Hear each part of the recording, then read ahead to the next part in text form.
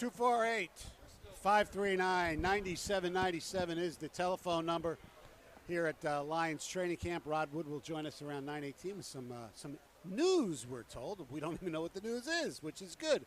We like to be surprised as well. It is no surprise that Jameson Williams has been the focus of training camp a lot. He's had some drops. He's had some great blocks. He's been open a lot.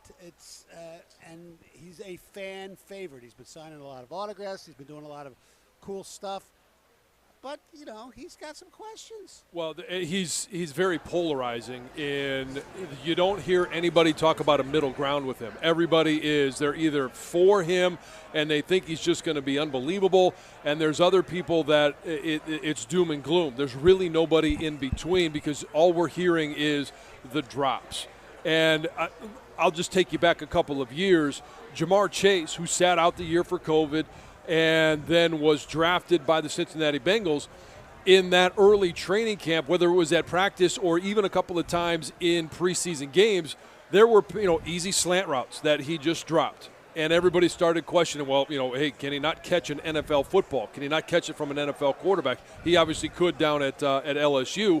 But, the questions, it obviously has turned out for him. And at the time he said, hey, hold on a second. I didn't forget how to catch the ball. I just had a couple of drops. And he's been a really good player. I'm not saying that J-Mo is going to be Ja'Marr Chase, but J-Mo didn't have an issue with drops at Alabama. That wasn't part of the draft profile. No. He didn't have a case of the drops throughout his college career.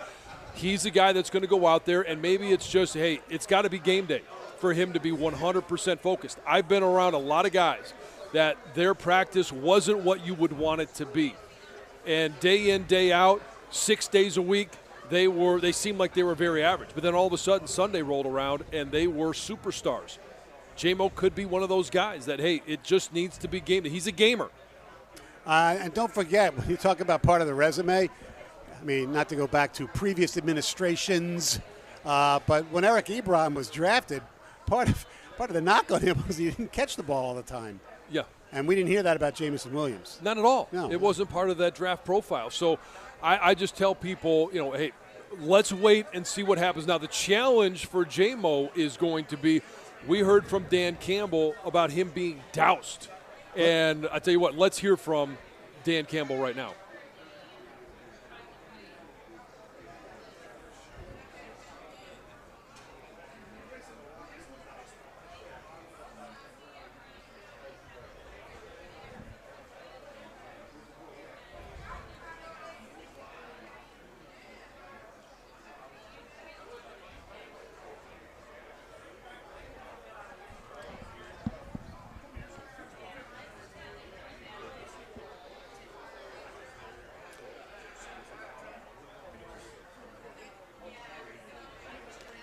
And he also, Campbell also said, look, he's not a guy who is going to be known for elite hands. It's when he gets the ball, what he does afterwards. Yeah, it's the ability to get open, create separation, and when he gets the ball is being able to make guys miss tackles and then go the distance. And Dan hit it on the nose. He's going to have to get a ton of reps in these preseason games. He's going to get some extra work when the Giants come to town and they have the inter-squad scrimmages. The Jacksonville Jaguars, when they come to town, same thing. But you're going to see a lot of him because limited opportunity last year due to the injury. It's going to be limited opportunity this year due to the suspension. But in between now and his suspension, he is going to have a chance to perform in 3 preseason games. And that's where he's going to have to show some focus. A lot of guys aren't necessarily 100% focused in preseason games because you wipe the record clean when the regular season starts. They have this veteran feel. He's not a vet. He's not that guy that has proven anything. He's going to have to go out there and get a ton of reps on the field, get a lot of balls thrown to him so that when he comes back in week 7 that he's ready to go. So let me ask you this. When he plays in the preseason games, he won't be getting thrown the ball from Jared Goff. Right. Do you think it's important that they at least have maybe one series where he does throw him the ball in preseason, or it's meaningless because he has to sit out the first 6 weeks anyway? I think that I don't put as much meaning on that as as I would when Jared Goff is the quarterback in those inter-squad scrimmages. That's where they're going to get a lot of really good work with Jameson Williams and Jared Goff. All right. Rod Wood will join us around 9:18. You'll hear from Brad Holmes at 9:35. Right now, it's time for news. Here she is, Heather Park. All right, listen to this story. This sucks. Some Taylor Swift fans were a day late and several dollars short when they showed up for her concert this past Saturday in Santa Clara, California. Did you hear this? No. Oh my gosh. So there's a man named Bear Silber, and he snagged a pair of tickets for him and his wife, and he paid $500. So got a great deal, right? And they were pumped like all Swifties are. They showed up at the stadium. They paid $60 for parking. They got through the security checkpoint. They presented their tickets, and then they were shocked to find out that they bought tickets for Friday's show instead of Saturday's. Oh. So they got scammed, basically, and that's probably why they paid such a low price. And Bear says that night he slept on the couch because it was his fault. He was in the doghouse. But he says he did make up for it by getting a second set of tickets for Taylor's show in Inglewood this coming Saturday. But he said those tickets set him back $2,600, and they needed a flight. So an additional $600 as well. Lizzo, she responded this morning for the first time to those allegations against her made by 3 of her former dancers. So obviously you remember the dancers say that they were sexually harassed, they were forced to work in a really hostile environment. Well, Lizzo says the allegations are false, outrageous, and unbelievable. She says she would never intentionally make anybody feel uncomfortable or like they aren't valued as an important part of the team. And finally, she says that although she's very open with her sexuality, she cannot accept or allow people to use that openness to make her out to be something that she is not. So a former Northwestern football player, Ramon Diaz, has filed a lawsuit against the school on Wednesday, alleging that he was hazed and mistreated in the program, largely because of his race. So Diaz, who was an offensive lineman for the Wildcats from 2005 to 2008, alleges that he was subjected to hazing that included the mocking of his Mexican heritage, along with what he calls microaggressions from comments made by former coaches, as well as sexualized acts that have already previously been alleged by other former players. And in his lawsuit, he claims that 2 former assistants made racist, embarrassing, degrading, and harassing remarks towards him and other players. And he notes that several coaches witnessed this hazing, but took no actions to address or prevent it from happening. It's going to be really, really interesting when Pat Fitzgerald, if he ever speaks about all this stuff, and if it goes to court or if he actually talks about whether this stuff went on or not and what he knew and didn't know. Yeah, when there's a public record. And I mean, I keep going back to there was a 6-month investigation. They interviewed hundreds, if not thousands of people, and his name didn't come up. It was stated in the report that he did not know. Maybe he should have known, but he didn't know. So the gunman who stormed a synagogue in the heart of Pittsburgh's Jewish community and ultimately killed 11 people has just been sentenced to death. This happened back in 2008. Robert Bowers, he carried out the deadliest anti-Semitic attack in U.S. history when he basically stormed the Tree of Life Synagogue, opening fire there. There were members of 3 congregations that were gathered for Sabbath worship and study. And on Wednesday, a jury decided that he should be put to death. They basically said that he was motivated just by his simple hatred for Jews, and he chose that specific synagogue because of where it was located in basically the largest and most historic Jewish community in the U.S. Let me look. I didn't realize my home state had the death penalty, guys, and I know this might surprise some of you, but I've talked about it before. I'm all for it, especially in these type of cases where there's no doubt who did it and stuff like that. There's why still pay taxes and pay for these people, these scumbags to just live for years in our prisons. On a lighter note, America has just reclaimed the record for the loudest burp by a woman. Yes. Oh, wow. Well done. So a lady in Virginia, her name is Kimberly Winter, she blasted out a burp that hit 107.3 decibels. They say that's about as loud as a lawnmower or a motorcycle. Wow. Which is We need quite- audio. We need audio of this. Which is quite impressive. Now, the previous record was 107, so she just beat that, but that was held by a woman in Italy, and that record stood for 14 years. So we have it back. She goes by Kimmy Cola on TikTok. That's her handle. And she says she's always been a very loud burper, but it used to get her in trouble when she was a kid, and now she's putting it to good use. And the record for the loudest burp by a man is 112.7 decibels, and it's not held by an American. It's held by some guy in Australia. You know, she's from That's interesting. she's from Virginia, maybe Northern Virginia. Maybe she's the one who wanted you to autograph or to make a tattoo or whatever. Remember that? Yeah. What's her name, Kimberly? I have no idea. No clue. Didn't ask. But it sounds like it would fit her profile from what you told me. Yes. Where- She wait. looked like a burper. Where was the signature? Was on her arm?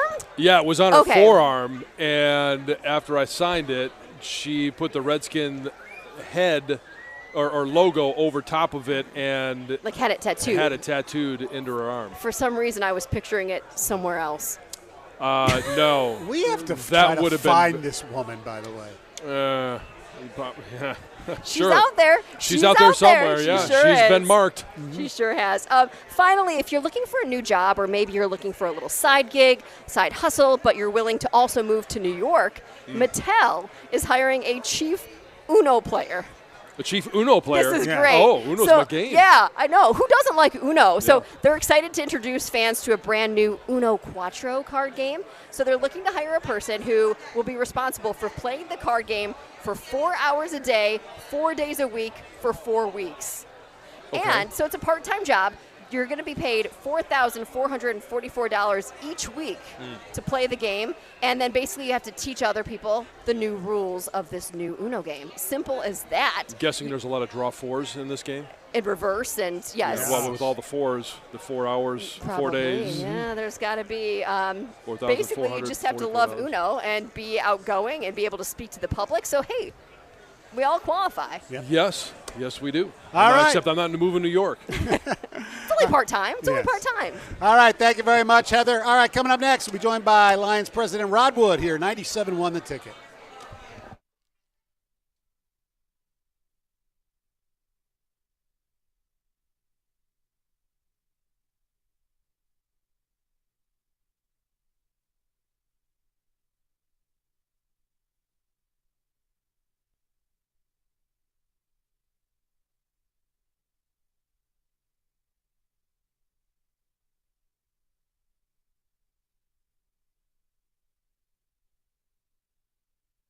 So Woj, look. I think if we play the blame game, there are plenty of people to blame, from Al Avila to Eduardo Rodriguez. But because he is the man in charge, no matter the reasons, and I'm sure there are some, and we will find out, and some we won't. Scott Harris has to take the hit for this. Well, yeah, of course. He's the guy in charge. And it does make you think a little bit if why he hasn't hired a GM yet, because it sounds like – I don't think necessarily things slip between the cracks here.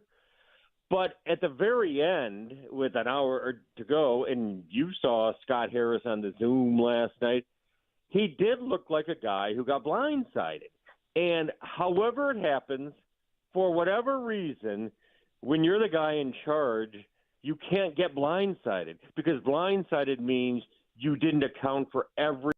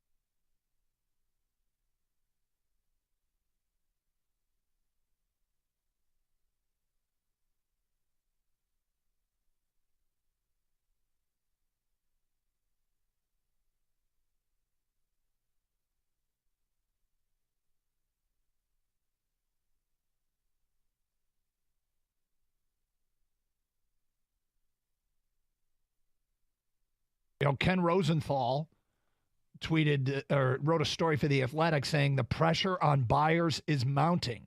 But we got our new guy in charge in Scott Harris, and all reports say he set a high price for people who want to deal with the Tigers. I mean, they can't go through today without trading, right? So he's got to, at some point, blink. And so who blinks first? Do the buyers concede to his asking price? Or does Scott Harris say, okay, because they've had preliminary talks. You know that he has talked to teams, and the buyers being teams like Baltimore, the Reds, Atlanta, maybe Miami, Houston, the Dodgers, whomever. I mean, not everybody's going to be interested in who you have to offer, but somebody is. And they've had preliminary talks and the outlines of deals. And Scott Harris says, I want A and B. And a team says, well, we'll give you B. And then you go, okay, maybe we'll circle back. But you kind of have an outline of what a team is willing to give up for your guys. And you know what you asked for your guys. And so does Scott Harris take this right down to 6 o'clock and eventually pick up the phone and call somebody and say, okay? Or does it go right down to 6 o'clock and that somebody says, John, you always, in a weird way, have taught me, just let your play do the talking. Let your pad speak. Don't worry about the other stuff.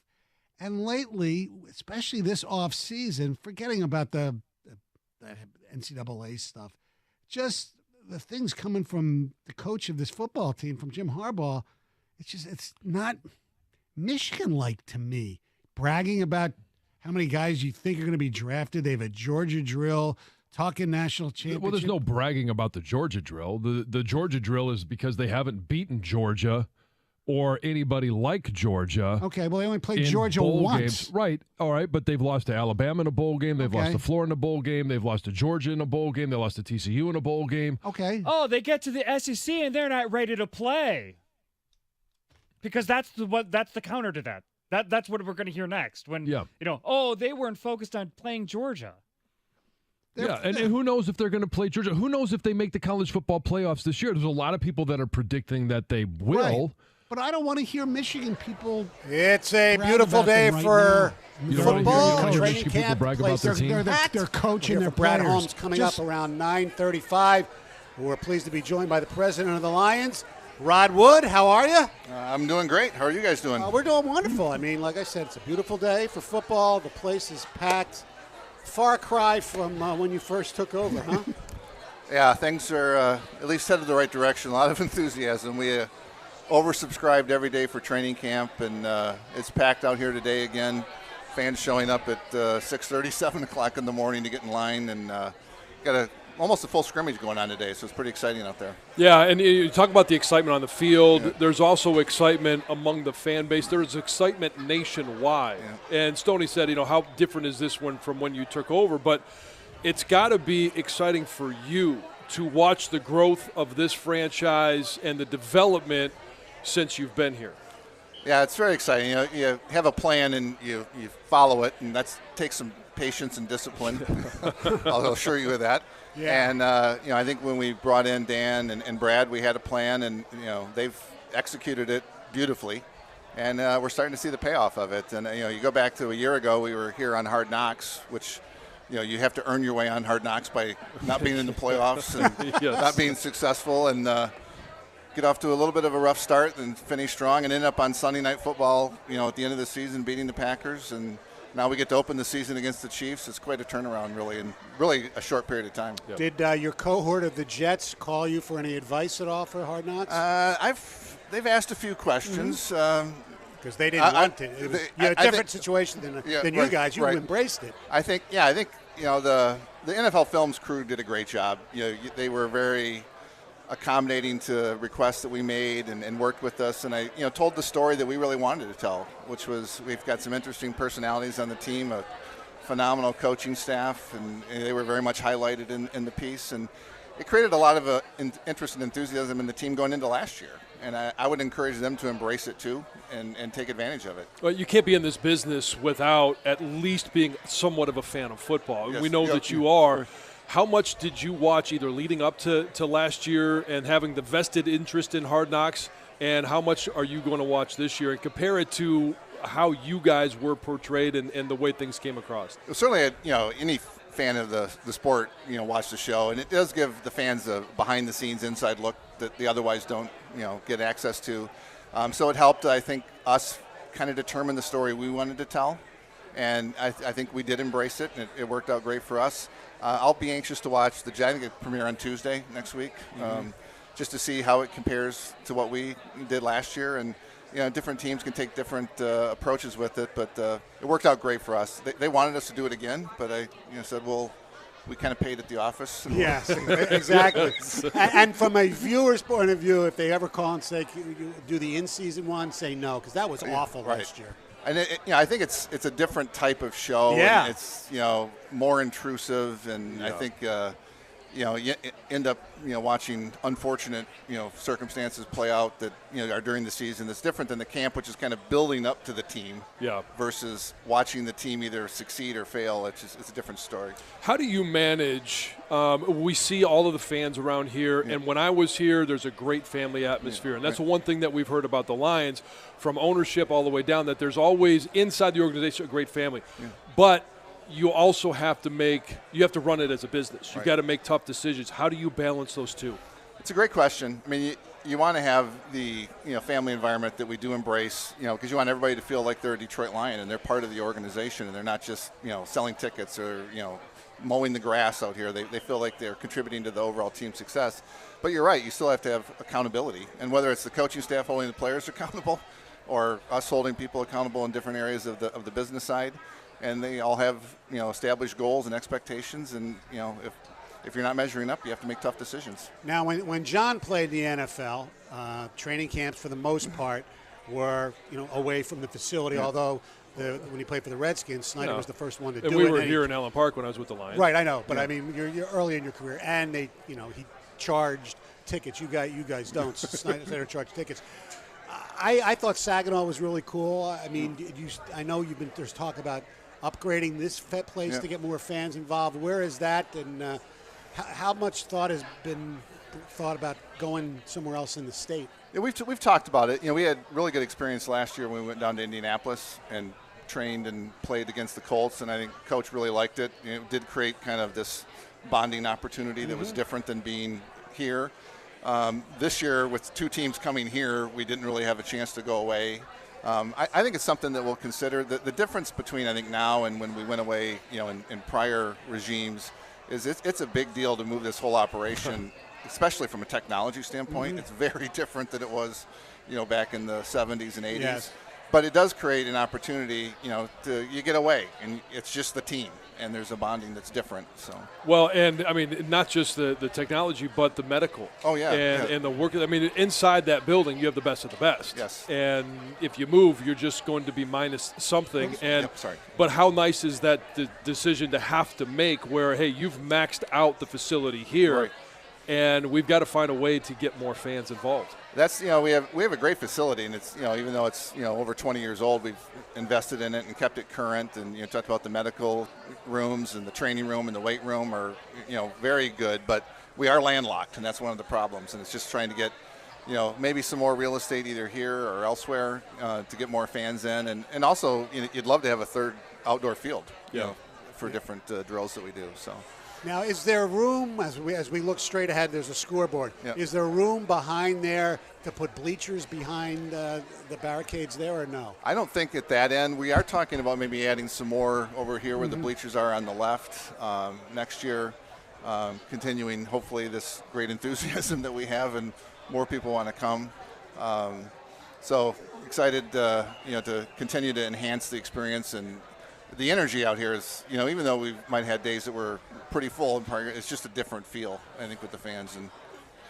And Ford Field lately has been a big home field advantage because the place has been packed.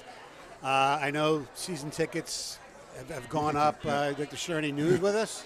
I can. I think announcing it later this morning, breaking news here, that for the first time in the history of Ford Field, and maybe in the history of the organization, we don't have records to go back to the UAD Stadium. We're sold out of season tickets. Wow. Really? And have only a few select single game tickets available, and we're taking beginning this afternoon, a wait list for season tickets next year. So it's fans embracing the team. I think we sold over 20,000 new season tickets this season. Wow.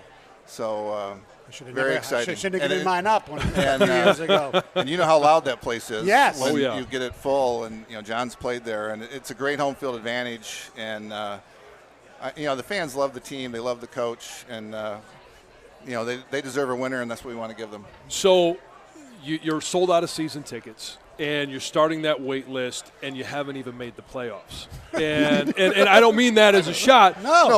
But as the fans get excited, expectations continue to rise. You guys have to continue to change your expectations. What are your expectations for this year? Well, I think everybody's expectations is to get better every day, and we ended on a high note. We just want to keep getting better, and I know the hype that's out there. Dan's talked about it. We've all heard it, and I'd rather have to deal with the hype than overcome naysayers. Then earn another right to be on Hard Knocks. Right. Yes, and so.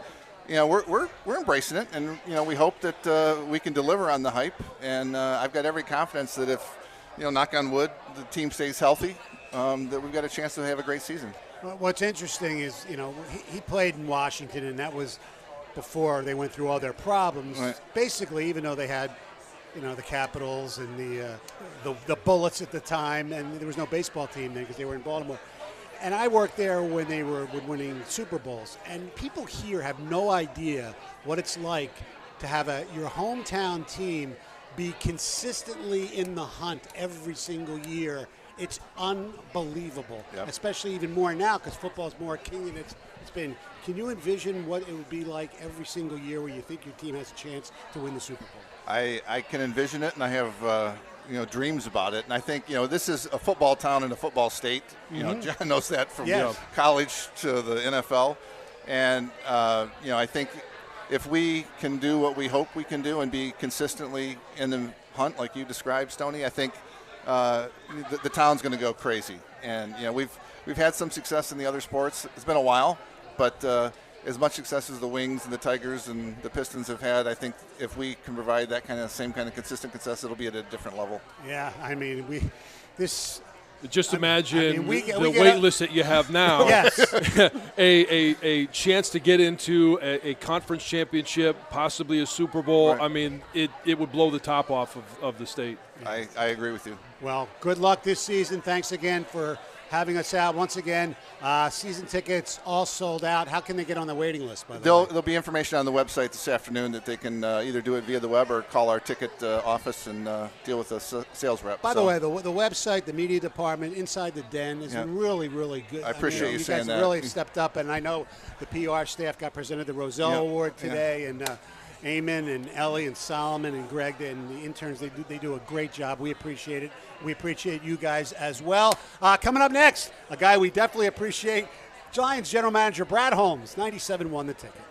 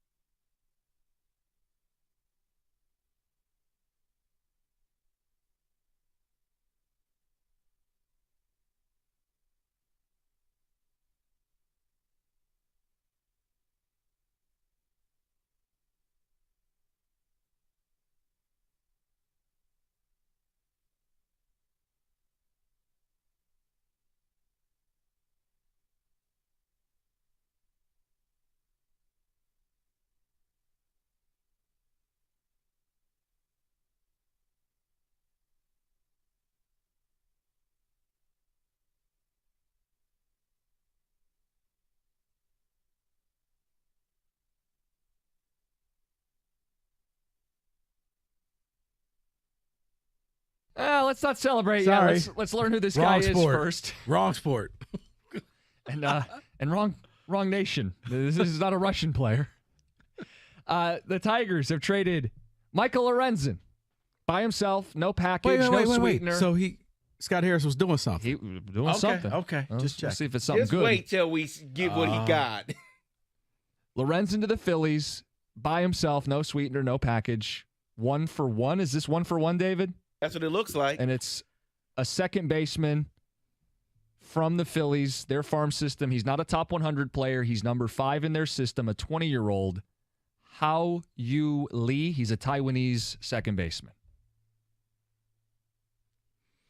Your reaction? Well, looking at it, looks like he won't. He's projected to be at the big ball club now in 2 years, 2025. So Yep. he can play 3 positions in the infield. I mean, He's in high A ball, hitting 283 right now. On base, 372. We like on base. That's the whole thing here. Look, I didn't think you're getting a top 100 prospect for Lorenzen straight up, so I'm not going to sit here and well, this is a terrible return. It's fine, I guess. He's a young player, international player. We haven't had enough of those international developed players. Right. He's 20. He's still going to have to develop. Your point, Rico, is he's not going to be here this year.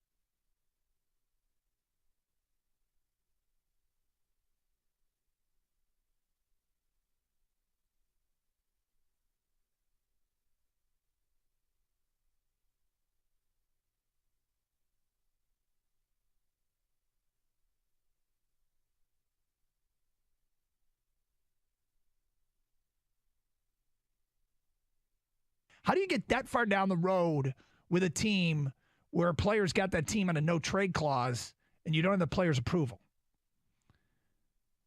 And I really don't think you do. I think Eduardo Rodriguez changed his mind. That's what I think. In lieu of hearing from him, which we will later today, and maybe he'll say it, maybe he won't. But if I watched that news conference today, went back and watched the whole thing, and the nonverbals from Scott Harris, the body language, made it pretty clear to me that Eduardo Rodriguez changed his mind. And I'm not reporting that. I'm not saying I know for a fact. So, Woj, I think if we play the blame game, there are plenty of people to blame, from Al Avila to Eduardo Rodriguez, but because he is the man in charge, no matter the reasons, and I'm sure there are some, and we will find out, and some we won't, Scott Harris has to take the hit for this. Well, yeah, of course. He's the guy in charge. And it does make you think a little bit if why he hasn't hired a GM yet, because it sounds like I don't think necessarily things slip between the cracks here. But at the very end, with an hour to go, and you saw Scott Harris on the Zoom last night, he did look like a guy who got blindsided. And however it happens, for whatever reason, when you're the guy in charge, you can't get blindsided, because blindsided means you didn't account for every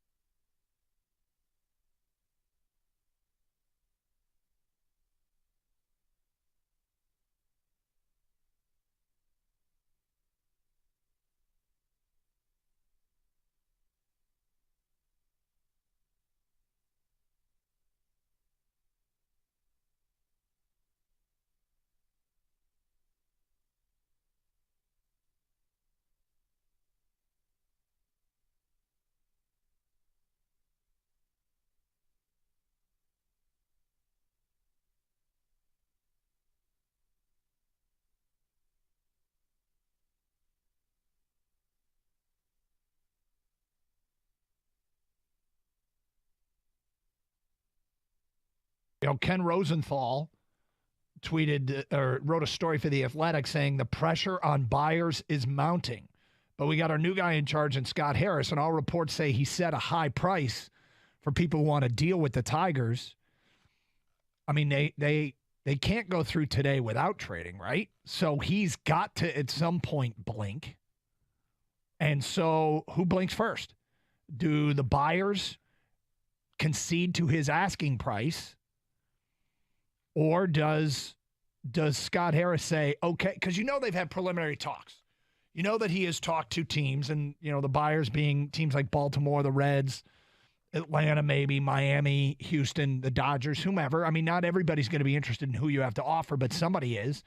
And they've had preliminary talks and the outlines of deals. And Scott Harris says, I want A and B. And a team says, well, we'll give you B.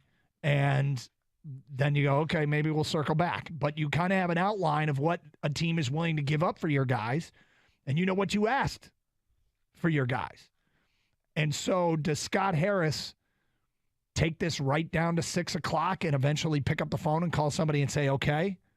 Or does it go right down to 6 o'clock and that somebody says, okay, I'll do it for what you want? John, you always, in a weird way, have taught me, just let your play do the talking. Let your pad speak. Don't worry about the other stuff.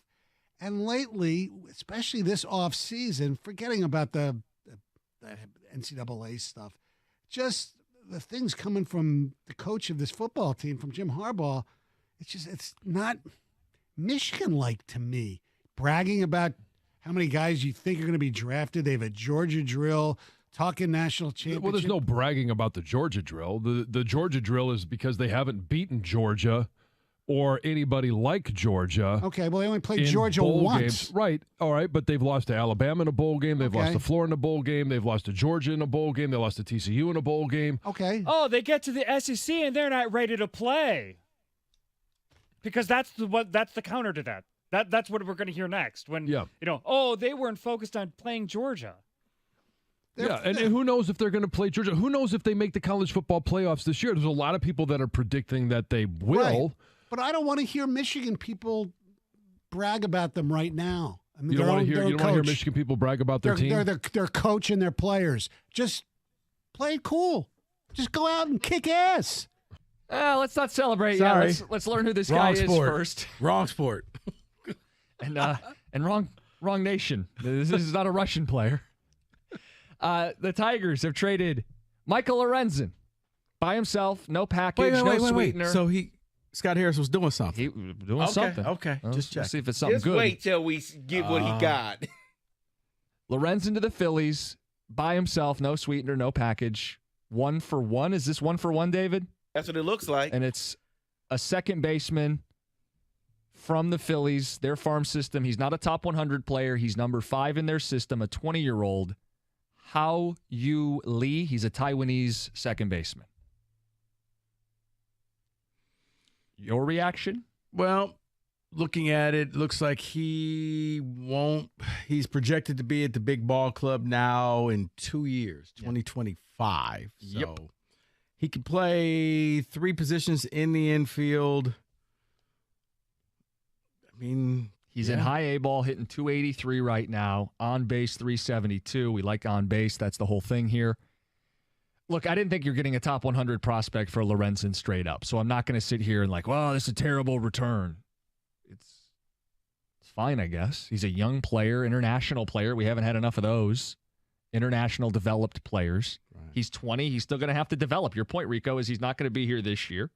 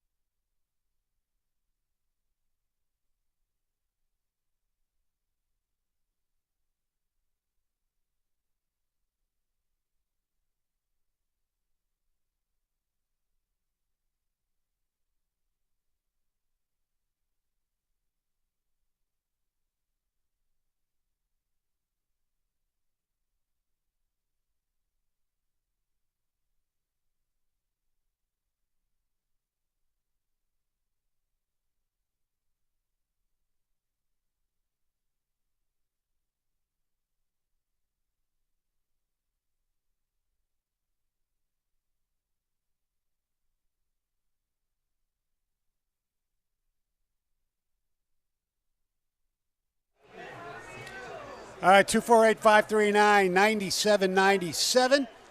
It's amazing out here, and you heard, from Brad Holmes, and he talked about the hype machine as well. And look, they have to fulfill people's expectations, but they can't worry about what we say, what NFL Network says, what Peter King says, what any of these guys say. They have to just go out and, do what they got to do. Yeah, and we heard from take care of themselves. Early on this offseason, we heard from Frank Ragnow, and one of the things he said was, there's a lot of hype going on, but we all talk about the fact that we didn't win the division. We had a good record in the division, but we didn't win the division. We didn't make it to the playoffs. Right. There's still a lot of work to be done, and that work is going to be ongoing even if they do win the division or if they do host a playoff game. The ultimate goal is the Super Bowl, and honestly, they're still some ways away from that. Yes. But they don't care, like you mentioned, about what we're talking about. They know the reality is they're trying to get to a division win and a playoff berth. And part of the hype is obviously the fact that Aaron Rodgers is not in the division anymore. Now, the flip side of that is they beat him twice last year, so why would that make a difference? I don't know. You feel more comfortable, you think, going up against Jordan Love than you do against Aaron Rodgers. Sure. Yeah, and you had a chance to win in Green Bay when it didn't matter for the Lions ultimately, but it did matter for Green Bay. You were able to get up there and get a win. You won in Chicago, and even though it was a shootout, you made enough plays at the end of the game to win. And, hey, we might even get a chance to see Aaron Rodgers tonight in his new Jets uniform. I doubt it. We'll see him, and we'll see him in uniform. He'll be on the sideline. Yeah. This will be the Zach Wilson experience tonight, huh? Yeah. What do you think? Yeah, I think so. I think we'll probably see a lot from him, and hopefully we'll see a better version of Zach Wilson, knowing that, hey, the pressure's not there. He's not going to be the starter. Yes. And so he's going to get a chance to play and hopefully perform better, minus that number 2 overall pick pressure. And, the fact of the matter is he was pretty bad most of his Jet career thus far. Although, even when you look back at the game against the Lions, when Brock Wright had the touchdown, he almost let him back down the field. I mean, they missed a field goal at the end, if I'm not mistaken, to send it to overtime. And he's not a bad quarterback. He was put into a bad situation and wasn't able to grow, wasn't able to develop. Now he's going to have that time, and hopefully, and maybe he was overdrafted. We don't really know until the end of his career and look back and say, yeah, he never fulfilled the hopes and dreams of taking a quarterback number 2. But if he's able to learn from Aaron Rodgers, whether you like Aaron Rodgers or not, he's one of the best quarterbacks the NFL has seen. Yeah. And so he's going to get a chance to learn from one of the best. What he does with that will determine where he goes after Aaron Rodgers is done and what he does in the NFL. Being out here, obviously, we get a major taste of Lion fandom. The stands are packed. People had to, not purchase, but they had to secure tickets. They were free. They got a pet adoption going on today as well. Places. I know you're disappointed we haven't seen more dogs. I know. That's true. On the way out, I'll see another dog. Teddy Jansen is here, which is a wonderful thing to see for the first time in person. I'm so excited to finally meet him. Yes. Almost 2 years, and I hadn't met him. Or your wife. And hanging out here in the tent where we're broadcasting, you get to see some former players as well. And we've always talked about Lomas and TJ.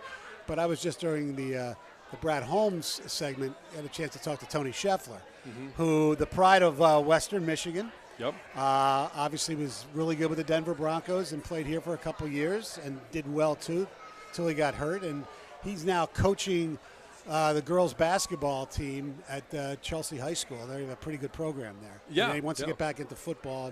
He might be doing some broadcasting with some other people down the road. All right, Doug Karsh is ready. What's up, Doug? How are you? I'm good. How are you guys? Good. Thank you. Yep.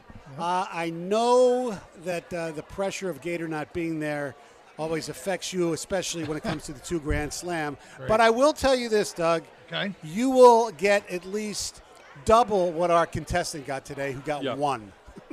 Well, that scares me. No, it shouldn't. It wasn't tough, and he got one. Is that what you're saying? Well, it is. No, it's tough. It's I'm tough. not gonna. I'm gonna shoot you straight. This is probably the toughest one since I've been on air here. Great. All right. I hope I there's a will lot of predict- movie questions. Well, I predict. You ready? Yeah. 7. Oh, wow. Doug's going to get 7. I predict 3. All right. No, if you only get 3, they should take away your badge. Don't Your choke. press Don't choke. badge. Don't choke. Don't choke. I'm ready. All right, here we go. The clock begins when I start. Here we go. Michael Lorenzen was traded to this team on Tuesday. That would be the Phillies. Who's the head coach of the Pittsburgh Steelers? Mike Tomlin. Mike McDermott was a character in this 1998 movie about poker. Pass. Who was the last Detroit Lion to score at least a point in a Lion playoff game? The last Detroit. Barry Sanders? Andrew Friedman is the president of baseball operations for this team. The Dodgers. This female singer had the 1995 hit You Ought to Know. Alanis Morissette? Name one team playing in tonight's Hall of Fame game. Cleveland. Who is the president of the Detroit Lions? Rob Wood. Max Scherzer was traded to this team on Sunday. Texas. Buenos Aires is the capital of this country. Brazil. Mike McDermott was a character in this 1998 movie about poker. Rounders. It's too late. No, too late. No, Go disqualification. F yourself, Stoney. Go F yourself. I got it in.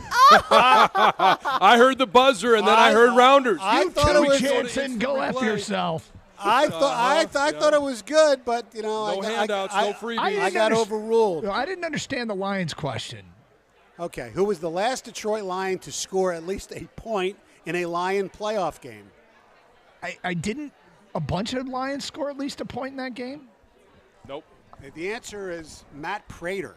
When they lost to Seattle 23-6, I believe was the final. Oh, not a winning playoff game. Why did I think a winning playoff game? I don't know. For That some usually reason, doesn't happen. Yeah, you would have brought you down to one game. Yes, I and had- Buenos Aires is the capital of Argentina. Yeah, I knew that as soon as I said it. I knew it But was- you got the Alanis Morissette question. You got 7, which is what I predicted you would get. Yep, and But you almost except got Rounders. except No, I you got 8. six. I You got got 8. six. I got 8. he got 7. Yeah, I blew that Lions question. For some I reason, I think was you thinking the should've last gotten 8. Lions win, but whatever. Yes.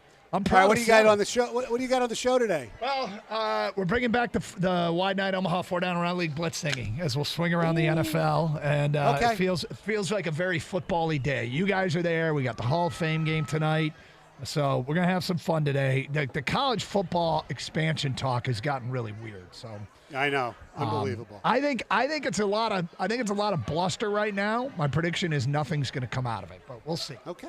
Yep. Carson Anderson next. 97-1 the ticket.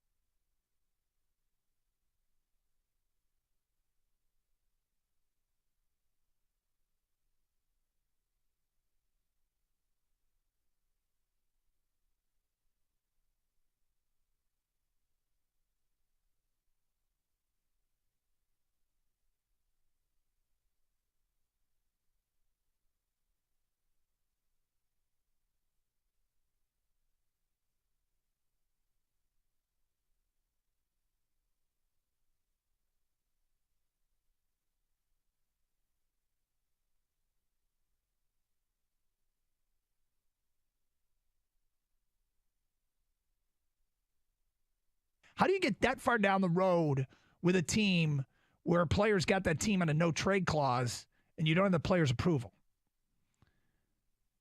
And I really don't think you do. I think Eduardo Rodriguez changed his mind. That's what I think. In lieu of hearing from him, which we will later today, and maybe he'll say it, maybe he won't. But if I watched that news conference today, went back and watched the whole thing, and the nonverbals from Scott Harris, the body language,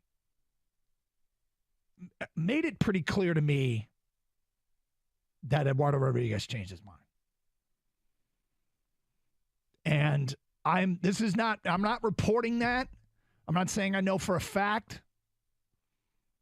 That's what my gut tells me. So, Woj, I think if we play the blame game, there are plenty of people to blame, from Al Avila to Eduardo Rodriguez, but because he is the man in charge, no matter the reasons, and I'm sure there are some, and we will find out, and some we won't, Scott Harris has to take the hit for this. Well, yeah, of course. He's the guy in charge, and it does make you think a little bit if why he hasn't hired a GM yet, because it sounds like, I don't think necessarily things slip between the cracks here, but at the very end, with an hour to go, and you saw Scott welcome to the Carson Anderson program. Gator out today. He did. Good to be with you on a Thursday in Detroit. Still a lot going on as we get set for Detroit Lions season, for college football season. You just heard in the update there, camp underway for Michigan and Michigan State. Spartans open up on a Friday. Michigan opens up on the following Saturday. We got week 0 looming. What is that? August 26th, I believe, is week 0. And we got the Hall of Fame game tonight, which is always exciting-ish. I think the excitement builds throughout the day. You sit down, you watch, and then it's the Hall of Fame game. So we'll talk about it a little bit later on. We'll bring back the Wide 9 Omaha 4-Down Rod League Blitz thingy, where we swing around the NFL. That coming up today at 10:30. Big news yesterday, and we talked about it at length leading into the Tiger game, was Eduardo Rodriguez and him nixing the trade to the LA Dodgers. And yesterday when he spoke, he shed very little light. His agent released a statement. There's been some reporting. And I guess, I don't know that it's really clarified the situation. Might have been financial. Might have been, at least according to Ken Rosenthal, is the Rodriguez camp want to turn this into an opportunity to basically extend his contract. He hasn't said anything about that. I mean, his agent, I guess, would lead you to believe that that might be the case, but ultimately this whole story, I think it's just going to go down in Detroit sports history as just being a weird one. And well, it's like a moment in time that those of us have been around and are paying attention, and Tiger fans won't forget. I mean, the thing about it is, too, how weird this is, or how much of a moment in history this is, will depend on what happens from here on out. Eduardo Rodriguez, if he goes on and opts in and has a good 3-4 years with Detroit, then it'll be marked as one of those ironic moments in time. If he opts out, goes elsewhere, and pitches very well, it'll be remembered as a, us getting screwed over somehow, some way moment in time. Or it may be a big nothing burger in that he could opt out or stay here and be okay, or he could opt out and go elsewhere and be okay, but not really significant. One thing, I guess the worst case scenario is he opts in and he's terrible. At his age, with the type of pitcher he has been, I don't think that's impossible. I have my concerns about where he is in his career. Yesterday he didn't have his best stuff, but still good enough to win. And, I mean, look, bottom line is, we're all left wondering at this point, could it be as easy as it came down to a contract? Because his situation hasn't changed. Like, he still has the chance to opt out or stay. He didn't need to ask for an extension. Like, it's not that's the Ken Rosenthal report said he was looking for an additional year at $20 million. And when everybody says, and he included, mentions family, I think that rings a little bit hollow. He's owed 18, 16, and 15 over the next 3 seasons. Million, by the way. By the end of this year, he'll made $28 million from the Tigers. The whole contract was worth $77 million. Your family probably will get by without the extra $20 million in 2027. Now, it doesn't mean you don't negotiate and you don't try, but to use the term family, I mean, that kind of rings hollow, doesn't it? The more and more details that we do get, Doug, and I don't even know if I want to call them details, just the more and more stuff that we get, yeah, I get more confused, I feel like. And, obviously they don't want us to know the whole story. That's the prerogative of Erod, the Tigers, the Dodgers, whoever. But I just feel like there's some contradicting information, and you're right. In the end, this may be something as just like, hey, remember when the Lions signed Robert Ayers and then released him the next half hour? Right. This may be one of those stories in Detroit sports where, hey, remember when Erod nixed that deal at the last moment and he said it was family reasons, but we really have no idea how or what happened? Right. Yeah, maybe it turns out to be that. But as of right now, living in the moment, I'm fascinated. I'm confused. The way Erod talks, and he finally spoke yesterday, we'll play some of that. Yep. He acts like he has no power. Yep. When he has the ultimate power, he's been in control of the entire situation. So that kind of bothers me. And he talks about how much he loves it here. He loves the teammates. His family likes it here. He wants to be here. And then they ask him, well, are you going to be here for long term? He's like, well, I don't know. What do you mean you don't know, dude? You control this. There's something to be said for when you say those things, nobody has more control over this situation than Eduardo Rodriguez. He has got the most control. The Tigers have less control. The Dodgers had less control. They're at his mercy. He is driving this thing. So now, are there still variables that he wants to see what happens? And that would make some sense. I mean, he could be thinking, well, I got to want to see where my family wants to be. And if I guess they're based in Miami and they're living here. If I have a chance to go back to Miami, I'll opt out and go to Miami. If I have, I want to see what the Tigers are committed to doing. I don't want to be here if we're going to lose. So I need assurances from ownership that there are variables outside of his control that could impact his decision. But the truth is, nobody has more control than him. Because all those things you mentioned, maybe he wants to go back to Miami. Maybe he wants to come back to Detroit. Guess what? If you go to LA for 2.5 months, you still have those options because you can opt out and choose wherever you want to go. Yep. Now, he said yesterday it wasn't because of the Dodgers or LA, but yet they're on his no trade clause team. Like they're one of the teams that he can veto, right? Yep. So there must be a reason why LA had to be a reason. There's got to be a reason why LA is on that list, number one. Number two, if Rosenthal's right, but you'll stay for $20 million more? All of a sudden, I'm completely confused, Doug. Yeah. That's a team you don't want to go to because they're on your no trade clause. Yet you may want to go there for more money, which I get. Everyone says and an money additional talks. year. I don't want to go there, but I'll commit to 4 years if you give me $20 more million. Exactly. I don't.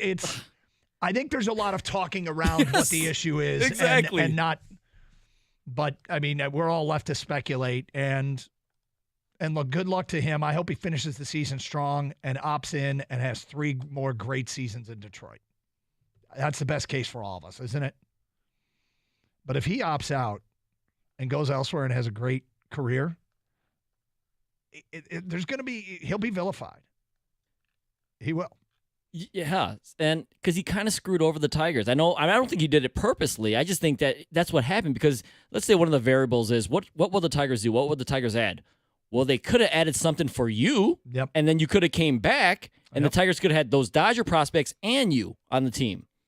I know you mentioned like a lot of times maybe that doesn't happen when a player opts out. When do they come back? I mean, you're right. It probably doesn't happen often. The last time I remember personally was Aroldis Chapman went right back to the Yankees after he got traded to the Cubs. Yeah. So it can happen, you know. It's rare. Yeah, but I don't think it's pretty rare. All right, 248-539-9797. We'll get to your phone calls and feedback. We'll talk NFL at 10:30 with the return of the Wide 9 Omaha 4-Down Around League Blitz singing Carson Anderson, 97.1.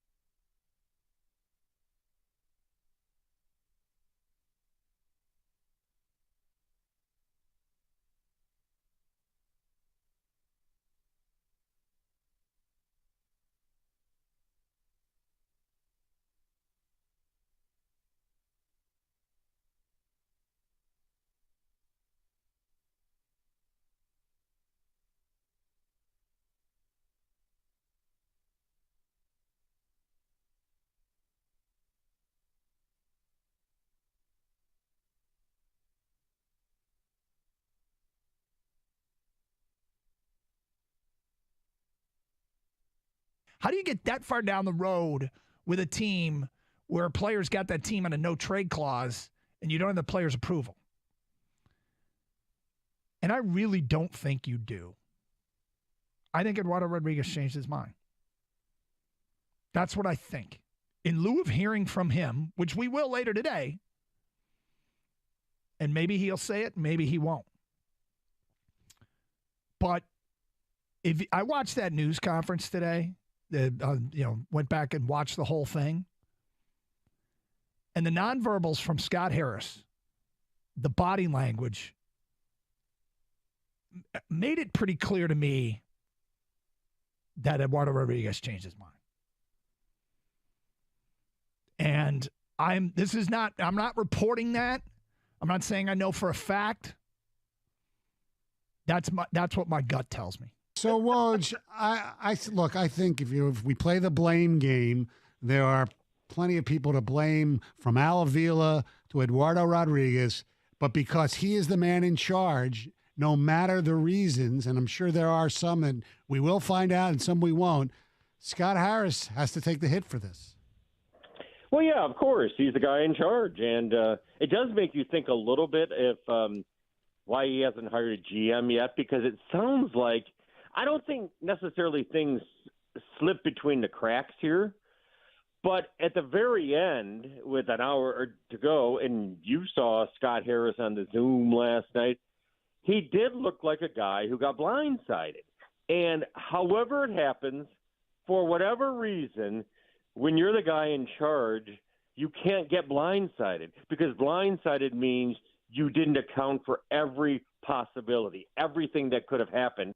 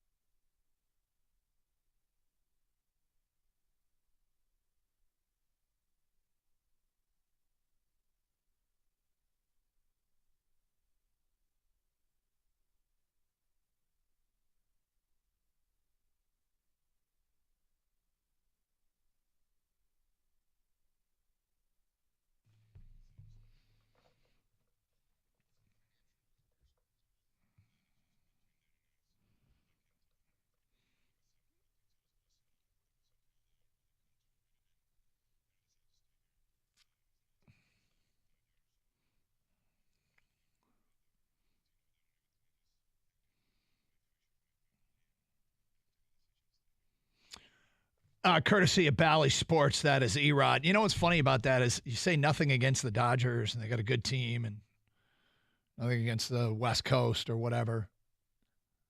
You had them in your contract as a no-trade clause. You specifically said, I don't want to play there, and so much so, you got it in writing. Right? I mean, there's nothing more. That's like saying, I will never date you. And not only will I never date you, I've signed a contract that says I will never date you. Nothing against you. Yeah, right? Why if there's nothing against them, why are they on the no trade clause list?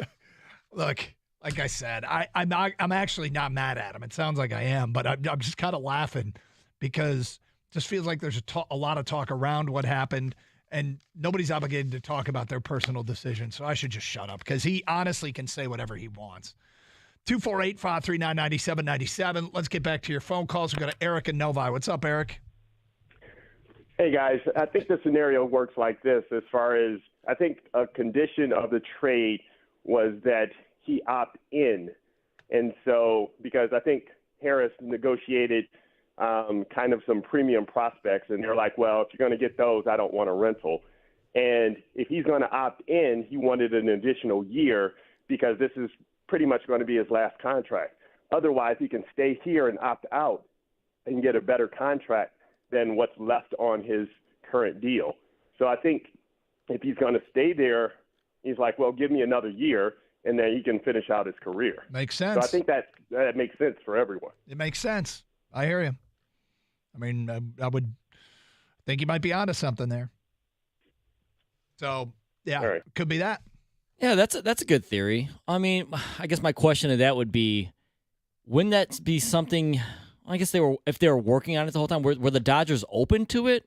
Because that's something you bring up right away, right? One would think, yeah. Yeah, because if you bring it up right away, hey, we're going to talk to the Dodgers. Well, okay, I'm not going to go to the Dodgers unless they're willing to talk about a new contract. And the Dodgers say, okay, we are. And in the last minute, they don't give him the details like he said that he wanted, and that's why the last-minute deal didn't work out? Yeah, I guess. It's a lot of questions. There is. Denard is next here on 97.1. What's up, Denard? Hey, how you doing, fellas? Good. I listen to the show every day. Appreciate it. I want to call to say, has anybody considered the fact that what went on with Erod's family last year may have what he may have been talking about when he said that it had to do with family? Oh, yeah. Maybe his family didn't want him moving out west with the time difference. Maybe he FaceTimes with his kids or whatever the deal may be. And maybe he agreed initially to move back to the West Coast, but after talking with his family, something changed. So the 20 extra million could have been just him with his family saying, hey, I'm thinking about going back out west. And they saying, well, brother, if you're thinking about going back out west, you better get paid for it. Yeah, I mean, yes, we talked about it quite a bit yesterday, actually, and I really don't begrudge him. I mean, honestly, it's your career. He earned the right to get that in a contract, and everybody has the right to make their own career decisions for their own reasons, whatever they may be, family-related or otherwise. And he's allowed to do it for just straight-up money, and he exercised his right. I hope we don't suffer because of it. We being Tigers organization and Tiger fans. Also, one last point. I kept hearing people say that, well, Scott Harris messed up by not having a backup plan. Who's to say he didn't have a backup plan? But he's dealing with other professional teams. They don't have time to wait around to be your side chick while you negotiate with the Dodgers. No, and then the other teams were swinging other deals, and then the backup plan might have fallen through because they'd already made a trade. Exactly. Yeah. So it's all, there's perhaps some inexperience on Scott Harris showing here.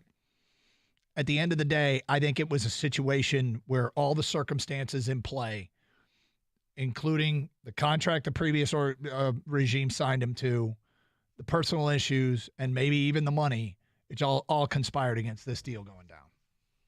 Yeah, Scott Harris's whole career as the Tigers president isn't going to be based on this one non-trade of Erod, right? Yep.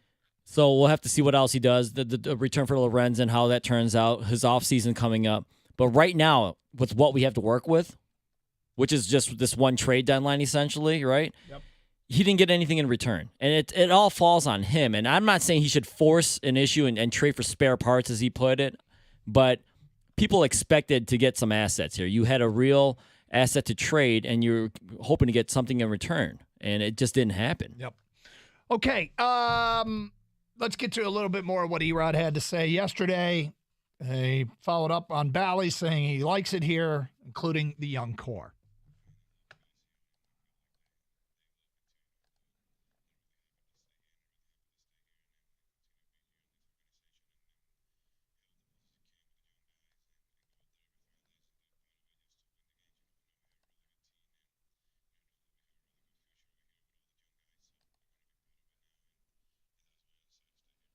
And the part where I want to be part of it now.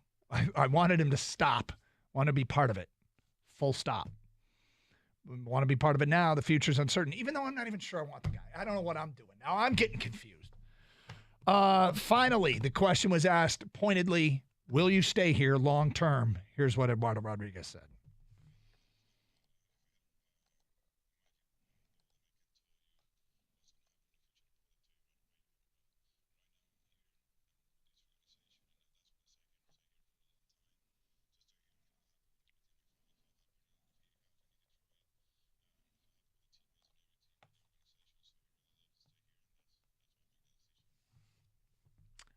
Well, if only we knew someone who could make that decision. Oh, it's him.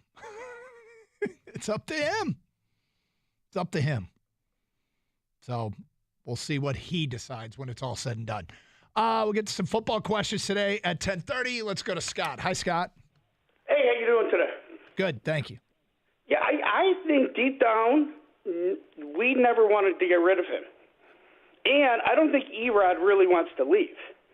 I think those two things. So we kind of had to placate the fans by saying I attempted this trade, but I think they were really hoping. I mean, first of all, why do you get in deep conversations with a team that you know he's not going to go to? I don't think they knew it at the time. Sense. No, they didn't know that at the time. And in fact, well, LA Dodgers are on the list, yeah, right? And he knew that.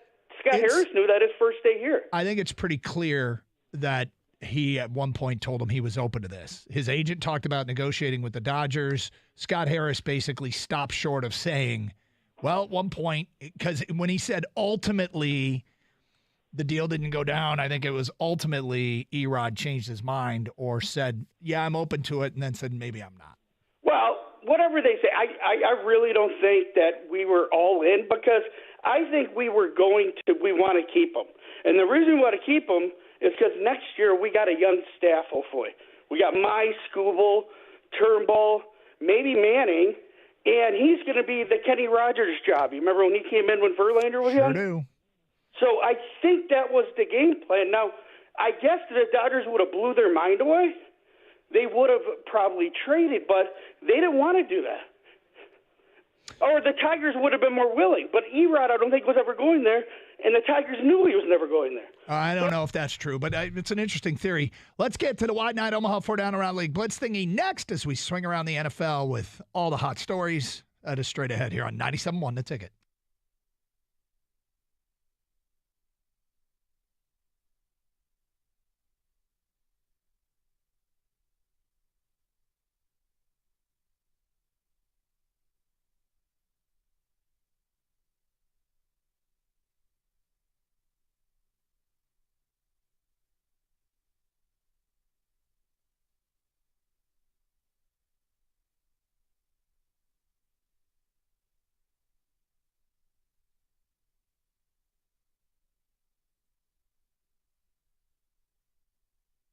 Let's not celebrate. Sorry. Yeah, let's learn who this Wrong guy sport. is first. Wrong sport.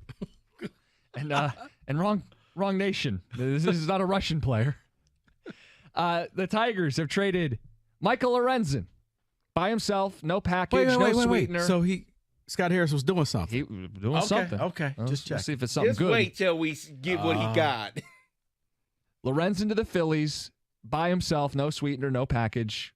1-for-1. Is this 1-for-1, David? That's what it looks like. And it's a second baseman from the Phillies, their farm system. He's not a top 100 player. He's number 5 in their system, a 20-year-old.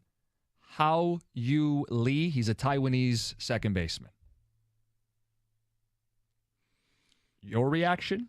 Well, looking at it, looks like he's projected to be at the big ball club now in 2 years, 2025. Yep. So he can play 3 positions in the infield. I mean, he's in high A ball, hitting 283 right now. On base, 372. We like on base. That's the whole thing here. Look, I didn't think you're getting a top 100 prospect for Lorenzen straight up. So I'm not going to sit here and well, this is a terrible return. It's fine, I guess. He's a young player, international player. We haven't had enough of those international developed players. Right. He's 20. He's still going to have to develop. Your point, Rico, is he's not going to be here this year.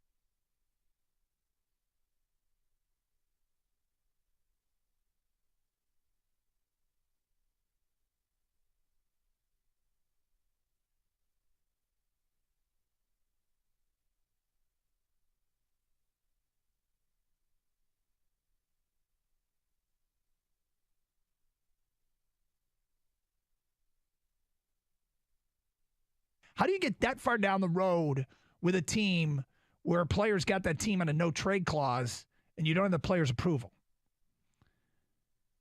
And I really don't think you do. I think Eduardo Rodriguez changed his mind. That's what I think. In lieu of hearing from him, which we will later today, and maybe he'll say it, maybe he won't. But if I watched that news conference today, went back and watched the whole thing, and the nonverbals from Scott Coming up Harris, today at 11:05, the body something has language happened for the first time since the Lions made it pretty clear to me. Today at 11:05 here on Carson Anderson. changes. 97.1 The Ticket. Let's talk some football And- as we swing around the NFL.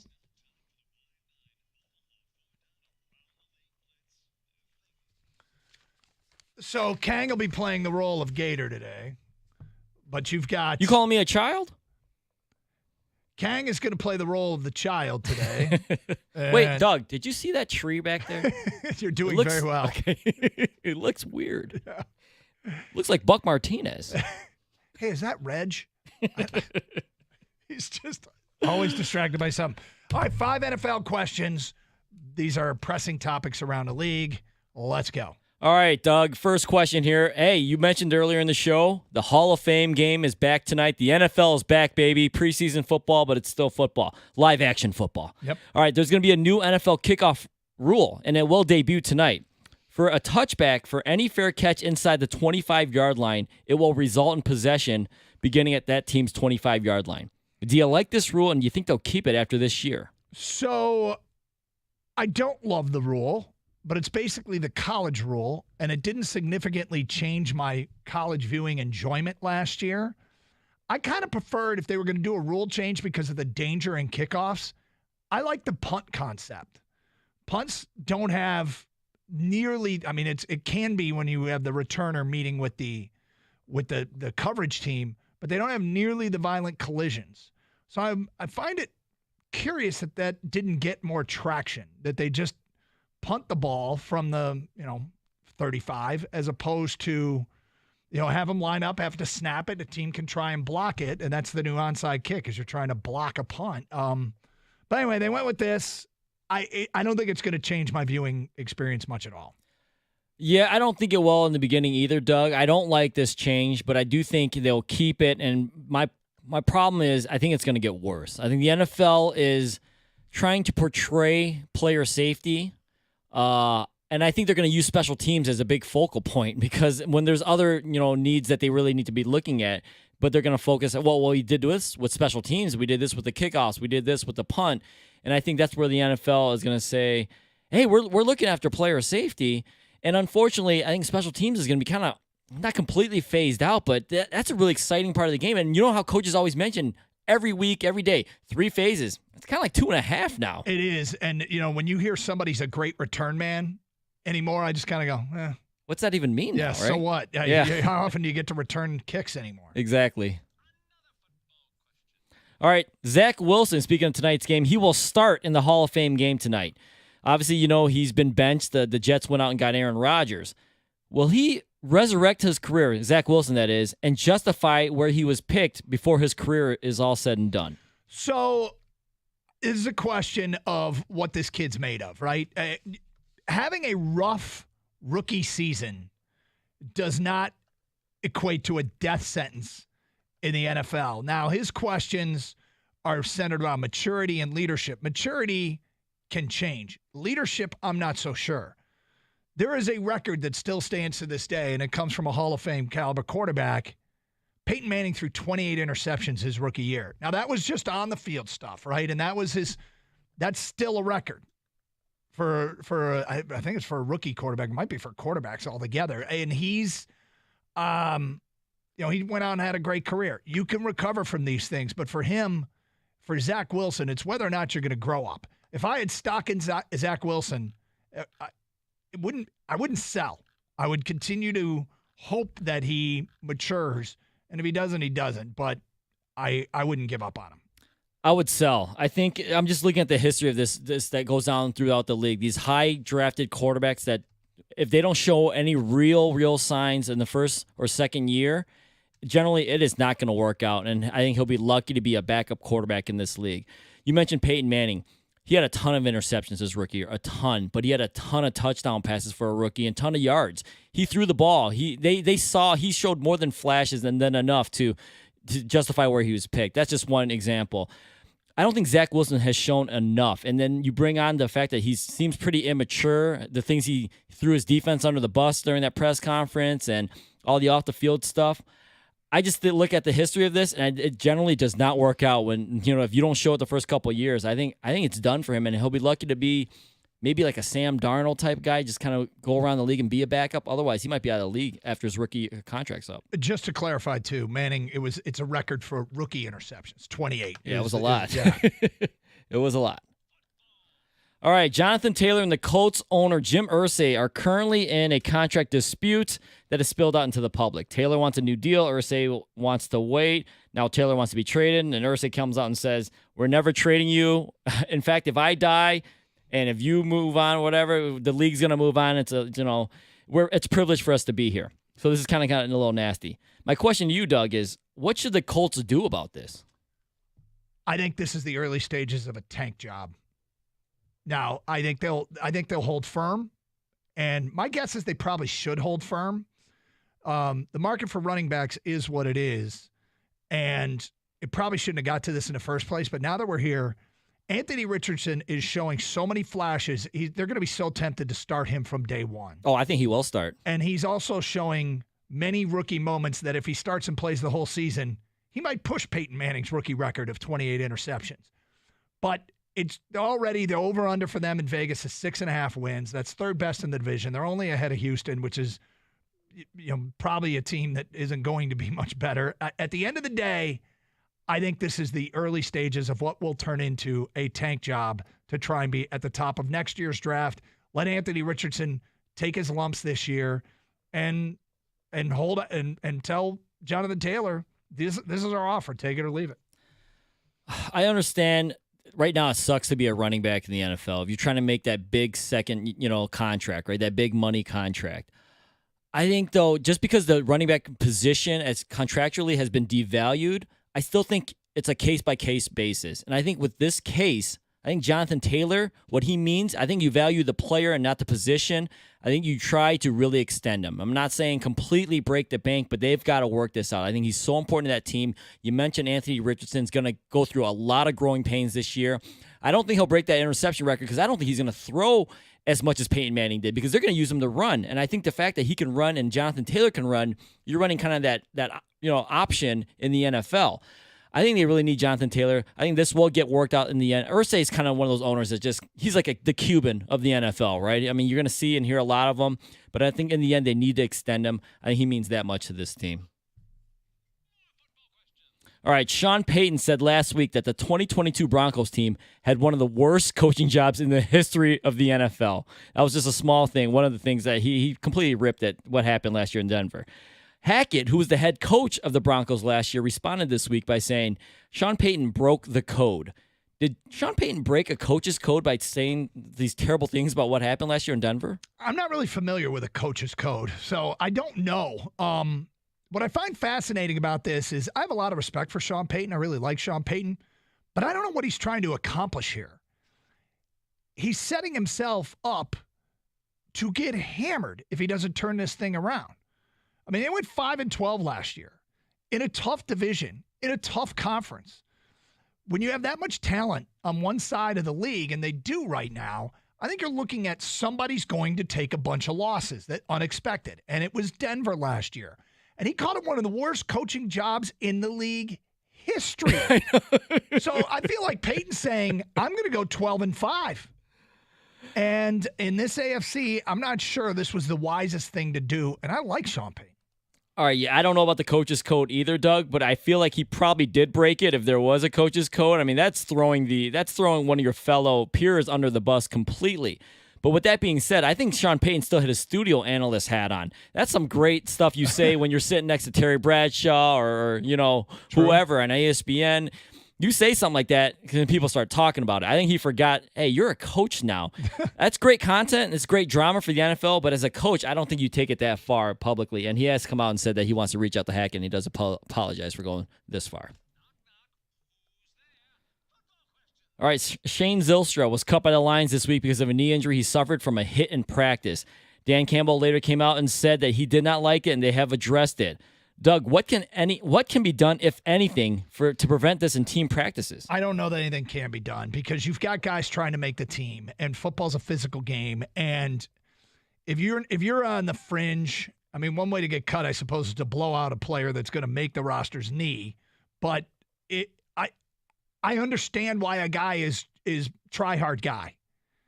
You can't loaf. I mean, think about it. If you're trying to make a roster, how do you make an impact? You got to be 110 guy. I'm giving it the old 110. And so I don't know what can be done here. I think it's just an unfortunate set of circumstances. And they already don't hit nearly as much as they used to. Like, they've geared that way down. So I think it would be an overreaction, quite frankly, to do anything because of this. Yeah, you only get so many practices where you can hit each other now. Yeah, unless I agree with you, Doug. Unless you put a red jersey on all the skill position players, there's nothing you really can do. Like you said, guys are fighting for their professional careers here. You know, if you're gonna have live bullets, you got to keep your head on a swivel. I mean, I don't want any illegal hits out there, but if it's legal, I don't know what else a guy can do. It's tough. Also, though, if you're trying to make a team, you probably don't want to eliminate a guy a starter, right? That's not probably, the coach is probably not going to look too well upon you. But yeah, I don't think there's much you can do when you're able to have those tackling practices. You got to take advantage of them. Football back tonight with the annual Hall of Fame game, and we brought back the Wide 9 Omaha 4 down around the league blitz thingy here on Carson Anderson 97.1 The Ticket.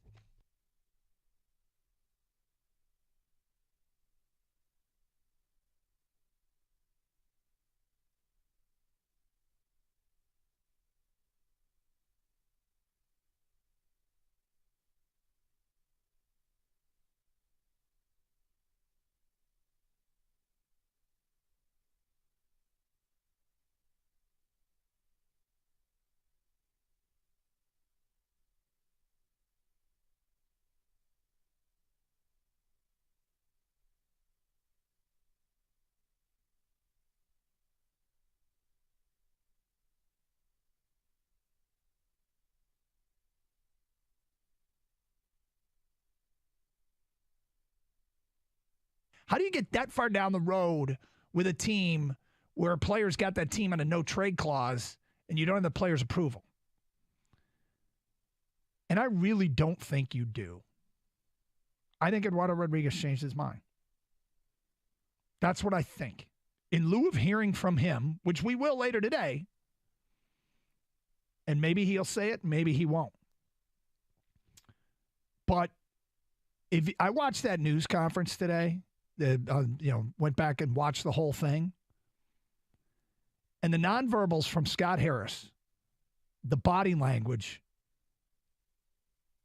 made it pretty clear to me that Eduardo Rodriguez changed his mind. And I'm not reporting that. I'm not saying I know for a fact. That's what my gut tells me. So, Woj, I think if we play the blame game, there are plenty of people to blame, from Al Avila to Eduardo Rodriguez. But because he is the man in charge, no matter the reasons, and I'm sure there are some that we will find out and some we won't, Scott Harris has to take the hit for this. Well, yeah, of course. He's the guy in charge. And it does make you think a little bit if why he hasn't hired a GM yet, because it sounds like, I don't think necessarily things slip between the cracks here, but at the very end, with an hour to go, and you saw Scott Harris on the Zoom last night, he did look like a guy who got blindsided.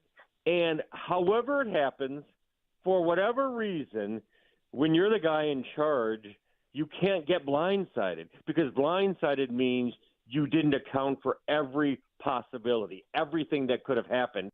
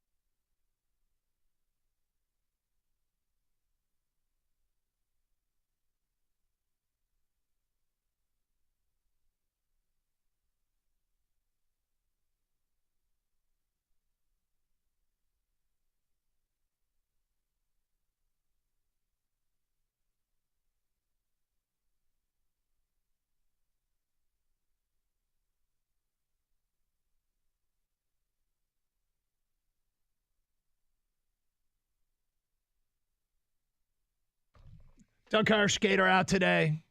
97.1 the ticket, 248-539-9797. You want to continue talking NFL?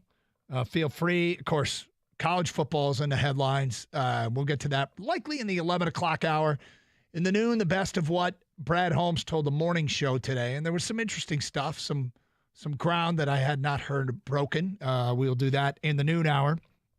Also at 11:05, apparently it's the first time in the history of Ford Field this has happened. Since the Lions moved to Ford Field. We'll get to that today at 11:05. 248-539-9797. Back to your open line calls. We go to Jeff here next here on 97.1. Hi, Jeff. Jeff, are you there? Jeffrey? No good. 248-539-9797. Feedback coming into the Karsh and Anderson inbox. And again, you can text us at the same number that you call us. Hey guys, I think everyone has agreed to everyone had agreed to the trade and last minute LA wanted him to opt in and he just said no. Just a theory. It's the only thing that makes sense to me. It's from Matt in his car. Unnamed texter, I would honestly just shut Erod down right now. As of right now, there's a 100% chance he opts out. The only reason he would opt back in is if he suffers a significant injury and that would not be able to opt out and get more on the open market. We have nothing to gain by letting him pitch. Only he has something to gain by pitching well and upping his value. We have all the risk. When I first read that, I was like, nah. And then I was like, yeah, actually. Now, if you're a Detroit Tiger and you are A.J. Hinch, are you giving up on the season now? Probably not. The percent chance of having success here is so minimal, but those guys in that clubhouse are still trying, and I can't blame them. And I guess in the case of Torque and Riley Green and some of the younger pieces, Matt Manning and Scooble and the guys are going to be around here, we hope for a while, we think for a while. I want them to keep trying. And if you shut down Erod, it starts to feel, for no other reason than financial, it starts to feel like a tank job. Starts to feel like you're not trying any longer, and I don't love the message it sends. But this texter's kind of right. Doug, August 3rd, 10:49 a.m. Mm-hmm. Will Erod opt in or not? What is your thought right now? No. See, you took some time, right? Yep. I'm confused, man. I've never been more confused about a player who wants to be here, allegedly. Yep. Whether he's gonna, I don't know what he's gonna do. I mean, he nixed a trade that could have got him out of here to a team that's contending for the World Series to stay on a team that's not gonna do anything this year. He says he loves his teammates; they love him. He wants to be here, but then drops the "I don't know what's gonna happen" Yep. all the time when he actually has the control whether he wants to opt in or not. Now, maybe he just wants more money and he wants to come back, but with all that being said, I don't know what he's gonna do. I don't either. Everything about his actions say he will opt in. Yeah. His words make it confusing. It muddles the picture. Next text. Erod just wanted more money. That's why players put those teams on their no-trade list. It's because those teams make trades. That's fair. It's now clear Erod plans to opt out. This decision was about money, not family. I could see why someone would draw that conclusion. God, this is, there was a time in sports and covering sports where probably a lot of this stuff happened and we never heard about it. Because this is all aired publicly, I feel like it's a tinderbox of fan angst.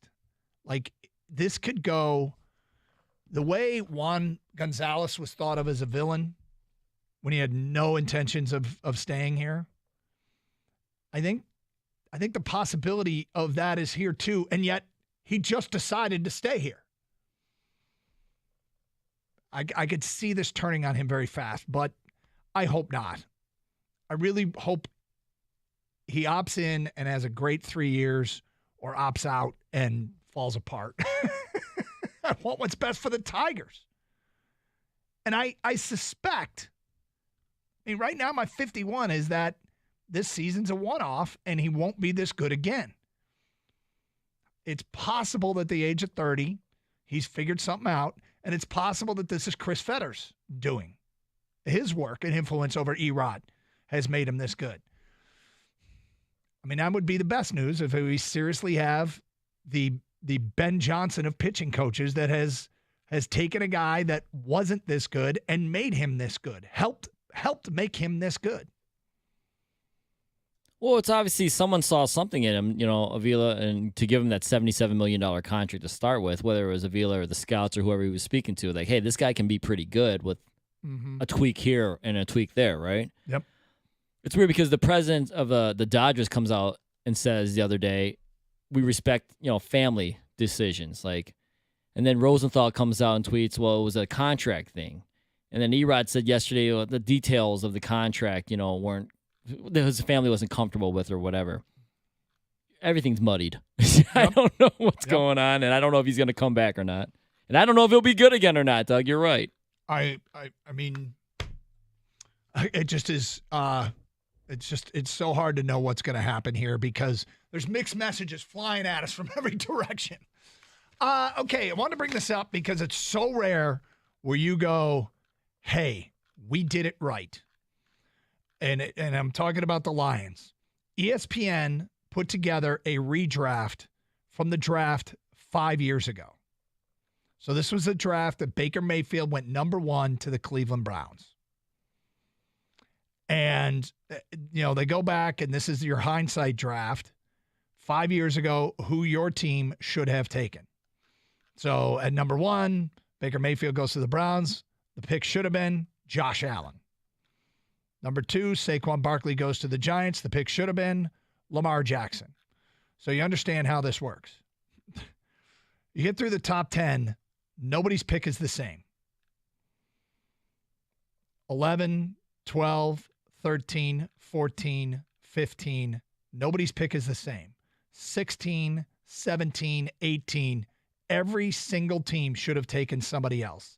19 was the Cowboys taking Leighton Vander Esch. They had him taking Jesse Bates, the safety. The first team that apparently got it right was at 20. The Detroit Lions' original pick was Frank Ragnow. And in a redraft, Frank Ragnow. This is a wild endorsement of the previous regime. Out of this entire redraft, they are the only team in the first round that come away with the same player. Think about that for a second. Now, this is the opinion of 2 of ESPN's draft gurus, Jordan Reed and Matt Miller. But the only team that the pick is the same 5 years later is the Detroit Lions. And we're not going to throw a lot of bouquets Bob Quinn's way. It's kind of hard to believe. Here's what they wrote. Sometimes you have to look at what a team did and just applaud the pick. That's the case with Detroit and Ragnow, who has become a standout for the rebuild offensive line. The 2-time Pro Bowler is coming off one of his best seasons. He posted a 94.5% pass block win rate and a 72% run block win rate.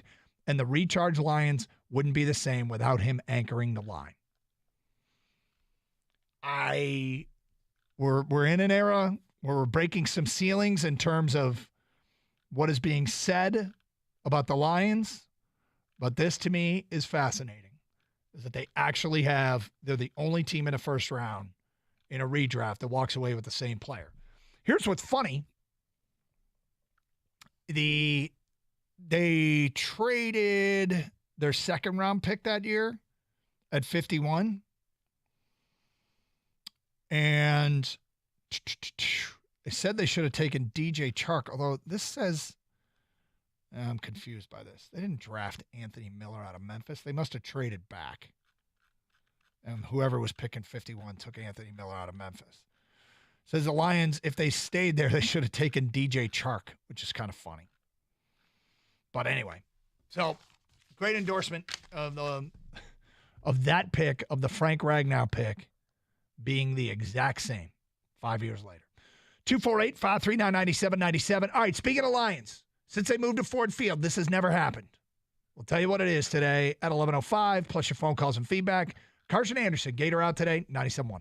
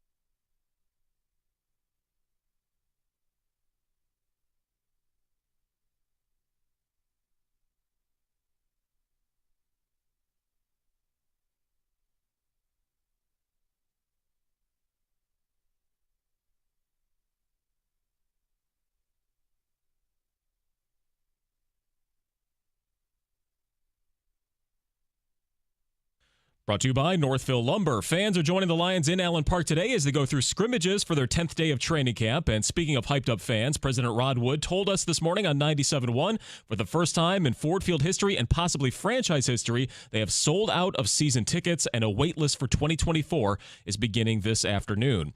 Dan Campbell mentioned that the offense far ahead of where they were at this time last preseason, much thanks to Jared Goff, according to him. He also complimented veteran receiver Marvin Jones as a pro's pro whose leadership is infectious. And speaking of Goff, GM Brad Holmes was asked about contract extensions and those situations for the team when he joined 97.1 this morning.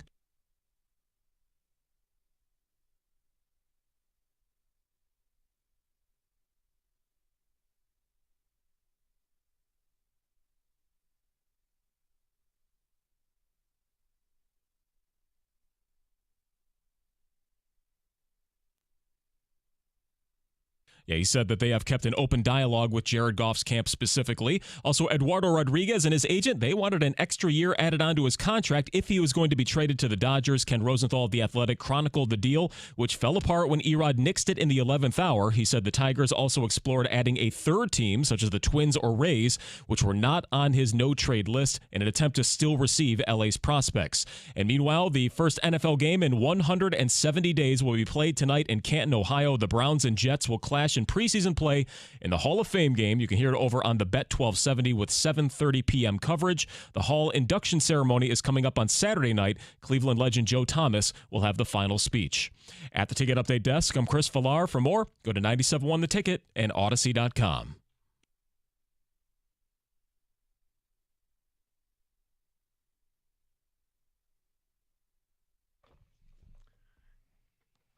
Tonight, when the Hall of Fame game kicks off, Kang, will you be in front of the television? You know I will be, Doug. Yep. Tonight, when the Hall of Fame game enters the second quarter, will you be in front of the television? I'm not sure yet, Doug. After halftime, will you be watching the Hall of Fame game? Is there a new Bluey episode on? No, yeah. I'm gonna try, of course. And you're right. This is how. In the beginning, I've heard of some of these guys. By the second half, I'm not sure I've heard of some of these guys, right? Yep. Yep. So I'm starting to think, I'm going to work my way through these two rosters and figure out if there's any local dudes fighting for jobs that I might want to watch. Here's the thing, too, and I totally get why they do this. By the second half, and especially in the fourth quarter, they're just running the ball. Yeah. They just run the clock. And, of course, that's good for them. They're looking at, blocking and defensive line work and things like that. But as a fan, when there's they're just trying to run the clock out, it's not that exciting. A little bit of that is going on for sure. But, the Erod thing, I want to say one final thing. Okay? According to Ken Rosenthal, let's say Rosenthal's report is true. If Eduardo Rodriguez would have said yes, if they added a year and $20 million, should Scott Harris go to him now and say, we'll add a year and $20 million? So he doesn't opt out? And just say, if this is what you wanted, we're willing to do it. Would that make sense? See, this isn't a normal negotiation. I feel like that would make absolute sense, Doug. If you wanted to keep him. Yes, but is he so anti-LA that it would have took $20 million to get him to go there? But here he's so pro-Detroit. Yeah. It won't take as much. I wouldn't do it. I wouldn't do it either. But if that's, if you really want to keep him, this is one way to keep him. I'd almost tell him, well, get rid of your trade clause then. Right. Which I'm sure I doubt he would, because that's power he has. Yep.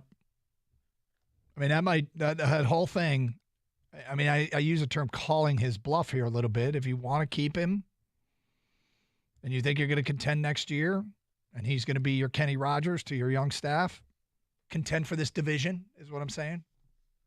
Okay. According to Stacey Dales on Twitter from the NFL Network, for the first time in the Ford Field era, the Lions have sold out season tickets. There's officially a wait list in the Motor City. I'm going to assume at one point there was a wait list at the Silverdome, but the Silverdome sat 80,000. Ford Field, smaller. But I guess I want to hear from the consumers. Because you know what we have heard? I came to the station back in 2001. I think it was January 2001. And at that time, pretty much from then until 2023, we have taken calls with people who call up and say, I'm canceling my season tickets. We would take that call kind of on an annual basis at some point during the season. I'm canceling my season tickets. And now, for the first time in the Ford Field era, the Lions have sold out their season tickets.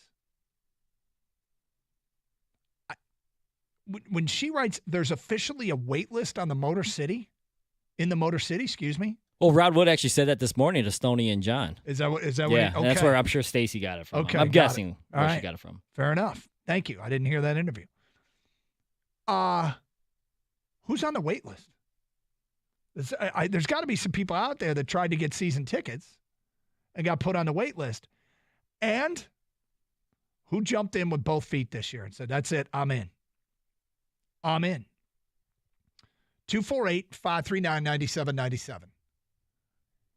This is the opposite of what we've heard forever. And you know what's funny? I mean, this isn't even our tweet. It came from Stacey Dales.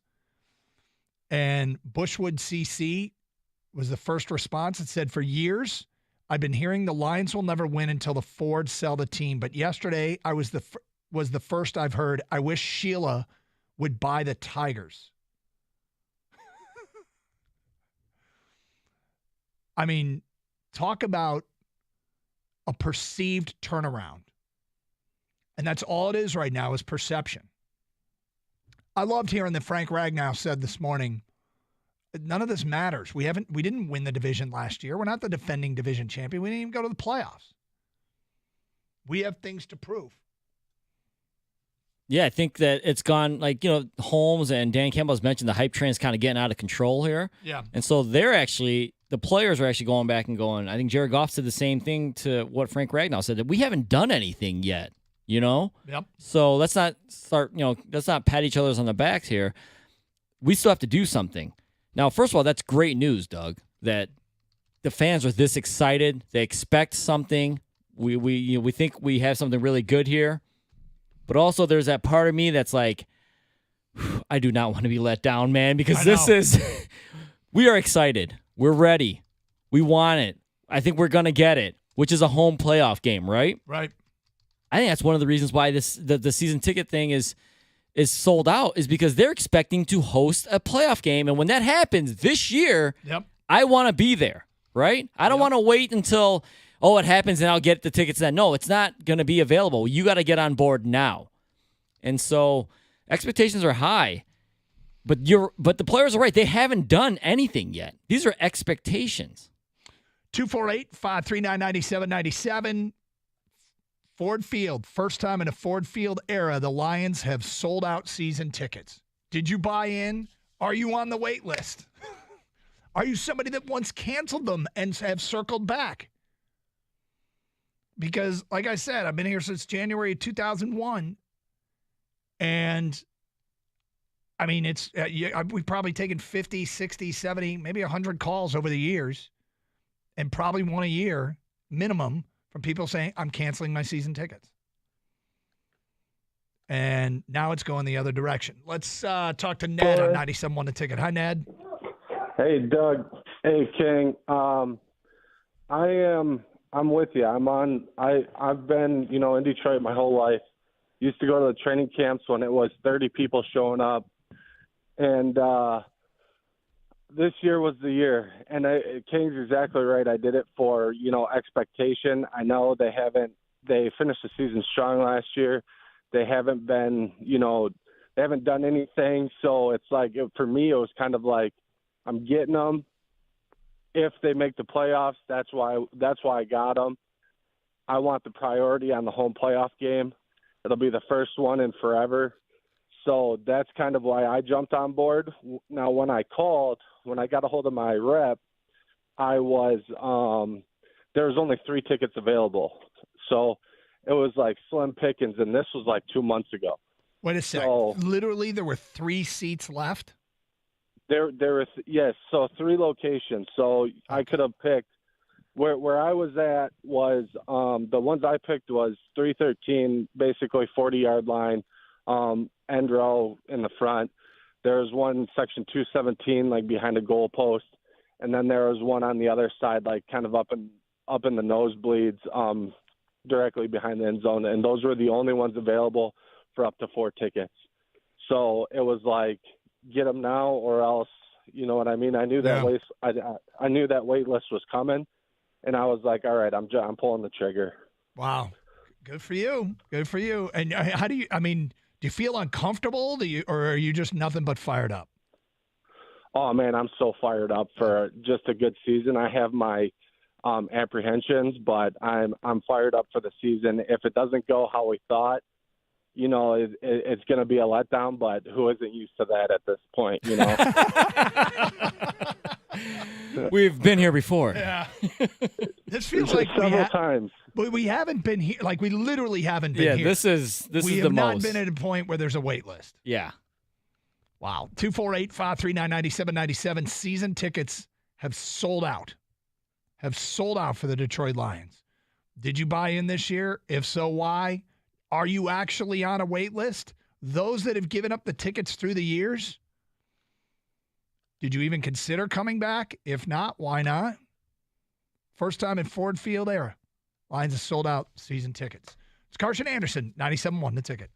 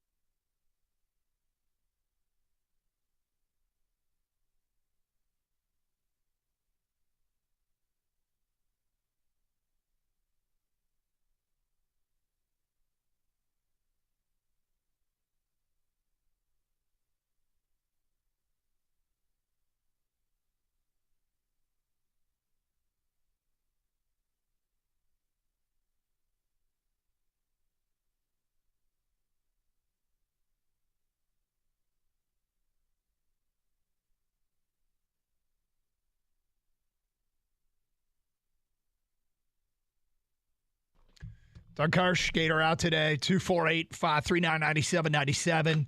So this is crazy. Lions have maxed out. They've sold out their season ticket allotment. And for the first time since they moved to Ford Field, they have a wait list. Are you on the wait list? Did you buy tickets? Are you a person that's called us in the past and said, I'm getting rid of my season tickets? Are you coming back? If not, why not? If so, why? It feels like everything – we are used to Lions teams letting us down, right? And yet it feels as though this is the most credible Detroit Lions rebuild that we have seen. Now, it's backed up by the strong finish last year. It's backed up by a very aggressive and logical approach to free agency. And perhaps most importantly, it's backed up by Aaron Rodgers' departure from the division. 248-539-9797. Let's get to your open line calls. We go to Derek on 97.1. Hi, Derek. Hey, guys. How are you? Doing good. Thank you. So I was calling. So I got season tickets. I go, 3, 4, 5 games a year. I'm a diehard Lions fan, and so I'm 35. I've never seen success. My brother and my cousin are 43 and 48. So they give me grief all the time. Oh, you're a slappy. Why do you watch them? Why are you so invested? Yep. So I was like, you know what? I'm going to buy tickets this year. I bought season tickets. My brother, who hates to admit that he's like a closet Lions fan, goes, hey, where are your seats at? So I tell him where my seats are. I get him in touch with my rep. Him and my cousin both buy 2 seats right next to me. So now we have 6 seats. And it's so funny that both of these guys are like, oh, it's going to be the same old Lions. I'll believe it when I see it. We went down to the training camp on Saturday, and I have never seen both my cousin, me and my cousin and my brother, we're all 6'2 plus, 275. We're big guys. And I have never seen 2 grown men fangirl over trying to get autographs and all the hype around the Lions that I seen on Saturday. And it's funny because everyone's buying in. All those people are definitely out there. They're buying in, and they're definitely buying into the hype. And I think they're just hoping that we finally get to see some sort of success. Okay, so let me get this right. Your brother and your cousin have basically mocked you for years. 100%. And now they got good, and they're jumping on board. Oh, hardcore. So I'm one of those guys that's like, look, 1 o'clock Sunday, I'm not going anywhere. I'll tell my girlfriend, look, I'm not going anywhere. Staying home. Lions are on. We're watching them. Or I'm watching them. I'm not missing it. Right. So I've been that way, 20 years. Now my son's 7. He plays football. He watches with me. And, why are you watching them? Let's go do something. This team's never going to win. It's always same old Lions.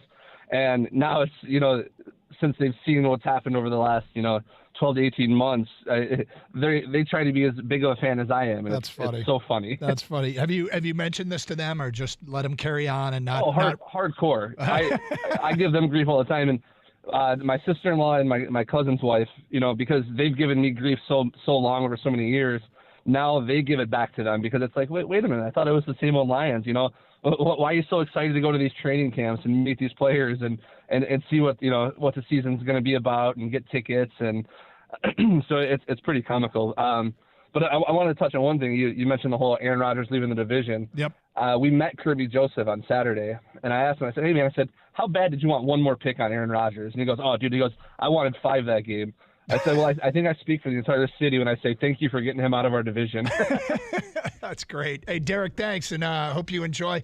I hope they reward you for your long-suffering loyalty. Yeah, well, his cousin and brother are the reason why you, me, and Gator never believe the Lions free crowd. Yeah, there's some of them exist, but it's few. And we all know they want to watch the Lions. They care about the Lions. Chris Spielman said it to Stoney and Jansen. I think it was last week or earlier this week. This is a football town, man. We are starved for football. And the fact that they have a wait list now, yep, it's crazy. How riled up is Ford Field going to be on Sundays? Yep. Finally, some real home field advantage. We always point back to that Monday night game against the Bears. Can that be a regular thing? That was the loudest stadium. And I've obviously been in a lot of stadiums. I've been at field level, at the collegiate level, State College, the Big House, Ohio State. Iowa City is crazy. The sound that night at Ford Field was piercing, is the best way I could describe it. It was the loudest stadium I've ever been in. People talk about the home field advantage in Seattle, the whole 12s and all that stuff. I got to tell you, this right here, if the Lions are good, the country's about to find out. Because they weren't even great back then. If this team ever can do what, let's say, what the Red Wings did, the country's about to find out. This is the home field.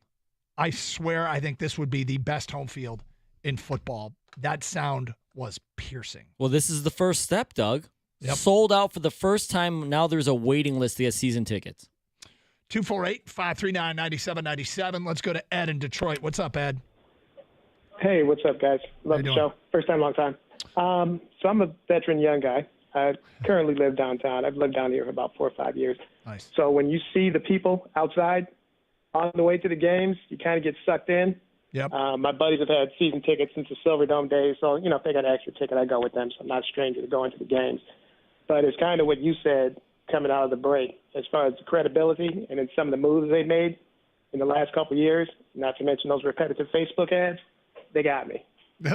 Are there repetitive Facebook ads? Yeah, I don't know if you knew this, but depending on what browser you use, if you look something up, you start seeing it more. Yes. From time to time. Yes. Is that what happens? So yeah.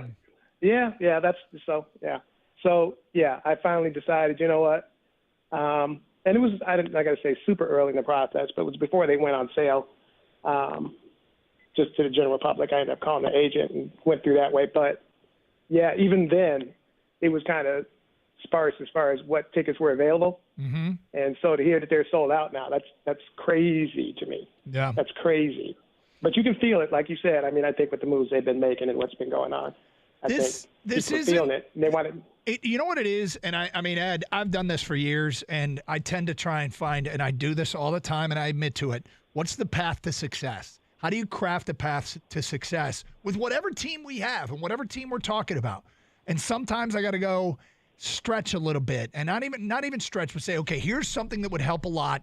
It's not likely, but if they can get this, they have a chance to be. You don't have to do that anymore with this team. You don't.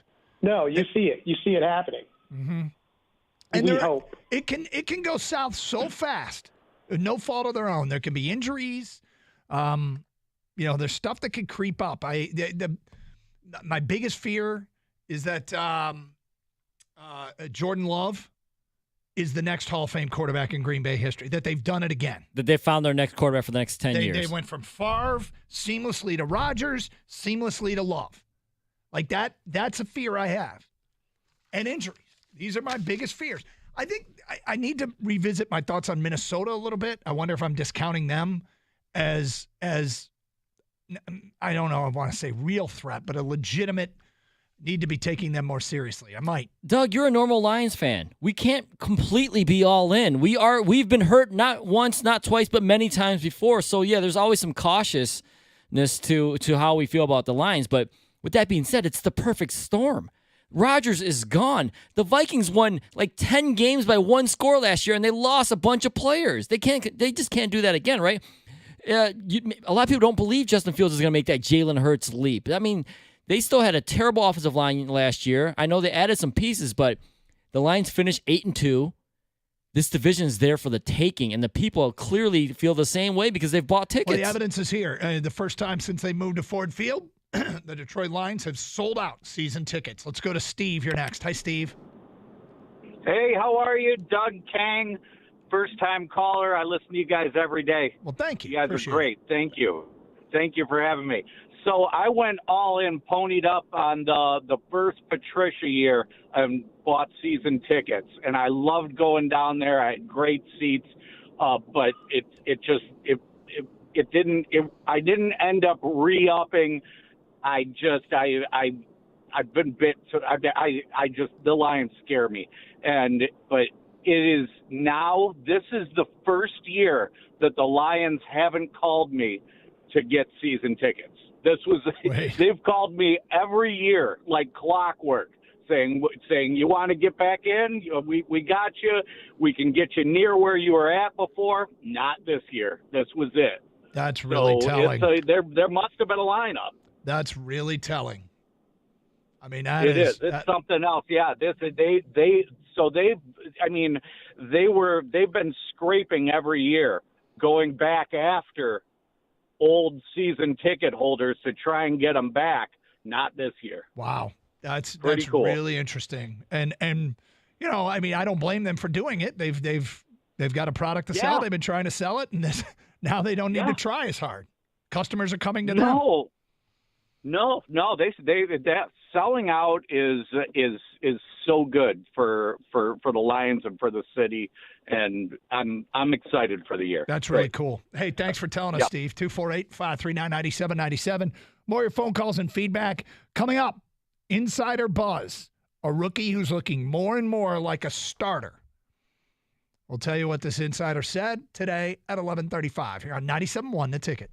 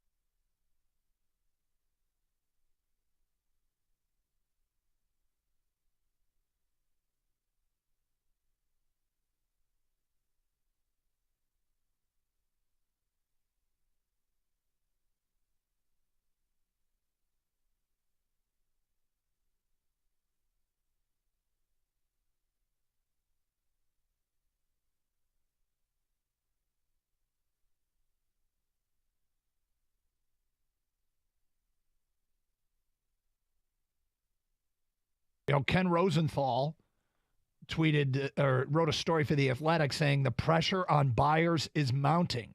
But we got our new guy in charge in Scott Harris, and all reports say he set a high price for people who want to deal with the Tigers. I mean, they can't go through today without trading, right? So he's got to, at some point, blink. And so who blinks first? Do the buyers concede to his asking price? Or does Scott Harris say, okay, because you know they've had preliminary talks. You know that he has talked to teams, and you know the buyers being teams like Baltimore, the Reds, Atlanta, maybe Miami, Houston, the Dodgers, whomever. I mean, not everybody's going to be interested in who you have to offer, but somebody is.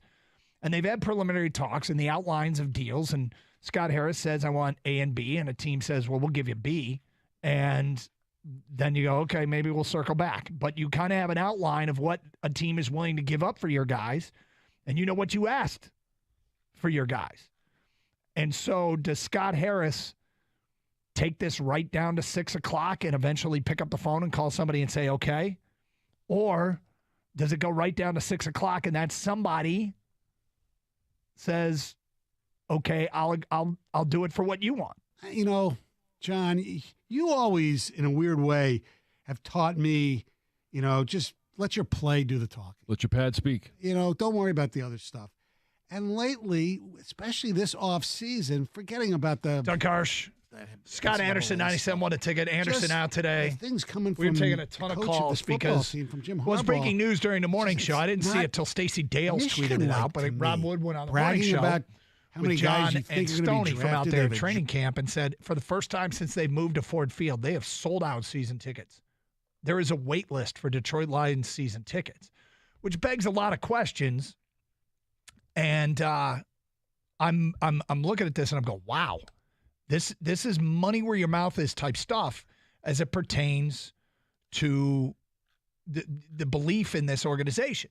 Hype is one thing, and I've spent years looking at a team that might have been average, going, okay, average teams can have success if they get A, B, C, and D to happen. Right now, there's not a whole lot of A, B, C, and D. We're looking at performances that we think are repeatable. The biggest one, I mean, building around the offensive line. This offensive line, this offensive coordinator, and this quarterback, without elite skill people, had a top 5 offense in the NFL last year. They've probably upgraded the skill position in the running back spot. Probably upgraded the defense, right? So this doesn't feel like a whole lot of if A, B, C, and D. It's if the repeatable performances take to the field and repeat the performances, the Lions are in a great position to win this division. And Aaron Rodgers left. 248-539-9797. So, did you buy tickets? Are you on the wait list? Have you canceled your tickets in the past and said, you know what, I'm back? And even if you haven't, I'd like to know, did you consider it? Because there's a bunch of you out there that have been known to call this radio station and say, I'm Lions free. But we just had a guy call and say his cousin and his brother were Lions free, and now they're all in. 248-539-9797. Let's get back to your open line calls. We go to Joanne next. Hi, Joanne. Hi, how you doing? We're good, Joanne. How's How are everybody? you? Good, thank you. Okay, I'm. So you'll know who the Joanne I am. I had to apologize to you about that Dallas thing that was touchy for you. That's quite all right. Don't worry about Okay. it. Just don't bring it up Okay. ever again. Okay. Well, the reason I'm calling in 2010, after the 0-16 season, I was begging everybody I knew to go in with me to get season tickets. And I finally convinced a coworker to go in with me. So we got season tickets in 2010. After the first year, he didn't want to go anymore. So I bought his ticket so I could give to other friends that I begged to go with me. Now he's calling me and he wants to come back in the fold and go with me again. And I told him I already got somebody, a ride or die, to go to the game with me. Wow. And in 2010, Doug, the tickets were $500 per ticket. Mm-hmm. My ticket is $1,000 per ticket now. Wow. Same seat? No, I moved over. Okay, so you got a better seat. But I'm in the same section though. Gotcha. But I moved down. Okay. But to go to show how high they went from 500 back in 2010 when the Lions were losing, they're $1,000 now. Well, the people that have been longtime season ticket holders, I really, really hope you and people like you finally get rewarded. I mean, I really do. Thank you. I hope we all do. Well, like I said, I was with them when they were 0-16, so yeah, I mean, I hope they do. I hope they do that. It's the kind of deal where we all deserve it, to be honest with you. This has been a town that has been beat up, and we've gotten excited in the past only to have Lucy pull away the football, and we just got to hope those days are over. I mean, it does reek of credibility, and while there's always going to be an undercurrent of unease for us in this position, it certainly does help that this isn't a Detroit-centric line of thinking. Everybody's thinking it. I mean, this morning on ESPN, Kang, you and I are sitting there, and they're making bold predictions. And was it Matt Hasselbeck picked the Lions to go to the NFC Championship game? And they were kind of making fun of him that it wasn't bold. Yeah, this is, if you think, they're the favorites to win the division, right? Yep. So when you win the division, you host a playoff game. When you're hosting a playoff game, you're probably going to be the favorite. That's a win. I'm chalking that up as a win, Doug. They've won a playoff game. What's the next round? That's the divisional round, and you're one win away from going to the NFC So basically, they only got to win one game, Doug, in the playoffs. I mean, if you've already chalked up the first win, yes. That's right. So it's not even bold anymore, Doug. But no, the expectations are through the roof, obviously. The fans feel it. The energy's there. The only thing is, if they do lose to KC, which they are underdogs on the road, Super Bowl champs they're playing against, the reigning Super Bowl champs. Yep. Don't lose the hype. Don't lose the excitement, right? The the reaction is going to be, it's going to be extreme, win or lose, the Friday after But if that they game. win. If they win, forget it. Look out. Lions by 1 million. Yeah. 248-539-9797. Paul's in Chesterfield. He's next. Hi, Paul. Hey, good morning, guys. How are you? I'm good. Thank you. Well, it's been a long time since I called in, Doug. But I am fired up for the season. But because of what Jameson Williams did, I did not get season tickets, and now I got to be on the waiting list. What do you mean because of what he did? Well, because of the gambling issues or whatever that was, I backed off because I didn't think that they were going to go anywhere this year, and now secretly I haven't really said anything to anybody very much about it, but I really believe they're going to have a good season this year regardless. So wait a sec. Let me make sure I understand this. So Jameson Williams gets suspended, and you go, I was thinking about it, but now I won't. And then you change your mind and called back, and it was too late, and you're on the waiting list? Yeah. Interesting. Well, that's because of past performance. What are you going to say? It's one of those things. I've been watching them for years, and I couldn't buckle under and say, yeah, let's do it anyway. Well, to be clear here, I'm not criticizing you because we all have our own decisions to make with our disposable income, and so you felt a little skittish after the suspension, and it's just interesting. Could you have ever imagined that you would have been on a waiting list for Lions tickets? No. To be honest, no. Seeing that I had season tickets for 10 years, and the reason why I got rid of them was because of the Aaron Rodgers Hail Mary. Yeah. That kind of did me in, and I decided just to watch them from home, and so now I kind of feel like I'm snake bit, but whatever. Man. Goal line.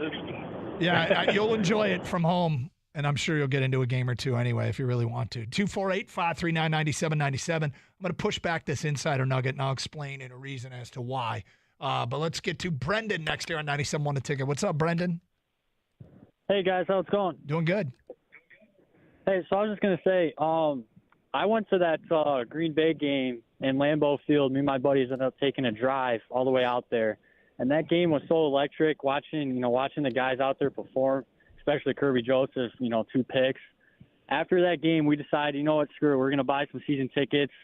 We called the representative. He got us hooked up, and, now we got season tickets, all of our first time going.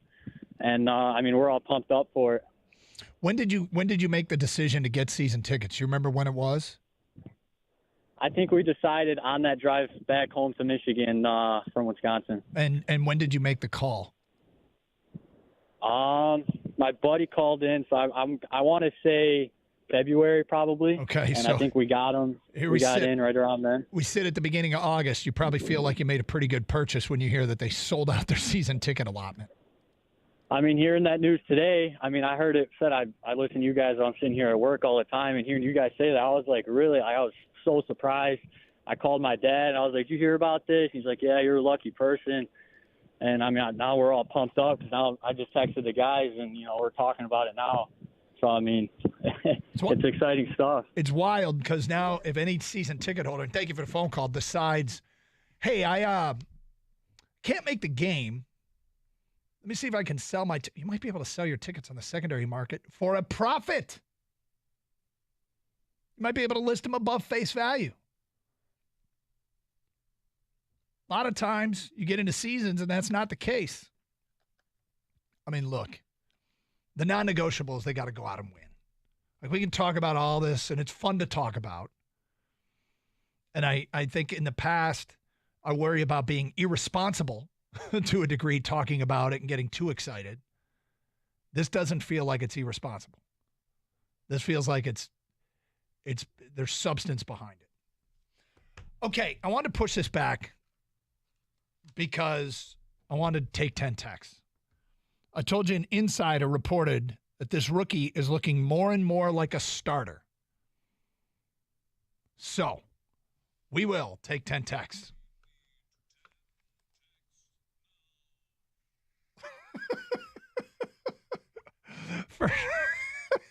It sounds like he really means it, Doug. He does. I hope that compels you to text. He means business, He man. does. It's an ominous tone. 248-539-9797. Which rookie do you think an insider is saying is looking more and more like a starter? It's looking more and more like a starter. Text us right now at 248-539-9797. Make sure you sign your text so we can give you credit because we need 10 texts now.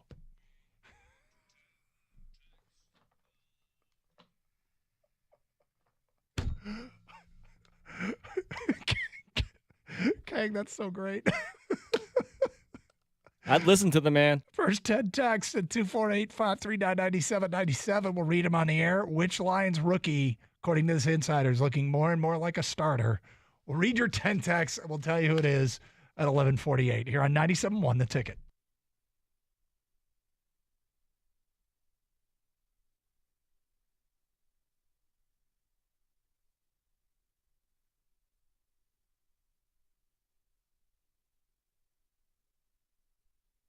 Georgia drill, talking national championship. Well, there's no bragging about the Georgia drill. The Georgia drill is because they haven't beaten Georgia or anybody like Georgia. Okay, well, they only played in Georgia bowl once. games. Right, all right, but they've lost to Alabama in a bowl game. They've lost Okay. to Florida in a bowl game. They've lost to Georgia in a bowl game. They lost to TCU in a bowl game. Okay. Oh, they get to the SEC and they're not ready to play. Because that's the counter to that. That's what we're going to hear next. When they weren't focused on playing Georgia. Yeah, and who knows if they're going to play Georgia? Who knows if they make the college football playoffs this year? There's a lot of people that are predicting that they will. Right. But I don't want to hear Michigan people brag about them right now. I mean, You don't want to their hear own coach. Michigan people brag about their team? Their coach and their players. Just play it cool. Just go out and kick ass. Let's not celebrate. Sorry. Yeah, let's learn who this Wrong guy sport. is first. Wrong sport. And wrong nation. This is not a Russian player. The Tigers have traded Michael Lorenzen by himself, no package, no sweetener. So Scott Harris was doing something. He doing something. Okay, Let's just check. see if it's something Just good. wait till we get what he got. Lorenzen to the Phillies by himself, no sweetener, no package. 1-for-1. Is this 1-for-1, David? That's what it looks like. And it's a second baseman from the Phillies, their farm system. He's not a top 100 player. He's number 5 in their system, a 20-year-old. Hao Yu Lee. He's a Taiwanese second baseman. Your reaction? Well, looking at it, looks like he's projected to be at the big ball club now in 2 years, 2025. Yep. So he could play 3 positions in the infield. I mean, He's in high A ball, hitting 283 right now. On base, 372. We like on base. That's the whole thing here. Look, I didn't think you're getting a top 100 prospect for Lorenzen straight up. So I'm not going to sit here and well, this is a terrible return. It's fine, I guess. He's a young player, international player. We haven't had enough of those international developed players. Right. He's 20. He's still going to have to develop. Your point, Rico, is he's not going to be here this year. How do you get that far down the road with a team where a player's got that team on a no-trade clause and you don't have the player's approval? And I really don't think you do. I think Eduardo Rodriguez changed his mind. That's what I think. In lieu of hearing from him, which we will later today, and maybe he'll say it, maybe he won't. But if I watched that news conference today, went back and watched the whole thing, and the nonverbals from Scott Harris, the body language, made it pretty clear to me that Eduardo Rodriguez changed his mind.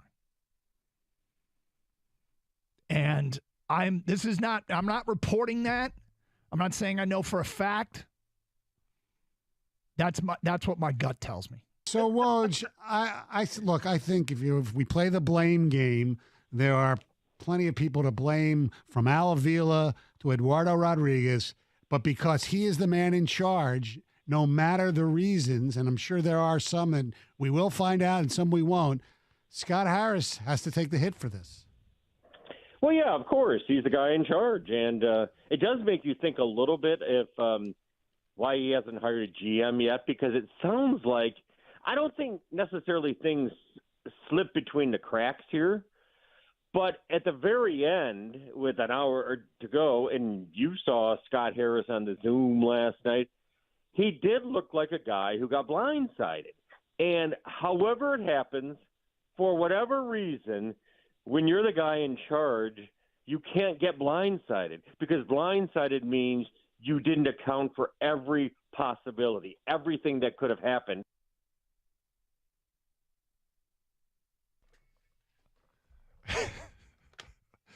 Best response we got to Ted text. Listener Scott.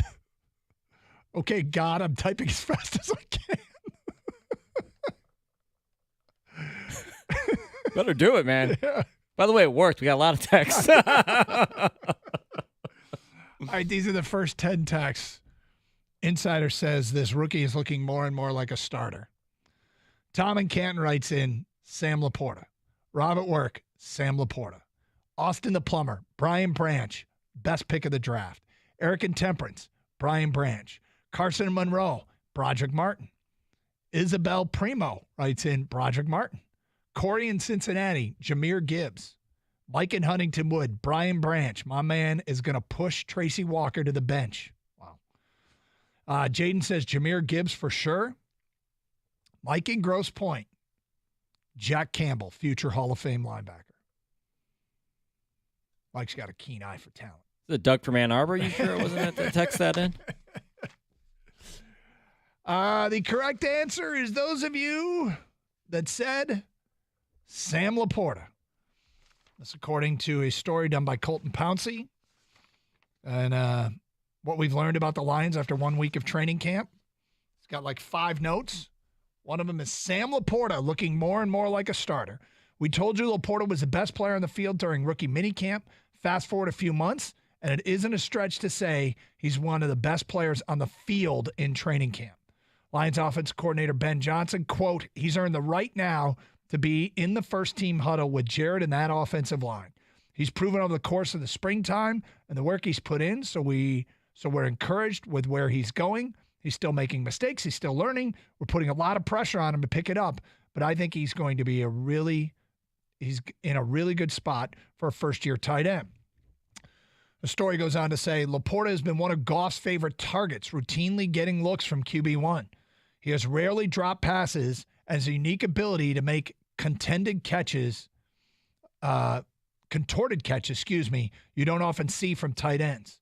He can really move and should be a weapon after the catch. So there you go. Those of you that said Sam Laporta, you got it. And how helpful will that be? I mean, look, this team got by last year without having great tight end play the second half of the season. But it was productive tight end play. And Shane Zylstra, I mean, that's a loss, but he was kind of a role-playing tight end. The Mitchell kid out of Virginia Tech is a draft pick that I really, really liked, James Mitchell.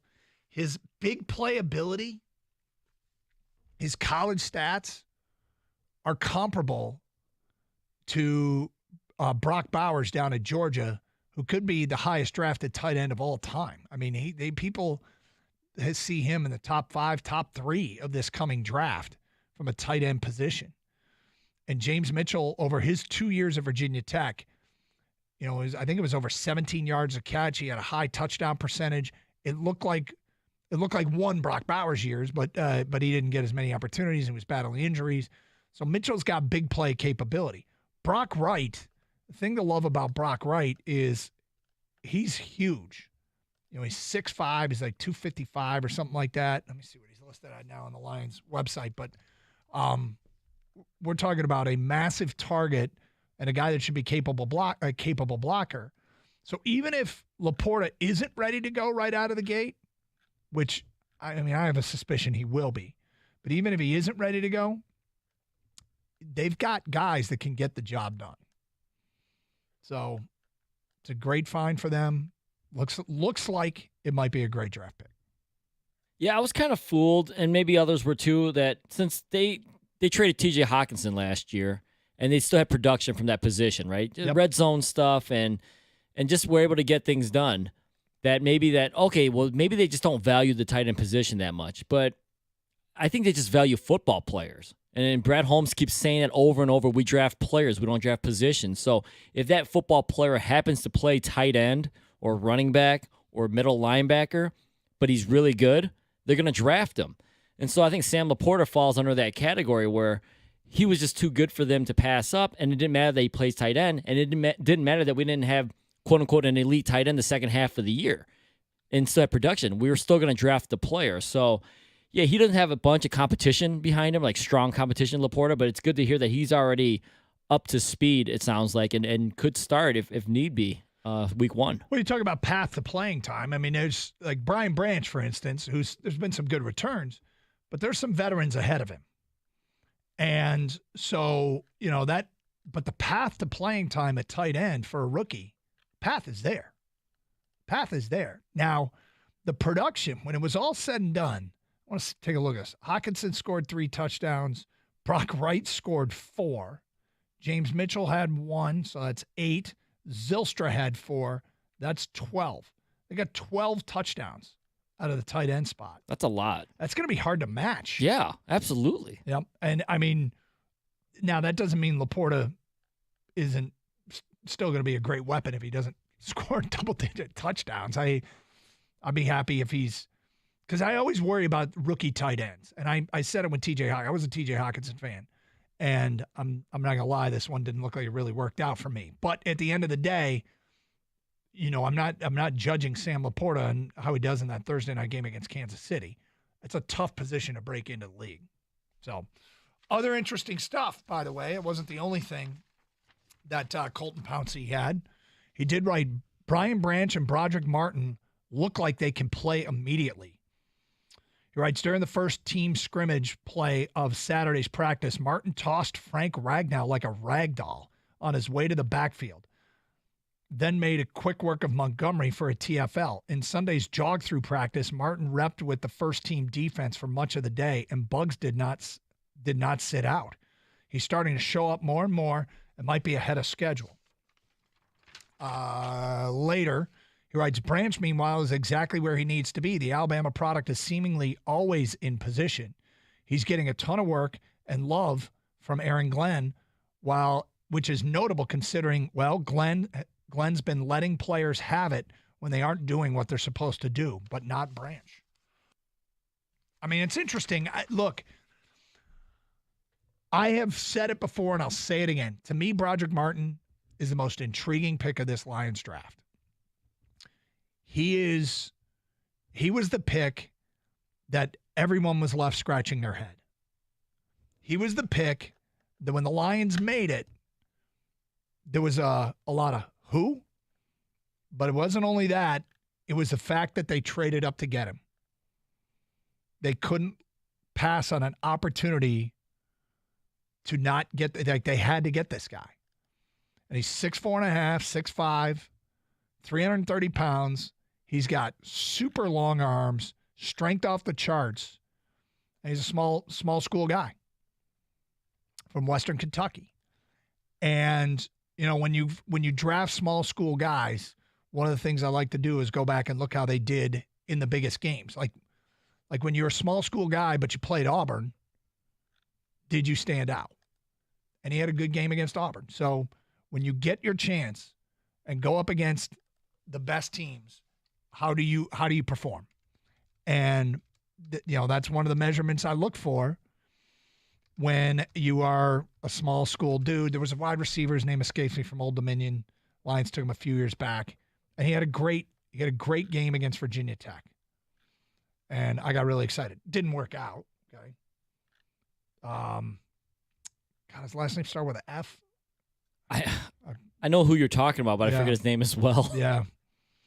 Did he go to Philly? I think he ended up in Philly. Anyway, long story short, but when Brad Holmes couldn't pass on this guy, made a move, he was off everybody's radar. When that happens, you go, okay, does our guy know what he's doing? If Broderick Martin is legit and is really good, coupled with the picks that he's made in the past, and he's made some good ones in the past, mid to late rounds, I think it trends very well for our Lions. It's Travis Fulgham. Thank you. Yeah, that was bothering me. I had to look Yep, it up. But he actually for had sure. like a 2 or 3 week span where he was like one of the best fantasy receivers. Did he really? Yeah, because he came out of nowhere and it was catching touchdowns. Yeah. He also all of a sudden I think became the number 1 target because of injuries. Oh, crap. You see where he is now? Green Bay? Yeah. Is he? Damn it. Anyway, long story short, I'm keeping my eye on Broderick Martin. Okay, next hour. If you missed it, the Lions have done something they haven't done since they moved to Ford Field. We'll mention that. This college football expansion talk, these conference expansion talk, I'm not sure the Big Ten is going to get involved. A lot of speculation, but I'm not quite sure. I'll explain why, and we'll get to what you think of it and what's going on, as it feels like the wheels are in motion for major upheaval. But is it really, or is it just right now a lot of bluster? Because there's some reason to be doubtful. We'll get to that in the noon hour here on Carson Anderson. Gator Out Today, 97.1.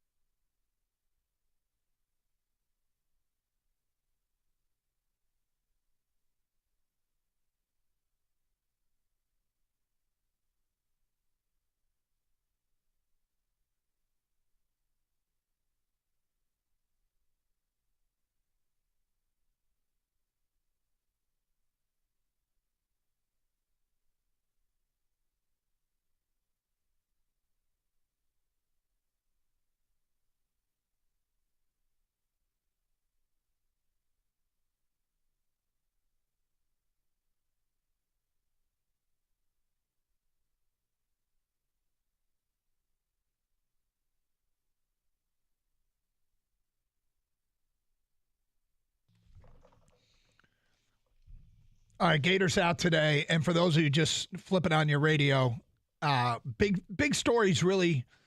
Eduardo Rodriguez not necessarily clearing it up, although Ken Rosenthal had a report that basically this came down to the Rodriguez camp asking the Dodgers to add a year and $20 million if he opts in.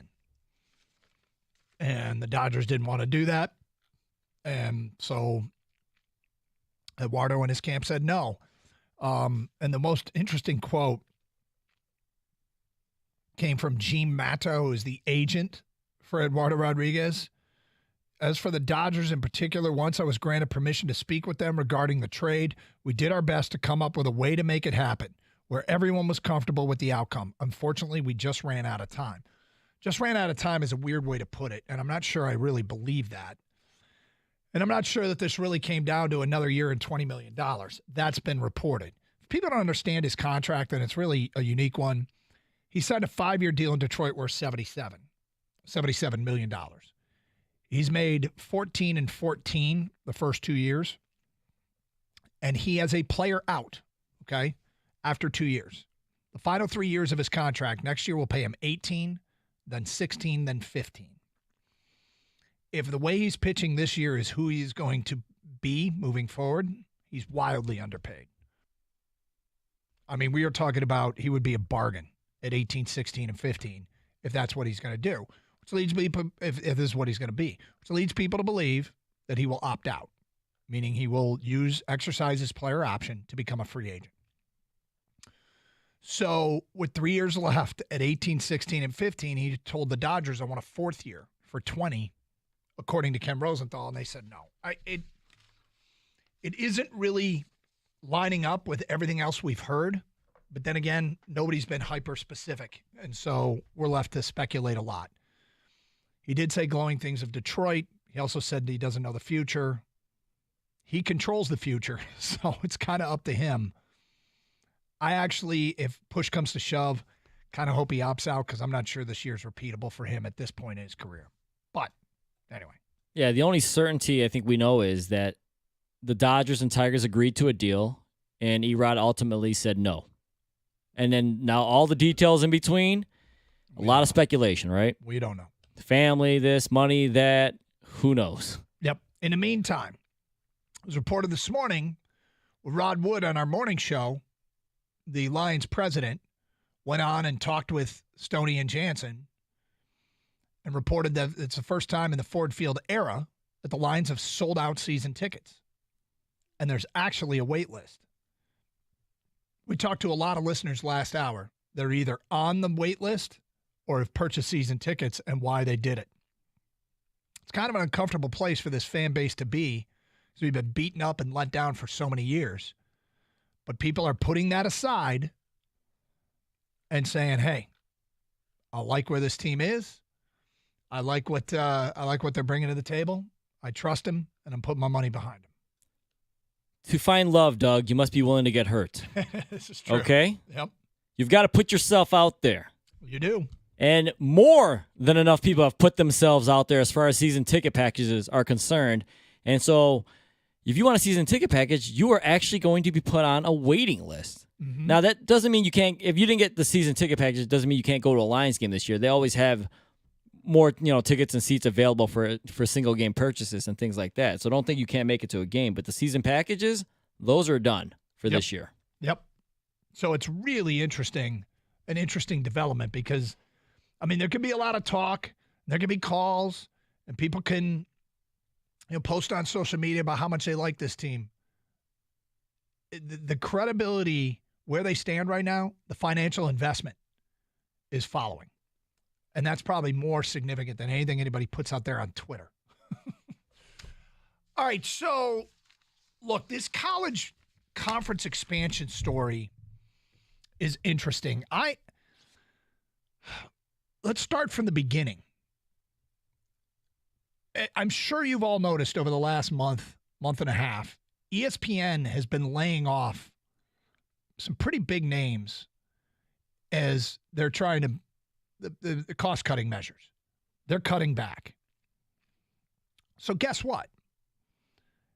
the worldwide leader no longer has like an oil tanker full of excess cash to be out there bidding on conference broadcast rights. Right? So suddenly a Power 5 conference that doesn't have a TV deal, one of the major players is likely not bidding on that conference's TV rights. So you see ESPN going through cost-cutting measures, and we've seen a lot of big names get laid off ESPN. And now we see the Pac-12 can't get a TV deal done. And I don't think they're uncorrelated. There's no bidding war between ESPN and Fox for Pac-12 TV rights. And in fact, Fox, CBS, NBC, they're now all in with the Big Ten. ESPN is affiliated with the Southeastern Conference. And the two conferences that are left with terrible TV deals, the Pac-12 and the ACC, seem to be vulnerable. Something happened last week that I think is going to lead to potentially a seismic shift. When Colorado, which isn't a huge brand in college football, at one point they were significant and relevant, then it's always been kind of a cool program and one that I've kind of rooted for from afar. But anyway, Colorado, when they left the Pac-12, that was a bigger move than people realize, because the Pac-12 and the Big 12 were two Power 5 conferences that got rated for their brand programs. The Big 12 lost Oklahoma and Texas, and the Pac-12 lost USC and UCLA. So moving forward, it felt like both the Big 12 and the Pac-12 were vulnerable. Right? They were both vulnerable, and they were both going to fight and scratch and claw to maintain significance because they both took hits. And the Big 12 landed, Houston, Cincinnati, UCF, and BYU, which was a nice bounce back. But getting Colorado, pulling Colorado from the Pac-12, it's more symptomatic of the Pac-12's problems. Colorado said, look, we've gone too long without a TV deal, a rights deal for our broadcast. We're out. They weren't going to wait any longer. But that not only strengthened the Big 12's position, it made the Pac-12, it suddenly, the Pac-12 was on thin ice. And George Kliavkoff, who has sort of a background in broadcasting, he's kind of worked on the fringes of broadcasting. I think he came from the MGM Grand, was his last job. He's the commissioner of the Pac-12, and he's been promising a new TV deal. And when he sat down and offered it up to the conference members of the Pac-12 on Tuesday of this week, it was basically with Apple TV Plus, and it was for $25 million a school, which is like close to a third of what some of the big boys are getting in the SEC and the Big Ten. So that proposal takes place Tuesday evening. The Board of Regents at Arizona and Arizona State, which, by the way, they're the trustees or whatever they are, it's one board for both schools, which is interesting. But they immediately held a meeting like, all right, what are our options? And everybody in the Pac-12 is now considering what their other options are. Tony Petit is the new commissioner of the Big Ten. He said last week at Big Ten meetings, we're kind of done with expansion. We're just working on integrating USC and UCLA. But things have moved quickly and perhaps changed. And now there are reports that Oregon and Washington and the other two schools that have been reported that the Big Ten is considering, and this according to The Athletic, the other two schools aren't Florida State and Clemson, as many people are speculating now, as the ACC might be vulnerable. We'll get into the reasons why with that. But it's actually Stanford and Cal. But the same story, not the same story, different story in The Athletic. Bruce Feldman cited sources that the Big Ten presidents that met yesterday in their very early discussions on whether or not they're going to go after these Pac-12 teams, those sources indicate the Big Ten is only preparing to position themselves if the Pac-12 implodes. They're not going to actively recruit Washington and Oregon and Cal and Stanford, for that matter. They just want to be positioned and ready to make an offer if that conference implodes. Now, maybe that's the same thing, but they're not going to go out and actively recruit anybody because they want the Pac-12 to survive this. And so do I. So do I.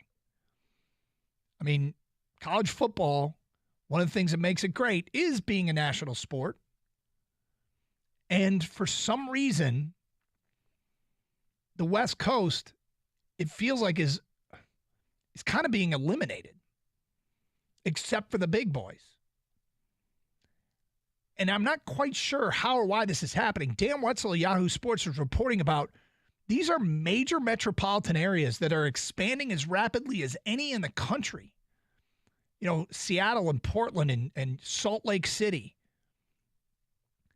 And why are they not able to support a college football conference out there is amazing. And it's weird. Most people want to go into expanding markets. And I guess the Big Ten might, but how the Pac-12 can't hang on to these, and basically how TV networks don't see these markets and value them is odd. But I go back to the beginning. ESPN's cutting costs. So they're probably not in a position to offer up major money. Now, things are afoot in the ACC as well. And there's one major roadblock in all this that doesn't make sense. It just doesn't make sense in why these teams, why they will bring benefit to the Big Ten. And I'll explain today at 12:20, plus your phone calls and feedback. College football fans, Michigan State fans, or Big Ten fans, do you want this expansion? When The Athletic did that fan questionnaire a couple weeks back, one of the things that they said that surprised me was when fans were asked about what they disliked most about the modern world of college football, the response was conference expansion. So the fans don't want this, according to that data point. So I'm asking you now, you're the consumer, whether you're a Michigan fan, a Michigan State fan, or a fan of another Big Ten school, or just a huge Big Ten fan, you like the conference. Do you really want to see it expand? 248-539-9797. I'll get to the nonsensical roadblock in all of this at 12:20 here on Carson Anderson, 97.1 The Ticket.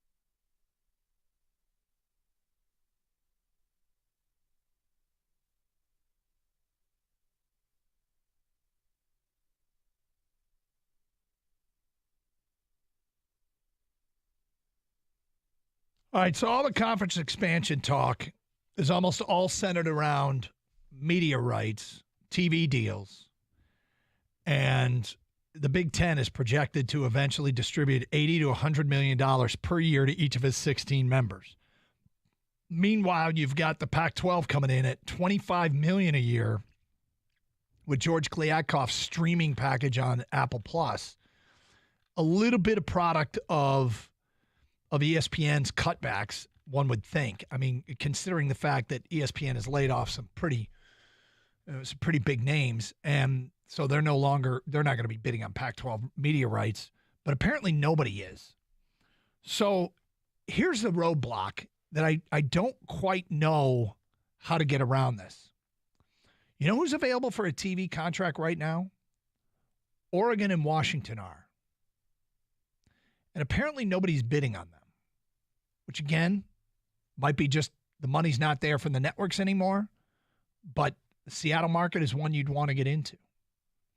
And Stanford and Cal, that's the San Francisco-Oakland market.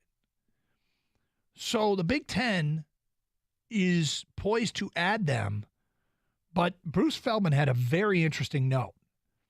The TV networks don't want to pay more right now. The Big Ten just signed in the last year a new media deals, Fox, CBS, and NBC. If they don't want to pay more, adding Washington and Oregon only takes the same pie and adds 2 more pieces. If the TV networks don't want to pay for them, and the evidence is kind of there that that's the fact, because their TV rights are available now as part of the Pac-12 package. So the Big Ten, if they add them, it doesn't make everybody's slice of the pie bigger, at least initially. It makes everybody's slice of the pie smaller if the networks aren't going to pay for them. So now maybe there are terms in the contract that that it opens up the deal again. I don't know. But that's a major roadblock, as in my view, as it pertains to adding those Pac-12 schools. The ACC, because the Florida State and Clemson rumors have gotten hot and heavy. Florida State, and they're apparently at the front of this. Here's the problem that they're facing. They're under contract with the ACC and their TV deal until 2036. And there's a $120 million exit fee, which is huge. Now, if more than 50% of the ACC schools want out, then that kills the contract, and they can get out without paying a penalty. Florida State estimates that SEC and Big Ten schools are making $30 million a year more than them, which over the course of the length of their TV contract, which is another 13 years, that will cost them $390 million. So they may decide that the $120 million exit fee is worth it if they can somehow, some way jump on board and make up that money. But they feel like they're operating almost a $400 million deficit over the next 13 years against Big Ten and SEC schools. Paul Fonbaum said that the SEC would pounce on Florida State, North Carolina, Clemson, or Miami because those schools don't like their position, but they're also facing the $120 million exit fee. So now remember, the ACC back in the spring tried to make the best of their bad deal. You may recall some reporting on this, that you can make more money for the conference if you make a deep NCAA basketball run or a college football playoff appearance to incentivize the schools that were thinking of staying. Florida State, for years, I guess, has complained about the ACC deal. And they're kicking up their heels again. I guess, look, all of this conference expansion talk comes with some challenges. And if the TV networks aren't interested in going back and paying more for more teams, I'm not sure it makes sense for the Big Ten to add them. Did you see what the Florida State trustee said? And this is just one trustee. No. He said it's not if we leave the conference, it's when. Yeah. They want out. Yep. And I know that's just one trustee, but I'm thinking that he probably speaks for a lot of people. They want out, whether they're going to pay it or they're going to get, find a way out of it. Is this just the inevitable, Doug? Is this just a bunch of law and, law stuff and legal stuff and roadblocks that yes. this is going to be taken down eventually? There's a lot of legal woes ahead, and that's why I'm a little bit skeptical of anything happening quickly. There's a lot of movement going on behind the scenes, but there are major hurdles to clear. Now, they can be cleared. I mean, if Florida State wants to write a $120 million check to the ACC, they can. And if it's true that the Big Ten really doesn't want to implode, they don't want to raid the Pac-12, they just want to be prepared if the Pac-12 implodes. I mean, if you're Kliavkoff, you can't get a TV deal, you have failed. Now, are there reasons why? I think it's pretty clear that the networks that were willing to pay have already gotten in bed with the Big Ten and the SEC, and that was probably a good move. I mean, the Big Ten has the biggest fan footprint in the country.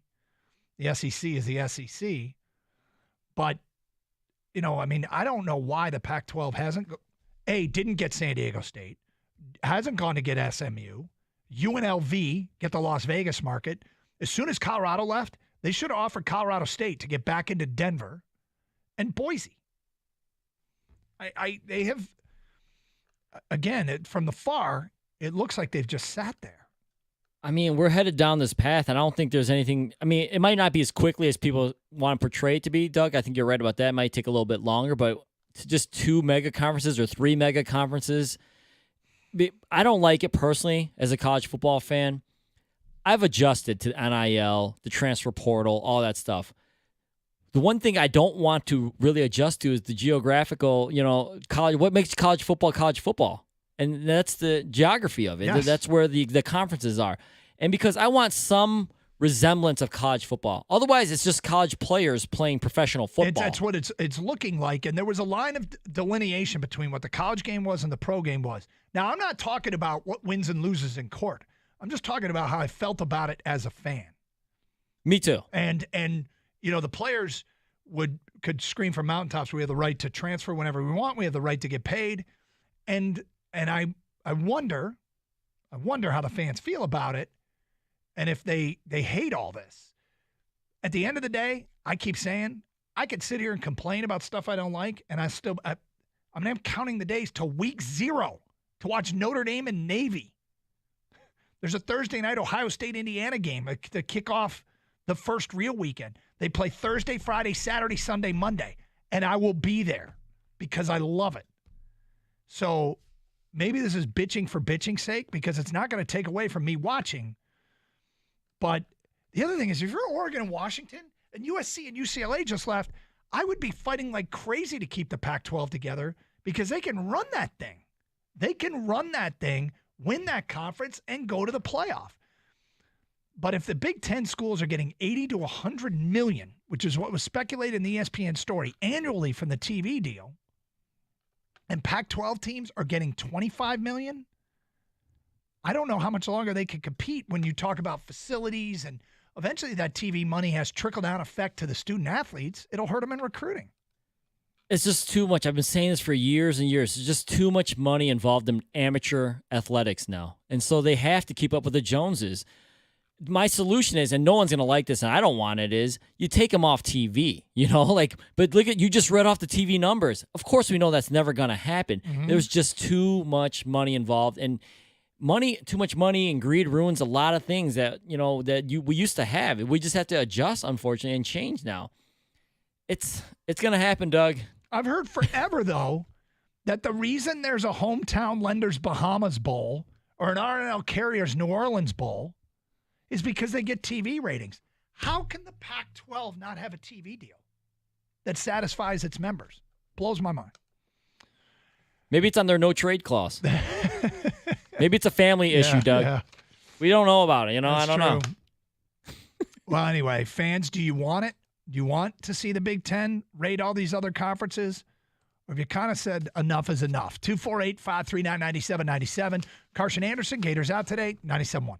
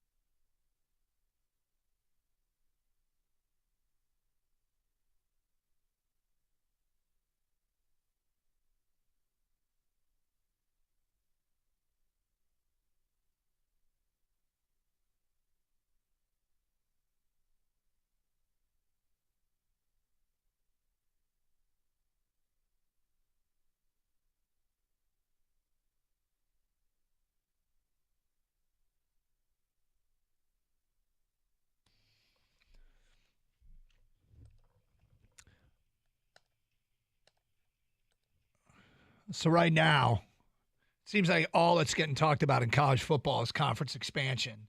And I'm against it. I've stated it forever. Really didn't want UCLA in the B1G, and I like that there was regionality to college football, and I've talked about a sports bubble bursting.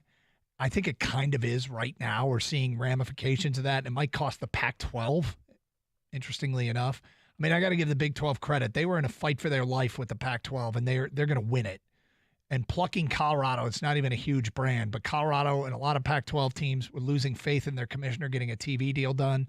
And the TV deal, I go back to the running back thing. It reflects the current market. The rights fees, the massive rights fees that some networks have paid aren't out there. And I do wonder a little bit if what ESPN, NBC, and CBS just entered with the Big Ten in the last year, if the Big Ten needs to prepare for when that contract is done, they might not be willing to bid as much. But we'll see. A lot of feedback coming in on this. And we've asked listeners, how they feel about it. And are you okay with Ken Rosenthal college football expanding this way, or the Big Ten expanding this way? Wrote a story for the Athletic saying the pressure on buyers is mounting. Because I've seen the Big Ten should add Oregon, we got Washington, our new guy in charge, Scott Harris, and all reports say he set a high price for people who want to deal with the Tigers. Of competition. I mean, they at the end of the day, they can't go through today the Big without Ten trading, right? So he's got to at some point insanely difficult. And it's so tough enough as it is right first? now. Do the buyers and concede to his asking price? It's not like everybody's going to be great anymore. Or they're going to start to eat their own. Does Scott Harris say, okay, because they've had preliminary talks. Think about that if you're a traditional power, and the buyers being teams or like you're Baltimore, not a traditional the Reds, power. Like Atlanta, if I'm sitting there, Miami, the AD Houston, at Indiana, the Dodgers, whomever. I mean, not and you everybody's come going to to be me and you interested. say we're going to add Washington, Oregon, Florida State, and they've had Clemson. preliminary talks and the I'm outlines basically and deals. and to Scott sign Harris off on says, that. I want A I'm and B, signing and the off team that my says, university will never win a Big Ten title. And I get it; it's supposed to come with money, but again, Bruce Feldman says the networks don't want to pay for this. So where's the money coming from? Or are we just splitting the pie more ways and everybody gets a little less? So anyway, here's feedback coming in. Doug, might I suggest that college football is turning into a combination of NASCAR and boxing? I don't know if I see the direct correlation other than to say that, I don't know if I see the correlation at all. More here. They might have population out west, but nobody watches their games, partly due to time zone and partly due to lack of interest on the West Coast. LA has 2 NFL teams, but can't even sell out for either of them. It's kind of true. I mean, the one thing that LA has added that USC and UCLA haven't is the stadium. They're getting a lot more attention since they brought in a stadium that people want to go to. The Rose Bowl is beautiful, but it's like a 45-minute ride for students on a bus from campus. They don't wake up on Saturday morning, walk over to the stadium, tailgate, and walk to the game. They have to get on shuttle buses for 45 minutes to go to their games. And the Rose Bowl is half empty. It's an incredible setting. UCLA needs an on-campus facility. And with the price of real estate there, it might be the most, they could build a 30,000-seat stadium that might be the most expensive stadium ever. Where does USC play? In the LA Coliseum. And while it's right by their campus, it is an old, I don't think it looks like a great place. It's an out of date with a track around it, kind of not a great place to watch a game is what it looks like. But now the time zone, I don't know how complicated this is.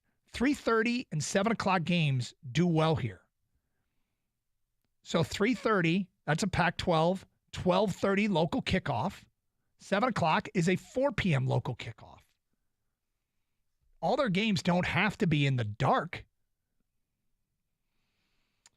Rick and Warren, do you think West Coast conferences are being phased out because primetime TV due to their time zone? I mean, it doesn't have to be that way.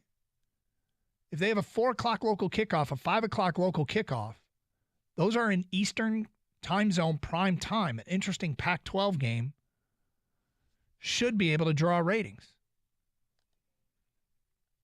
I am all for college expansion. 3 super conferences are a great idea, and the Big Ten going out to strengthen itself now would be the best bet. Bring on Oregon, Washington, FSU, and Clemson. Would love Utah as well. Make a statement now to become incredibly strong and have Florida market now. That's from Philip of Livonia. Thanks. Love the show. If I were the Big Ten, I'd only be pushing one team. Notre Dame. I mean, I get that you want to bring in new TV markets, but Notre Dame brings in all TV markets. It makes sense geographically. And I know they keep saying no. They keep saying no because they get the 3 things they want. A path to the playoff, a lucrative TV deal. There was one other thing. I can't remember. Their AD said as long as we have these 3 things, I can't remember what the third one was, but take away one of those and Notre Dame will be forced to join a conference. John of Lake Orion says, expansion has gotten out of hand. I think the final straw will be a race to see who can add Wyoming. As long as Notre Dame's left on the outside looking in, I'm happy. That's from Chris in South Line. Some people feel that way. Unnamed texter. No, I don't want more expansion. From the portal and NIL becoming out of control, college football is already damn near unrecognizable. Geographic conferences is the last thing holding some semblance of what college football is supposed to be. I kind of get it. I don't. If you can't drive to that opponent's stadium, and I guess you can't drive everywhere in the Big Ten, you can. It just doesn't feel to me like it's the Big Ten. It feels like a random conglomeration of schools. Drew and Lake Orion, I'm glad you're talking about this because I've been debating if I'm becoming get off my lawn guy, and this is just the inevitable slip into old age, and things were better in my day. But I absolutely hate the Super Conference. By all accounts, football was fine. It wasn't broken. Leave it alone. Calvin from Detroit says, you guys are crazy. I love college expansion. I'd much rather see Michigan versus Clemson in a conference game rather than Michigan versus Indiana. Okay, that's all fine and dandy. Every week isn't going to be Michigan against Clemson, Florida State, Washington, Oregon, USC, UCLA. I mean, if you're all for kicking Indiana out of the conference, I mean, I get that football runs everything, but there are other sports too. Why don't the Pac-12 and the ACC merge into one PAC conference, PACC, an East and a West division? Maybe that's the solution. But they have to find a way to work out the TV deal, which seems to be what's driving all this. So there you go. We'll see what happens. I've given you some of the roadblocks. I don't know. The regionality of college football, I think, is part of its charm. You know who I don't want in the NFC North? The Arizona Cardinals. I don't need to see the San Diego Padres in the AL Central. It's kind of cool that it's regional. These are our rivals. No, but obviously there's a lot less teams in an NFC division or NFL division than football, college football. But I know. Hey, man, it's the money. And I think that one texter said there was nothing wrong with it. No, not necessarily anything wrong with it, but more money became available. Well, and that's what happens. When more money's available, we can make more, this 100 more million, 200 more million, $1 billion? It's hard to say no to that, but at some point, there's nobody looking out for what's in the best interest of the game, which eventually, I don't know when, but at some point it's going to cost the game where people are going to just say, I'm out.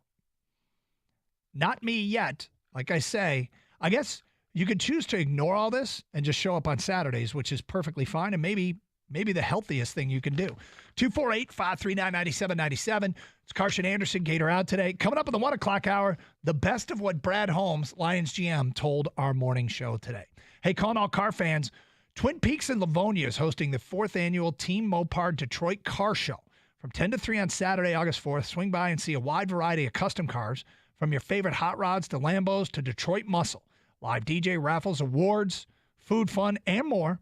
If you can't wait till Saturday to visit, pop in today and take advantage of the last day of their Summer Bikini Bash. Check out your favorite location and the hottest Twin Peaks girls decked out in their sexiest summer bikinis. Serving up great specials on some of your favorite drinks, like the energized Kettle One Cherry Limeade, their wide variety of mules, and, of course, the 29-degree house drafts. Beers that everybody loves, like refreshing ones like the Dirty Blonde. And don't forget, Saturday night is Fight Night as Jake Paul prepares for war against UFC and MMA superstar Nate Diaz. It's always game on at Twin Peaks. If you're a fan of Twin Peaks, sign up for the E-Club and stay up to date on all things Twin Peaks and score free stuff.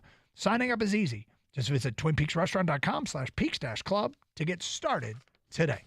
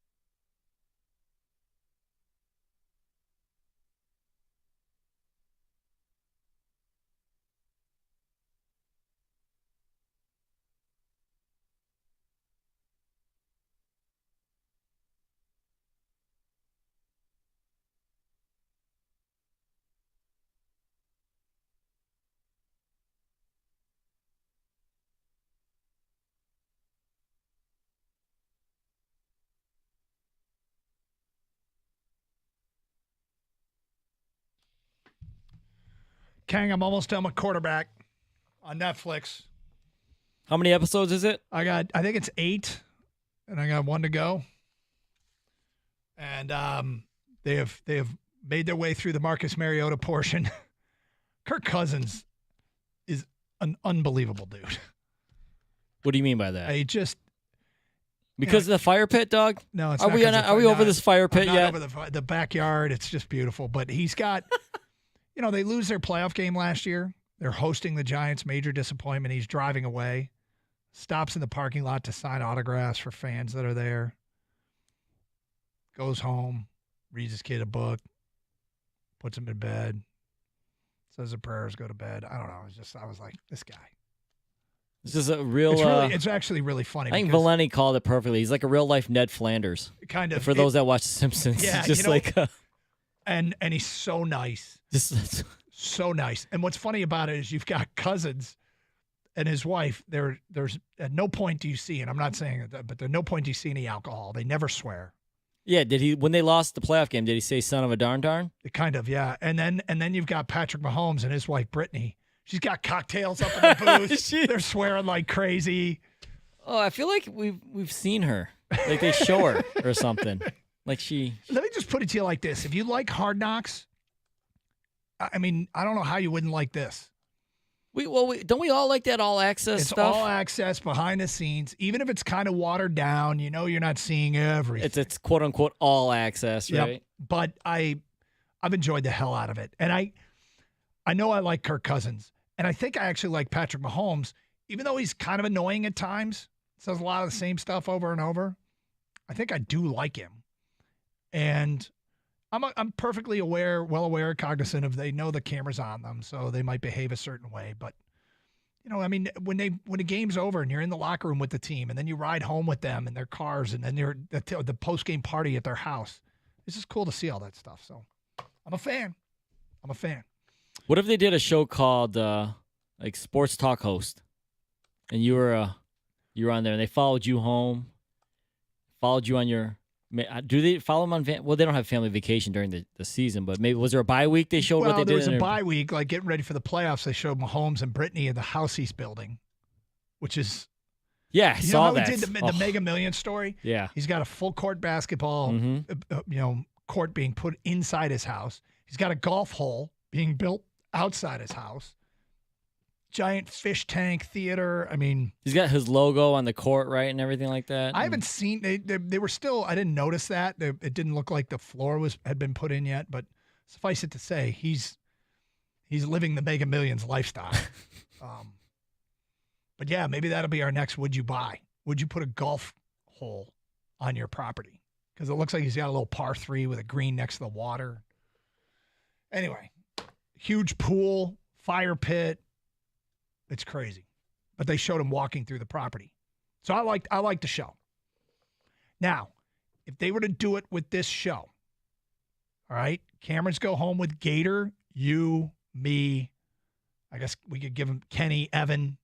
With this show, I would suspect that the star of the show would be Lois, Gator's dog. Because? Because Lois lets Gator stay in the house. Is there a narrator for quarterback, or is it? There's not. No. Okay. Because I want Liv Schreiber, man. He does he's the Hard Knocks. No, he's fantastic. Now Doug is back at Amazon. Yeah, you're making a return. Returns. Does he have the correct receipt? Text me the QR code. Honey, I need a QR code right now. There's people waiting. I think people would laugh at my lifestyle and how little, how little control I have at it after. And you, the same thing. Like when you have kids. Now, yours are small. I've got more control. Yeah. My kids have grown a degree of independence. So you know how they took 3 different quarterbacks? Like me, you, and Gators would be like 3 different lifestyles. It would. You know? It would be. I'm starting to have a little bit more free time. We're sending a daughter off to college in 20 days. She moves into her dorm. Now there's a driver's license for AJ, so he can do. He's now more independent. I tell you what's a difficult transition when your junior to senior college son comes home, is excited to be home, to live at home, but you realize he wants to continue living his college lifestyle. Like, you're getting ready for bed and he's getting ready to go out and you're like, okay, it doesn't really impact me. But then you start doing again? Hey, Did you man. go out last night? Yeah, that's what you do when you're young. I know. Well, but my question is, does he bring like the quote-unquote cleanliness or not cleanliness of the college life back home? He's not bad. Because when I visited one of his frat houses. You went to the frat house, and that was... Good Lord.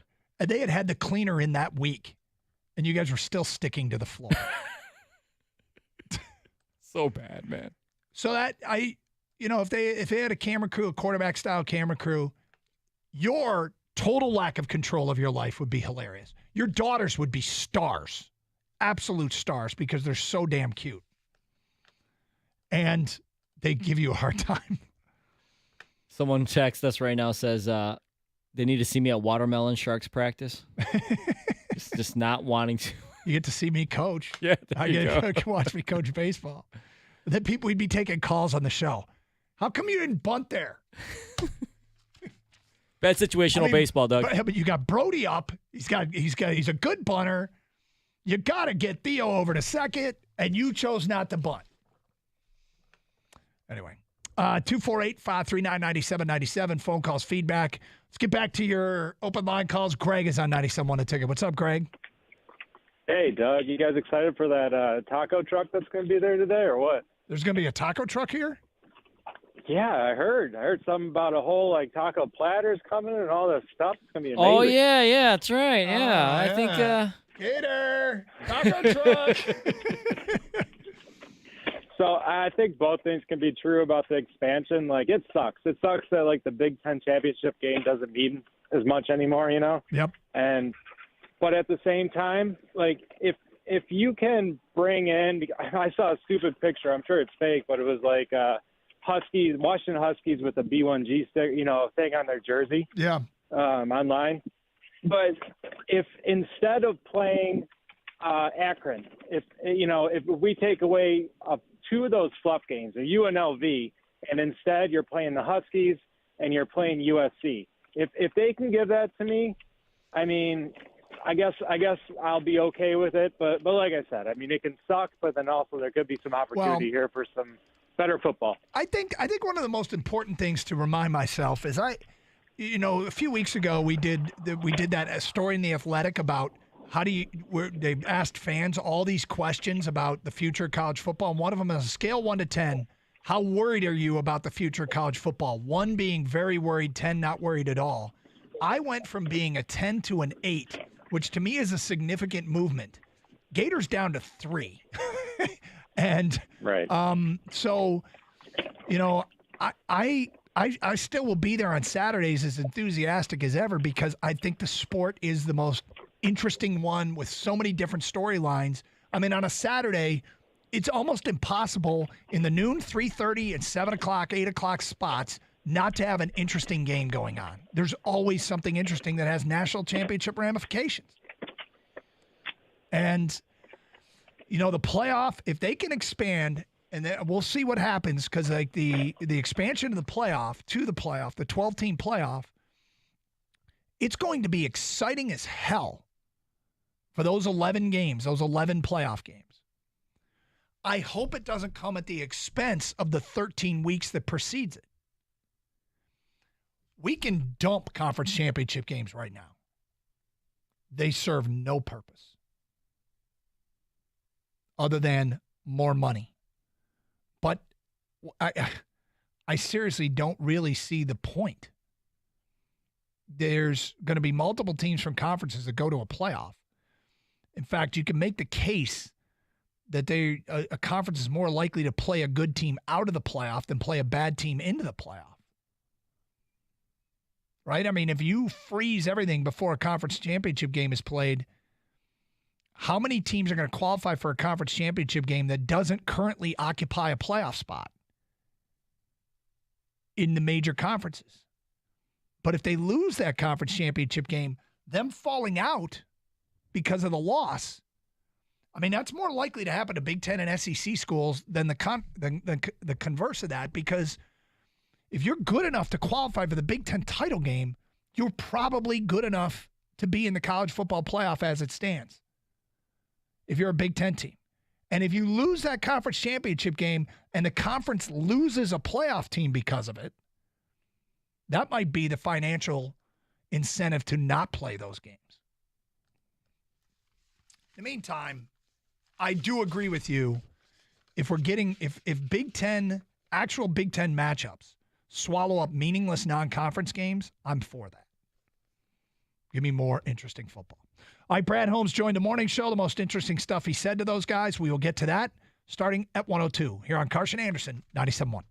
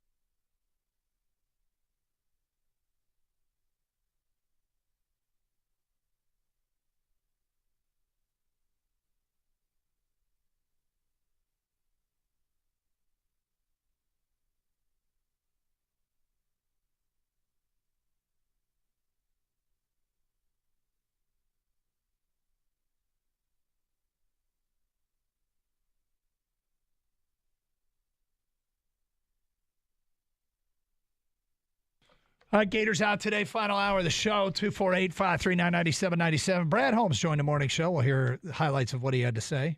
God, I'm jealous of those guys getting out there. Kang, do you know if you're going to be out there with us or you're going to be here? I'm going to be here. Why, you want me to come out there with I you? do want you to come out there with us. I mean, usually almost all remotes you are here, but this one we're going to be at practice next week. I'm fired up. And it's a it's one of those 2-team practices. I think the Giants are in. Yeah. So we'll get to see them going up against other guys. Did you see the video that I don't know if it was the Lions that tweeted out. Let me see if I can find out who put it out there. The Jameson Williams highlight from today. Yes. Was that from today? Were we sure that's from today, not yesterday? I'm not sure it's from today. It's Are you talking about him running past Cam Sutton? Oh, yeah. And it's a deep ball? 16 hours ago. Yeah, it must have been yet. Yeah, it was yesterday. Must have been yesterday's practice. Yeah, deep ball. Mm-hmm. That got me really fired up. They said it was over 50 yards, so that's a good thing. Because, people are worried about if Jared Goff has the arm strength to get the ball down there. Yep. It's just practice, but still. It looks like Goff is standing on, I'm going to see if that's 40, 30, 20, catches at the 10. And it looks like Goff is standing on approximately his own 35 and maybe steps into the throw. And it's connecting with Jameson Williams down the right sideline. It catches it about the 10, but he runs past Cam Sutton. Anyway, got me fired up. All right. Do you think Gator will be, when we go to spring training and he actually hears the sound of the bat with the ball? Says it sounds different coming off. Yeah. You think he'll do something like that when you guys were down there at Lions practice? Yes. He will come back predicting great things for Aleem McNeil because he looks like he's in incredible shape. Although, to be fair, it's been a little tough for us the last few years because we haven't been out there. They've sent the morning show a couple times, which is great. But we haven't had a chance to get out there in a few years, so we don't really have the point of comparison to see them in practices the last few years. But, I mean, Brad Holmes said this morning, and we're not going to play everything, but he admitted they're at a point now where they're going to be cutting some good players. Like, there just won't be room for all the good players that they have, which is a phenomenal problem to have. All right, let's get to some of this. We start with something that people talk about a lot, the backup quarterback situation. We all know that Teddy Bridgewater visited last week. Here's what Brad Holmes said when asked about the backup quarterback situation. This was his update.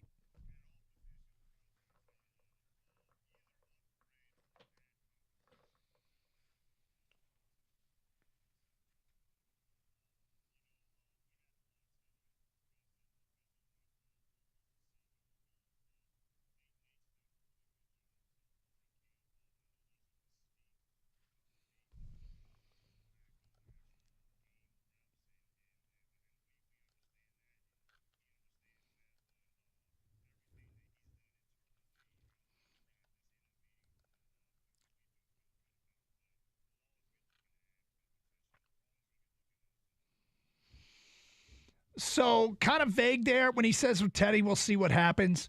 I mean, it feels like it's pretty obvious what's happening here. And Kang, I don't know how much you've thought about this, but is it pretty obvious Teddy Bridgewater is looking where he can get paid to be a backup, but waiting for a starting spot to open up? Yeah, I mean, that's what it looks like from the outside looking in. You never know with guys. They're human, like we spoke about the last couple of days. These athletes are... We want to get inside their heads. We think like, oh, they should do what we would do, but that's not the case, right? So I'm not sure what Teddy's looking for exactly, but from the outside looking in, it looks like he's taking his time because he's looking for the perfect situation, perfect money. All that is a factor. Family, of course, where he chooses to play. Right now, he knows he's going to be a backup wherever he goes. So there's a lot, I mean, when Joe Burrow went down with that calf injury, I would have imagined that Teddy Bridgewater's agent was like waiting to hear the medical update so he could dial immediately, speed dial the Bengals and say, hey, you're looking for somebody who can win you some football games here for a few weeks? When they found out he was out several weeks and not several months and should be back by the regular season, that probably eliminated them as a possible landing spot. But that's the kind of thing that I think it seems pretty obvious that Teddy Bridgewater is looking for. If none of those positions open up, if we make it through the preseason unscathed, I predict Teddy Bridgewater will be a Detroit Lion. If there's not an injury to a starting quarterback elsewhere, I think Teddy Bridgewater will be a Lion. No, he's the type of veteran who can wait. He can kind of pick and choose where he wants to go. But is there something to be said for coming in at some point to learn the playbook, get familiar with your teammates, things like that? Yes, there's absolutely something to be said for it. But it feels to me like you can't tell Teddy when he's got to make his decision. Because for instance, let's say this goes to the final week of the preseason.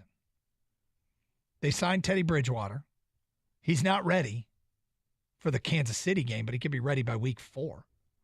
And you just hope Goff doesn't get hurt in the first 4 weeks. And if he does, then, you keep Sudfeld around for that reason. But once he's up to speed, assuming he's better than Sudfeld, which I don't know if that's even a safe assumption. They seem to be going out of their way to praise Nate Sudfeld. Maybe it's because he just may be their guy. They may be kind of locked in with him because if Teddy Bridgewater doesn't come here, and so they want him to be as confident as he can be. But yeah, like a vote of confidence. But don't forget, last year they cut both of their backups and brought in someone else completely different, which was Nate Sudfeld. God, that's funny. They did do that, right? It was David Blau and Tim Boyle. Yep, both guys competing for the backup job. Both guys lose the backup job. All right, so that was the backup quarterback. How about where this team is in terms of building this roster and being ready to win?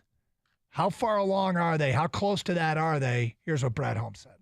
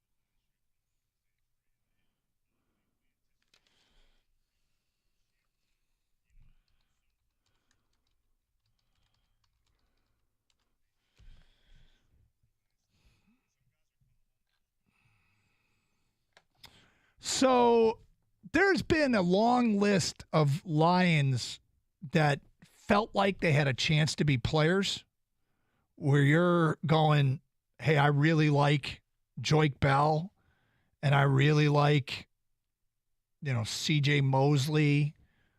I mean, you remember, and you just, there was excitement about some young guys, how they're going to be players, and they never really panned out. And that's where we are with like James Mitchell. Like I really hope he's right about James Mitchell. But he makes a great point. They've gotten more than was a reasonable expectation out of some mid to low round guys like Malcolm Rodriguez and James Houston. And now they might be getting more out of Broderick Martin, who is, again, the most interesting player in this Lions draft as far as I'm concerned. And here is what Brad Holmes had to say about Broderick Martin.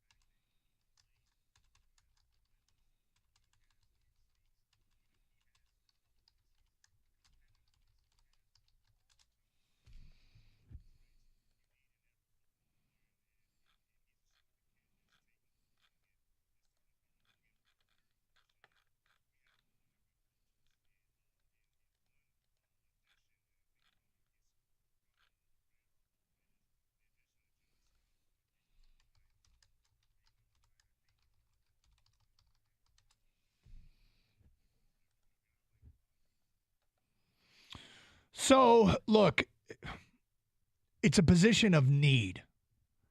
And maybe he looks like the best of an average lot, or I shouldn't say the best, but maybe he's standing out because they don't have elite players there. My God, this would be helpful. I mean, absolutely helpful if they hit the lottery with a mid-round defensive tackle. I just heard that he said he's better than Jalen Carter. That's all I heard, Doug. No, I mean, obviously they moved up for a reason. They really like him. But then with that being said, he's still a mid-round pick, right? Yep. So it's hard to gauge. I don't know what kind of expectations I'm looking for. I just know they really liked him. They moved up with him to get him. But they seem like they liked every pick. If you watch Inside the Den, I mean, everything's with conviction, right? But I keep saying if Broderick Martin hits, and you look at the way they've approached the draft, identified talent, if they're right, and so many of these guys are trending in the right direction. We hear great things about Jack Campbell, Brian Branch, great things about Sam Laporta, now Broderick Martin. It changes the scope of how we view the draft moving forward. Like if Antoine Green makes the roster, it doesn't matter what round it is, Brad Holmes is on the cusp of being one of those guys that will just find you ball players, no matter where he's drafting. If this is where I might be stretching a little bit. I don't think we're stretching much to talk about what the Lions can be in the 2023-2024 NFL season. But if Broderick Martin is a hit, an under-the-radar guy that they got in the middle round that they traded up to get, seriously, the Lions are worth watching drafting from round 1 through 7 because it feels like, and I go back to what he was supposed to be. He built the draft boards with the Rams who never had first-round picks, and they were finding starters without first-round picks. Brad Holmes might be that draft Jedi we've been waiting for. Okay, one more. He talked about Jameson Williams. You'll hear what he had to say about where he is in his development today at 1:20 here on 97.1 The Ticket.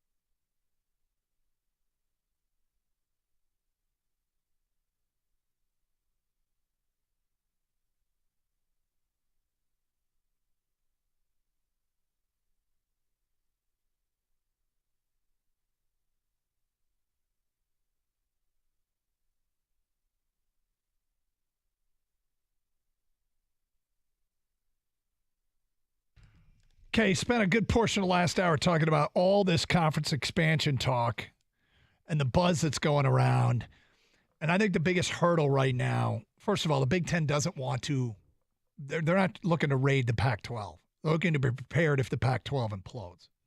Feels like college football is kind of eating itself. But anyway, if it implodes, does it make sense for the Big Ten to get Oregon and Washington?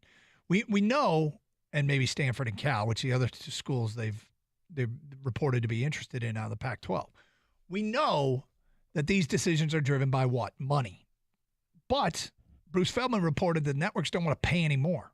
They're kind of done. So if the networks aren't paying anymore, adding 2 or 4 teams only takes the same big pie and slices it more ways, which means each school will get a little less. So I'm not sure that this would make a ton of sense. Brett McMurphy just tweeted out the following at this hour. Friendly reminder, Big Ten cleared and vetted Oregon and Washington as Big Ten members if it makes financial sense. Action Network reported last year. Last August, Oregon and the Big Ten met in Chicago. Washington and the Big Ten met in New York.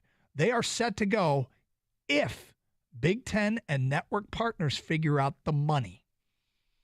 So this is the Big Ten is going to go back to Fox and NBC and CBS and say, will you pay more? And if they won't, which might be an additional $80 to $100 million per team that they add per year, it's a lot of money. And I'm just not sure that it's going to make that kind of sense. Unless there's a possibility of this. Oregon and Washington decide to come and not take as much money as the rest of the Big Ten teams are getting, at least initially. Maybe on the heel, like until a new TV deal comes up. I don't know. But it feels like there's a lot of reporting going on. So there's a lot of discussion. We'll see what happens. In the meantime, one more soundbite from Brad Holmes, Lions GM, who's on with the morning show. Early on here, Jameson Williams has been, I don't know if this term is too strong. Is he polarizing? I don't think he's polarizing. I just think there have been some things there that he has done that when people are trying to predict his success as a Detroit Lion, that have made them less comfortable that it's going to work out. And there's been a lot of stuff that have made people very excited about what he's going to be. I don't want to overstate or understate the case, but they asked Brad Holmes about all of it.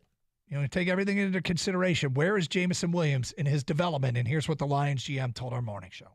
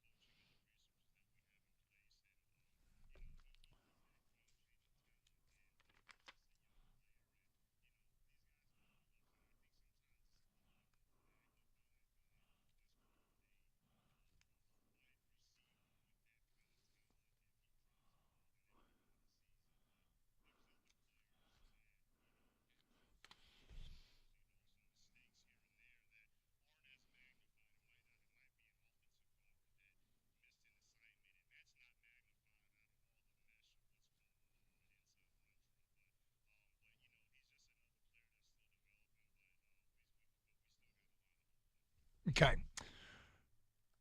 It's really interesting, his choice of words. Ken, can we replay the beginning of that? I just want to hear exactly what he said, because he said surrounded by the right structure, and then he added something else. I want to listen to it again because I think it's significant.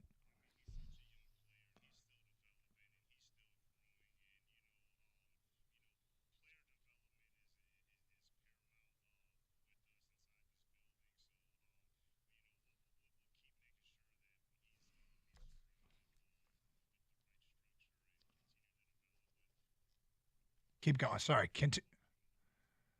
Coaching and the resources okay, that to me is where it's almost acknowledging, hey, we're kind of aware with coaching and the resources we have in place, surrounded with the right structure. They are trying to help him help himself, trying to make sure that nothing, and I'm not I haven't concluded this, but I know some people have. They're worried that Jameson Williams, either personality or something about him, will get in the way of Jameson Williams, the football player, which none of us want. I want to be clear here. That's not the conclusion I've drawn, but we obviously have people that have drawn that conclusion. There's been nothing that's happened off the field in a while that's at any point been remotely has made me uncomfortable. I mean, it was what? It was the last thing that happened off the field was at the him lighting the fireworks box. Yeah, I think it was fireworks. He's done nothing criminal, okay? No. So there's nothing the only thing it wasn't even criminal, it was just against the NFL rules, was the gambling thing. Yep. Okay? It's legal to gamble on sports. It's just in the NFL you can't do it during their time on their facilities. I think what they're saying is things aren't out of control, but you don't want to get them out of control, right? You want to stop it before it even heads that way. Maybe there's some possible signs of immaturity. He is young. He likes to post things on social media. So whether it's Antoine Randall with the coaching staff or keeping Marvin Jones here as a nice, a player, a veteran player who shows a ton of work ethic and looks like, Dan Campbell said it yesterday, you feel his presence out there, his leadership. Whatever it is, the Lions are very well aware they have a very talented player here, and like you said, they don't want the off the field person to mess with the on the field person. And I can't say it enough. I'm not convinced that that's going to happen. Okay. But I thought his wording of the right structure, the coaching, and the resources implies that they're going to help him. They're going to do their best to help him, and there are veterans here. Like Amon-Ra St. Brown is so reassuring that guy is going to squeeze everything out of his ability. And I've said it before, but we want to hear that our players, for all our sports teams, wake up in the morning, they work out, they eat nothing but health food, they sleep, they go practice, they go home, they go to sleep. And they wake up and they do it again every single day of the off season.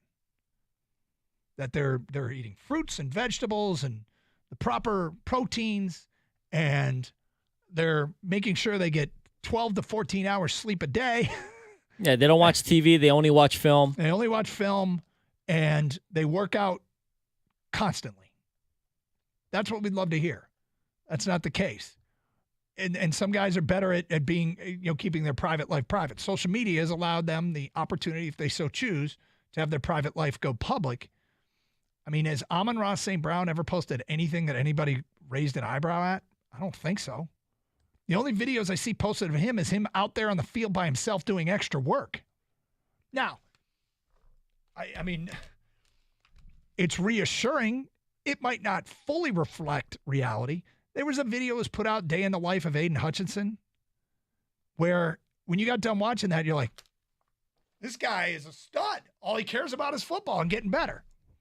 Or it was just that particular day that he, did his own private workout and went and stretched and did the cold tub and ate the meal at the right time that was perfectly planned, centered around his workout and all that stuff. It was reassuring. Might not reflect reality. But anyway, suffice to say, we're all hoping for the best. And one thing that is reassuring, like C.J. Gardner-Johnson in the story today, I think it was in The Athletic. C.J. Gardner-Johnson was twisted inside out by Williams on a red zone rep earlier in the week and has already called the former 12th overall pick, quote, one of the best receivers in the game. That was from a story on 97.1 The Ticket. This is my bad. It's a Birchie story. C.J. Gardner-Johnson is already calling Jameson Williams one of the best receivers in the game. Now, the story went on to say how he's never going to have elite hands, but he has the ability to be elite wide receiver. And not everybody's going to be Amon-Ra and never drop a pass. But there's things that he can do, Jameson Williams can do, that Amon-Ra can't do. Without question. All right, we swing around the NFL next. Carson Anderson, 97.1 The Ticket.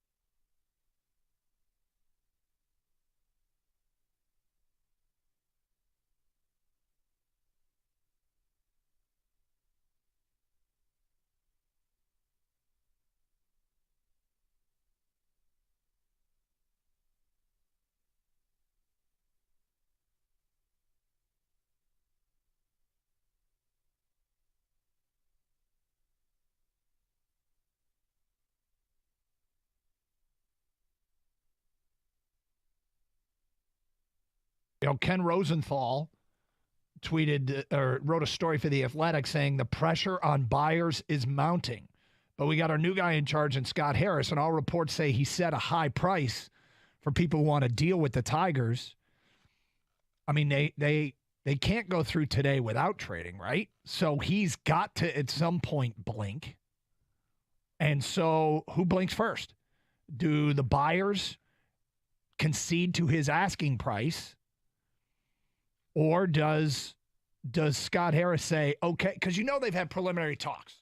You know that he has talked to teams, and the buyers being teams like Baltimore, the Reds, Atlanta, maybe Miami, Houston, the Dodgers, whomever. I mean, not everybody's going to be interested in who you have to offer, but somebody is. And they've had preliminary talks and the outlines of deals. And Scott Harris says, I want A and B. And a team says, well, we'll give you B. And then you go, okay, maybe we'll circle back. But you kind of have an outline of what a team is willing to give up for your guys. And you know what you asked for your guys. And so does Scott Harris take this right down to 6 o'clock and eventually pick up the phone and call somebody and say, okay? Or does it go right down to 6 o'clock and that somebody says, okay, I'll do it for what you want? John, you always, in a weird way, have taught me, just let your play do the talking. Let your pad speak. Don't worry about the other stuff. And lately, especially this off season, forgetting about the NCAA stuff, just the things coming from the coach of this football team, from Jim Harbaugh, it's not Michigan-like to me. Bragging about how many guys you think are going to be drafted. They have a Georgia drill, talking national championship. Well, there's no bragging about the Georgia drill. The Georgia drill is because they haven't beaten Georgia or anybody like Georgia. Okay, well, they only played Georgia once. Games. Right, all right, but they've lost to Alabama in a bowl game. They've lost to Florida in a bowl game. They've lost to Georgia in a bowl game. They lost to TCU in a bowl game. Okay. Oh, they get to the SEC and they're not ready to play. Because that's the counter to that. That's what we're going to hear next. When, they weren't focused on playing Georgia.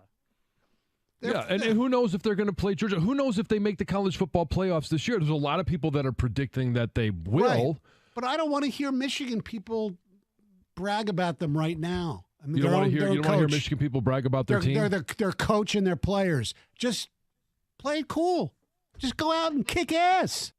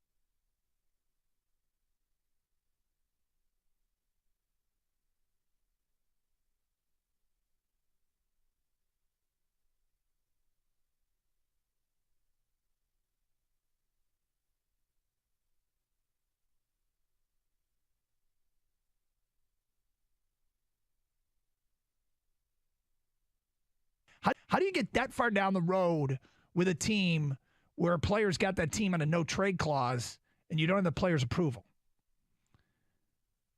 And I really don't think you do. I think Eduardo Rodriguez changed his mind. That's what I think. In lieu of hearing from him, which we will later today, and maybe he'll say it, maybe he won't. But if I watched that news conference today, went back and watched the whole thing, and the nonverbals from Scott Harris, the body language, made it pretty clear to me that Eduardo Rodriguez changed his mind. And I'm not reporting that. I'm not saying I know for a fact. That's what my gut tells me. So, Woj, I think if we play the blame game, there are plenty of people to blame, from Al Avila to Eduardo Rodriguez, but because he is the man in charge, no matter the reasons, and I'm sure there are some, and we will find out, and some we won't, Scott Harris has to take the hit for this. Well, yeah, of course. He's the guy in charge. And it does make you think a little bit if why he hasn't hired a GM yet, because it sounds like, I don't think necessarily things slip between the cracks here. But at the very end, with an hour to go, and you saw Scott Harris on the Zoom last night, he did look like a guy who got blindsided. And however it happens, for whatever reason, when you're the guy in charge, you can't get blindsided, because blindsided means you didn't account for every possibility, everything that could have happened. Let's not celebrate. Sorry. Yeah, let's learn who this Wrong guy sport. is first. Wrong sport. and wrong nation. This is not a Russian player. The Tigers have traded Michael Lorenzen by himself, no package, no sweetener. So Scott Harris was doing something. He was doing something. Okay, just check. See if it's something Just good. wait till we get what he got. Lorenzen to the Phillies by himself, no sweetener, no package. 1-for-1. Is this 1-for-1, David? That's what it looks like. And it's a second baseman from the Phillies, their farm system. He's not a top 100 player. He's number 5 in their system, a 20-year-old. Hao Yu Lee. He's a Taiwanese second baseman.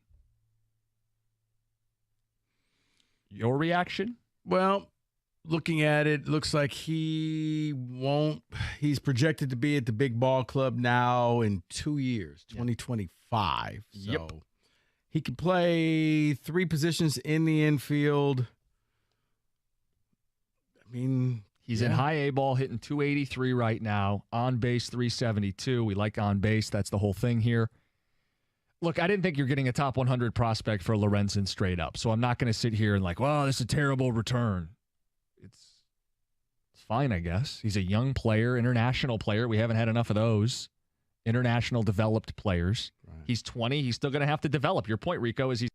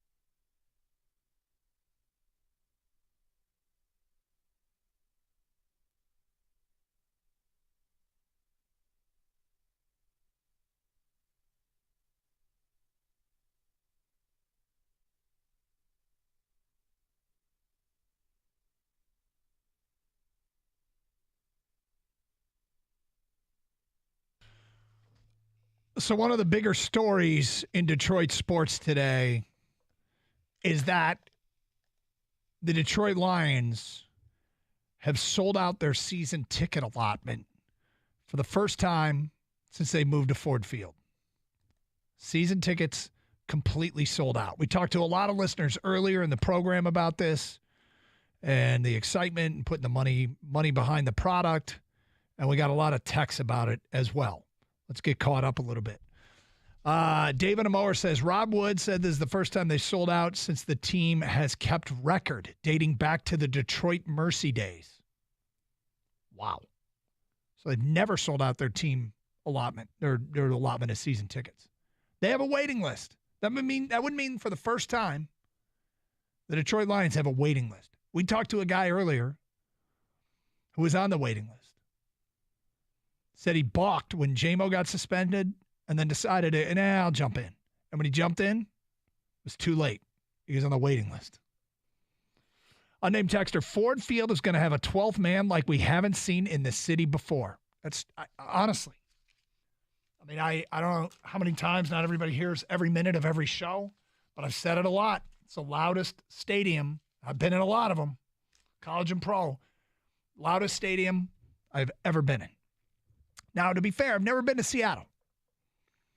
But I've been to State College on the field, whiteout, been to Columbus, overtime game, Michigan, Ohio State. I've been to the undefeated Michigan, Ohio State game. I've been in Kinnick Stadium for night games. There's nothing like those places except that Monday night at Ford Field was piercing. Can you imagine if it's like that every single Sunday? If we have a team that Detroiters are excited about like they were the Red Wings, the 25-year stretch. Mason in Lake Orion says, I'm into the Lions. Everyone's into the Lions, including me, because we want. Everyone is buying to see a winning team in Detroit as all of our teams have stunk for seemingly the past 10 to 15 years. It has been a while since we've been paraded out a team with a chance to win a championship. I don't know if I would describe this team yet as a chance to win a championship. I think they have a great chance to win the division, if you want to call it a division championship. But win the whole thing, I'm not ready to go there yet. But Kang, all these people buying these season tickets are the same people I've been listening to for 10 years with Stafford saying they'll never watch another Lions game. Now they're all parachuting in like super fans. They could all shove it. You know, we're going to have to deal with this during the year. As long as the season goes well, all the people that claim to be Lions free or Lions haters that are back on the bandwagon, how do you handle them? I say, welcome aboard for everybody, man. I think that, you always say this. You don't tell fans how to act. You're just going to tell them how you would act. Yep. This is a town, and Chris Spielman said it earlier this week on these airwaves. This is a football town, man. It's been dying to be a football town. We've been dying to be on a waiting list, right? We've been dying for the hype train to come through. It's finally here. So let the people be. Let them be fans. So the only problem I have with the person that calls up and says that they're Lions free is when they present it in such a way that they want the whole world to know that they are better than you. I am better than you. I'm Lions free. I have more important things to do with my valuable time. You can be Lions free, but when you present it that way, there's a little bit of, oh, shut up. No, that's true. If you were making fun of me, then I'm going to make fun of you. Yeah. Right? It's like, hey, you be you. Yeah. You claim you don't want to watch. You claim you don't care. Fine. Even though I don't really believe you. It's awfully convenient to be Lions free when they're losing. Yes. This is David in Westland. I got my bachelor's degree this spring, and I was going to buy a new set of golf clubs. Instead, I bought season tickets for the first time as a 40-year fan and cannot wait for next Tuesday going to the scrimmage between the Lions and the Giants. That's kind of awesome. Brian Monroe says Lions season tickets are sold out for the 2023 season, and a lot of people bought Mega Millions tickets yesterday. Sadly, I don't see much difference between the two groups. Ouch. Hopefully it works out better for Lions fans. What is Mega Millions? So you think the Lions have a 1 in a 232 million chance to like win a playoff game? Brian, I'll bet with you any day if that's what you believe. Tell you what, I'll bet $1 and a 232 million to 1 that they'll win a playoff game. If you win, I'll give you $1. You have to bet 2 because that's how much tickets cost. Fine, I'll bet $2. Sorry, Doug. No, that's fine. And I'll pay him $2 if the Lions don't win a playoff game, which is, I think, what people are looking at an expectation this year that's reasonable, achievable, and that would make them feel like they've spent their money well. Won a division, win a playoff game. Yeah, I think that's a reasonable expectation. But you know, if they get there, people are going to be like, oh, bets are off. Why not us? If the Lions win the division, and host a playoff game, it's going to be why not us? Yep. Right now, I just saw the odds on ESPN. They're the 4th team favorite to win the NFC. That's not crazy odds at all, Doug. Crazy odds. I mean, where was Philly going into last year? Yeah. Mike in Bay City says, no season tickets, no wait list. It will take more than half a season of good football to bring me back. Another one here. We need to slow down the hype train. The Lions should be good, but they actually have to play the games. You don't have to look any further than the preseason expectations for this year's New York Mets. The New York Mets and San Diego Padres are 2 teams that should have us all a little uncomfortable. Lions fans, probably Michigan fans too a little bit, is on paper things can look great. Got to go out and execute. I think Michigan has a chance to win the national championship, and I may pick them to do so. But you look at what happened with the Mets and the Padres, things can unravel quickly, and there could be injuries or there can be chemistry issues, or one thing can just not be as good as we all thought they'd be. Doug, if things go well, if things go right, there might be a waiting list for a while here. This might be the start of, hey, I know, you can't get back in. Yep. You could get Packers tickets in Green Bay, but you won't be able to get Lions. Actually, I have no idea what their waiting list is. Their waiting list is like famously long. Oh, it's like a decade long or something stupid, yeah. But it'd be pretty funny if we were entering that era where there's a wait list for Lions tickets and not for Green Bay tickets. I think that's going to take a while for those to cross there. I agree, yeah. They're on a very long waiting list. We've heard about that forever and had no idea what that's even like. And now we finally got a waiting list. That's a mind-blowing statement. I mean, right? I was talking about what could go wrong this year. And there's a lot. I mean, injury to no fault you're of so your negative. Why would you bring that? Right, exactly. It's no fault of our own, right? Yeah. You could have injuries. And then the other thing I thought of that's awful, what if they did it again? What if the Packers seamlessly hand the baton from Favre to Rodgers to Love? What if it went exactly as planned? And we all look stupid because we just wrote them off. Yep. I mean, I don't care about looking stupid. Yeah. You grow accustomed to comes with the territory. No, not we, but it's just everybody wrote the Packers off like, oh, Jordan Love. Oh crap, he's good. And what if I mean, that might be some sort of you got to be blanking kidding me moment, is that it feels like it's about to be our time. Their vulnerabilities that they've never had might be about to get exposed, and they don't because they did it again. I'm trying to think, has anybody ever done that before? Go from one Hall of Fame quarterback to another, and then a third? Probably, I mean, the closest is what, Montana to Young? To Garcia? But Garcia was never a Hall of Famer. But no, there was no there's the Manning Cowboys? to Luck to nothing. What about the Cowboys? Staubach. Was there anybody in between Staubach and Aikman? Danny White. Yeah. And then they had like a bunch of people. They just Why are we even talking about this? It's not going to happen. Let's just deal with the devil stuff. Yeah, stop it. What do you guys got planned coming up next? We are going to get into some Lion stuff at 3 o'clock. People buying in. Clearly. In a tangible way with dollars. We will get to that at 3 o'clock. We're going to open with more of the Eduardo Rodriguez stuff. I know, Rico, you talked about it yesterday, a measured approach. We've got reports from his agent, Ken Rosenthal, Baseball Insider, adds some more details. So we're going to start out with that and see if the story has changed in your eyes in any way. So we did some of it at the beginning of the show. I think we don't know how history is going to treat that story, but I've got it highlighted right now because I think it goes down into Detroit sports lore that just put it in that category where you You can't explain it, but I know somebody who knows somebody who knows something that happened. And the other thing that scares me, I don't want to know the answer to because it might only be super painful. Who's the prospect that they wanted back? I don't want to know. Who's going to go on to be a Hall of Famer? I don't want to know. Who's the Smoltz that we didn't just get?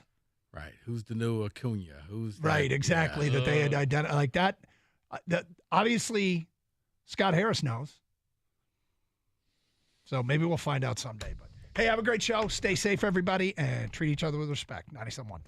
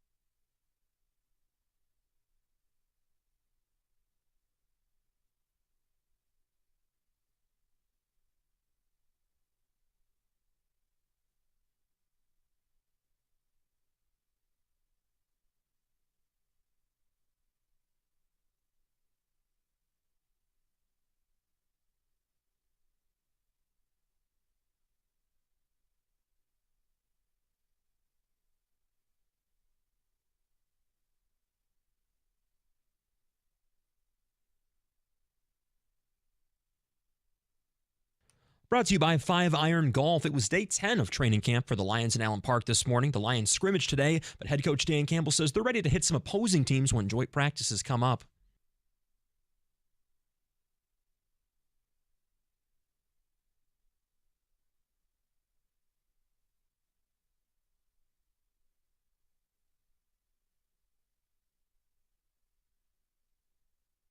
The Lions will hold joint practices with the Giants coming up next week in Allen Park. Fans can see those practices on Tuesday and Wednesday. The team also announced this morning that for the first time in the history of Ford Field, season tickets have been sold out ahead of the season. Big Ten presidents voted today to allow the conference to explore expansion with the focus on 2 Pac-12 teams, Oregon and Washington. It's also reported that Cal and Stanford are on the Big Ten's radar. So far, no formal offers have been made. And the Tigers are off today. They start a 3-game weekend series against the Rays tomorrow night at Comerica Park. Reese Olson will get the start in the opener right here on 97.1. At the Ticket Update Desk, I'm Luke Sloan. For more, visit 97.1 The Ticket or Odyssey.com.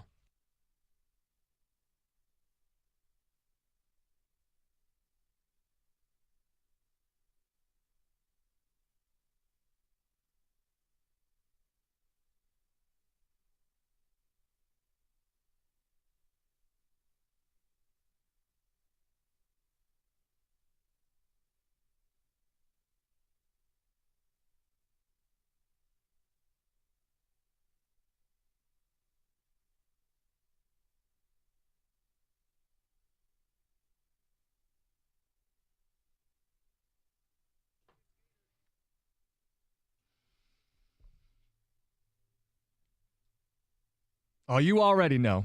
97-1. Jim Costa in today. Rico, heard you a little yesterday. The trade that wasn't. Eduardo Rodriguez, still a Detroit Tiger. We have more details. So I'd like to start with that, and then we are going to move on from that. 3 o'clock, Lions getting buy-in in a way we've never seen before. Tangibly, with dollars. Yeah. We will do that at the 3 o'clock hour. But Rico, yesterday I heard some of what you said, and I thought you were measured.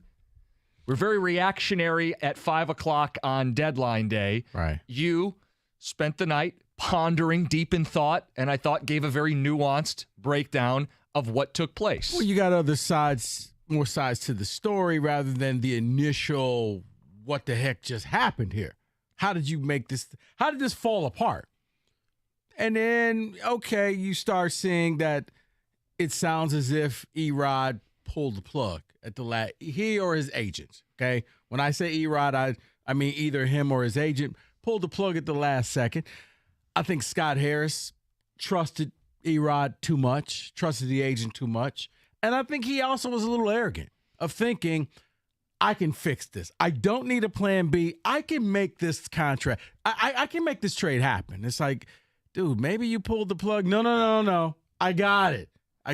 We've all been there before, bit off more than we could chew, and rather than take the help or call the plumber, you just keep, nope, I just need a bigger wrench. Okay, well, that's what happened. But I want to be very clear on something. You're not absolving Harris, are you? I did not. Just clarifying. No. I said this falls on him. This is a gigantic rookie mistake. I hope you learn from this. This isn't 100% your fault, but it is your problem. You could have stopped this at any time. You take the majority of the blame. So, yeah, but I don't think it's 100. I don't think he's the idiot that we all thought, like, how did you make the trade and not know he had a no-trade clause? Well, he knew. He came out and said. He knew. We've talked multiple times. We text, which means that E-Rod was on board. Hey, L.A. is a team. I know it's not on your list. Are you cool with that? He had the blessing to move forward. He got the deal done. Lost in translation, you didn't get the deal done. But on paper, he actually got the deal where he was going to get whatever it was. Remember, he had a high standard, and the Dodgers are willing to pay that. So that's why I'm saying he screwed up. He was too trusting. He was a little too arrogant. He realized it was a business, and you don't trust anybody in business. Couple details that have emerged since you got off the air yesterday. One, from E-Rod's agent, who released a statement, and at the end of the statement, he says, unfortunately, we ran out of time. When you run out of time, that implies maybe your general manager shouldn't have walked it all the way up to the very end. We have some reporting from Ken Rosenthal, Baseball Insider. He used the phrase catastrophic when it comes to how the Tigers handled the deadline. He called it a catastrophic outcome. His reporting indicates that a deal was agreed to, it sounds like, on Monday night, the night before. But, of course, you need Eduardo Rodriguez to sign off. Rosenthal reports he wanted an extra $20 million tacked onto his contract to feel comfortable going to L.A. because if he gets hurt, he wants to know that he'll miss out on free agency, but he'll still get made whole. The Dodgers didn't want to do it. That unraveled. Rico, what I don't understand is the Dodgers pivoted and still found a pitcher, albeit not one as good as Eduardo Rodriguez, but they pivoted. According to Rosenthal, they were trying to make it work in a 3-team trade to help the Tigers, but when that thing died and wasn't going to be resuscitated, they went out and found another way to make their baseball team better, whereas Scott Harris didn't. Right. So I know we've had a night to put your head on the pillow and think, and actually a couple nights to think about this. Well, see, that's why I said I think that was the Scott Harris arrogance. Right. Whereas the Dodgers, no, this is a business. Listen, they wanted Verlander.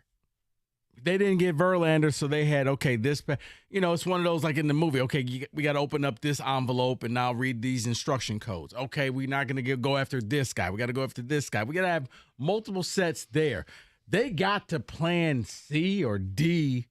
They didn't want this guy, but everything else had failed. That's why I say, Harris, I can make this happen. It's like instead of being smart about it and saying, okay, let me have some backup stuff, he was prideful.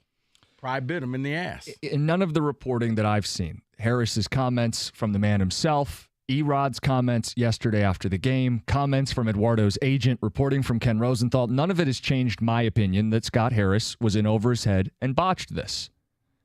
Now, you can say it was a tough situation, clearly. A lot of moving parts. But it doesn't change the fact that he botched this. I don't know if anybody else's opinion has changed or wavered as more info has come out. But, Rico, I look at it like this. If you don't have firm, yes, I'm waiving my no-trade clause in writing, then you better have a plan B to avoid, as Rosenthal put it, a catastrophic outcome, which is the possibility that he walks for nothing at the end of all of this. He didn't hire a GM. Catastrophic's a little strong, but I and not my words. Anybody? Jim's got an axe to grind. That is baseball bow tie. No. Ken Rosenthal, who has sources and a reputation. He says this was catastrophic. I understand. And I agree with him. I agree with him that given what was at stake in a market perfect for people selling pitching, Scott Harris was left holding the bag. And it's his own fault. He took it to the very end and gave himself very little wiggle room, did not have a plan B. It's on him. I don't blame Eduardo at all. Eduardo Rodriguez had this in his contract. He's allowed to say no, and he did. It's Scott Harris's job to work ahead, have contingencies, and be prepared to pivot. The Dodgers pivoted, a real baseball organization. They're not happy either, but they pivoted, and the Tigers didn't. So you tell me where you're at, 248-539-9797. But people trying to slice up the blame pie, the biggest helping still goes to Scott Harris. Yeah. If not the entirety of it is his. I said he gets a very large slice, but I do think that Erod helped out. Erod gets a pretty big slice himself. What did he do wrong? You led everybody to believe that this was going to happen. Instead of just saying, you know what? No. Don't go down that road. Not this team. Let's go someplace else. You gave the blessing, and then you invoked your no-trade clause at the end that no one could say, no, you can't do that. But you don't let it go this far. You could have pulled the plug and said, hey, whoa. I already said I'm not going there. What are you doing? He was in contact with Scott Harris.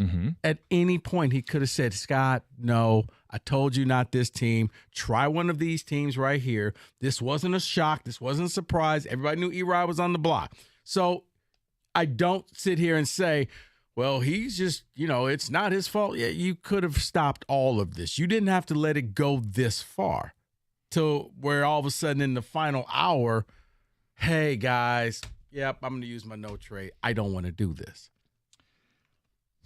So, again, we bring it up because you got new reporting. His agent, and here's the statement from his agent. He says, I negotiated a no-trade clause in his contract for a reason. With all the money, the glamour, and fame that comes with being a professional athlete, it's also very difficult on the personal side. Many players, wives, and their children suffer from instability in their life, and especially when their spouse gets traded. He says, I do not take that lightly. Okay, so this means, once again, I don't know what happened in the Rodriguez household. Sure. You didn't get everybody on board with you saying, go ahead and pursue this trade. Right. So that's why I'm saying you could have, hey, guys, they're talking about trading me to the Dodgers. No, you don't want to go? You don't want to go to L.A.? Fine. Let me call Scott Harris and say, Dodgers are off the board. Pick a new team. You don't have this conversation after the deal is done. The end of the statement. As for the Dodgers in particular, once I was granted permission to speak with them regarding the trade, we did our best to come up with a way to make it happen where everybody was comfortable with the outcome. Ultimately, we just ran out of time. That's from Gene Mato, his agent. The ultimately we ran out of time to me implies, you tell me if I'm reading this wrong, implies that if they had maybe another 24 hours, another 48 hours, they may have been able to get it done. Is that a wrong read? Ultimately, we ran out of time. I mean, that implies that they were trying to make headway and deadline snuck up on them. How does that happen? It's not a wrong read, but it's just like yesterday when there was a certain tweet out there that I didn't take at gospel. I'm not taking this at gospel either, because the agent, you're an agent for a reason. You're the bad guy. You're the fall guy. You got to make your client look good no matter what. But I think when you hear what Scott Harris had to say and when you hear what Eduardo Rodriguez had to say, and you blend those together, you could pick up, yeah, this just kind of fell apart at the last second. This wasn't one of those, well, we just ran out of time. I think this is the agent thinking, oh, my client's looking pretty bad here. Let me take a little bit of this and make it seem like it was all on me. I was trying to do my. That's just me, Cookies. That's how I see it. Hey, let's get other people's interpretations. 248-539-9797. Tom, you're on 97.1. All right. Well, if I think I'm going to touch on what the tweet with the agent, and if it really did boil down to one more year and $20 million that Erod was trying to extort, whatever word you want, for this thing to happen. I mean, the Mets were ecstatic to pay $100 million to get 4 or 5 top 100 prospects. So ultimately, if you could have given, maybe he would have taken a bonus of $10 million and not have to get the extra year tacked on, and just said, hey, everybody's happy. Here's a $10 million bonus. You're basically buying his contract out for 10% on the dollar, 10 cents on the dollar, and you're getting, and for that money, you're achieving the extra prospects that you so covet. You're saying the Tigers should have paid some of the freight if he opted in, is what you're saying. Absolutely. The way that the Mets, just so people know, the Mets are paying a good chunk of Verlander and Scherzer's salaries, and Scherzer is opting in. So this isn't like some something that doesn't happen. This does happen. And Tom, maybe that's one way that they could have helped facilitate this if they were more creative. Because I don't think Eduardo was wrong to ask for $20 million tacked onto his deal. Because I think his fear was, if I get traded somewhere I don't want to be, I have an arm event, I don't get to hit free agency, and now I missed out. At least give me the 20 on an extra year. Right. Dodgers didn't want to do it. They tried to make a 3-team deal work, couldn't do it. They pivoted and got a pitcher. Meanwhile, Scott Harris.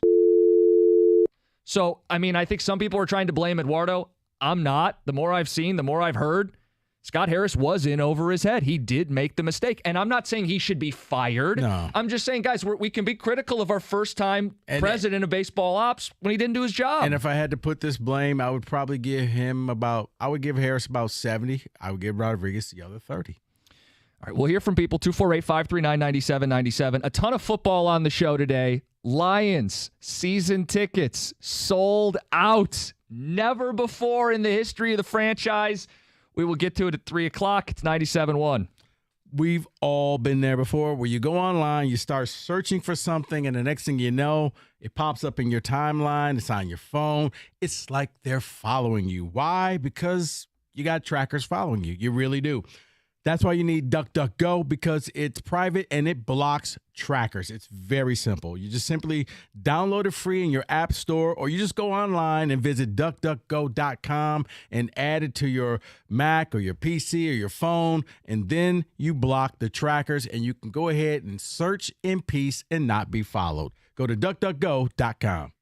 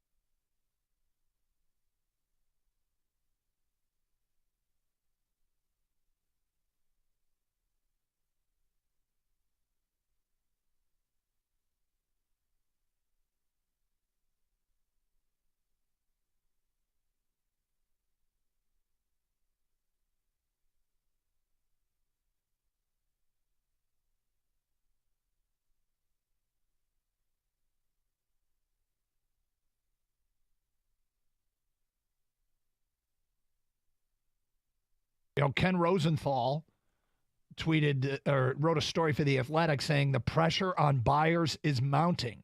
But we got our new guy in charge in Scott Harris, and all reports say he set a high price for people who want to deal with the Tigers. I mean, they can't go through today without trading, right? So he's got to, at some point, blink. And so who blinks first? Do the buyers concede to his asking price? Or does Scott Harris say, okay, because they've had preliminary talks.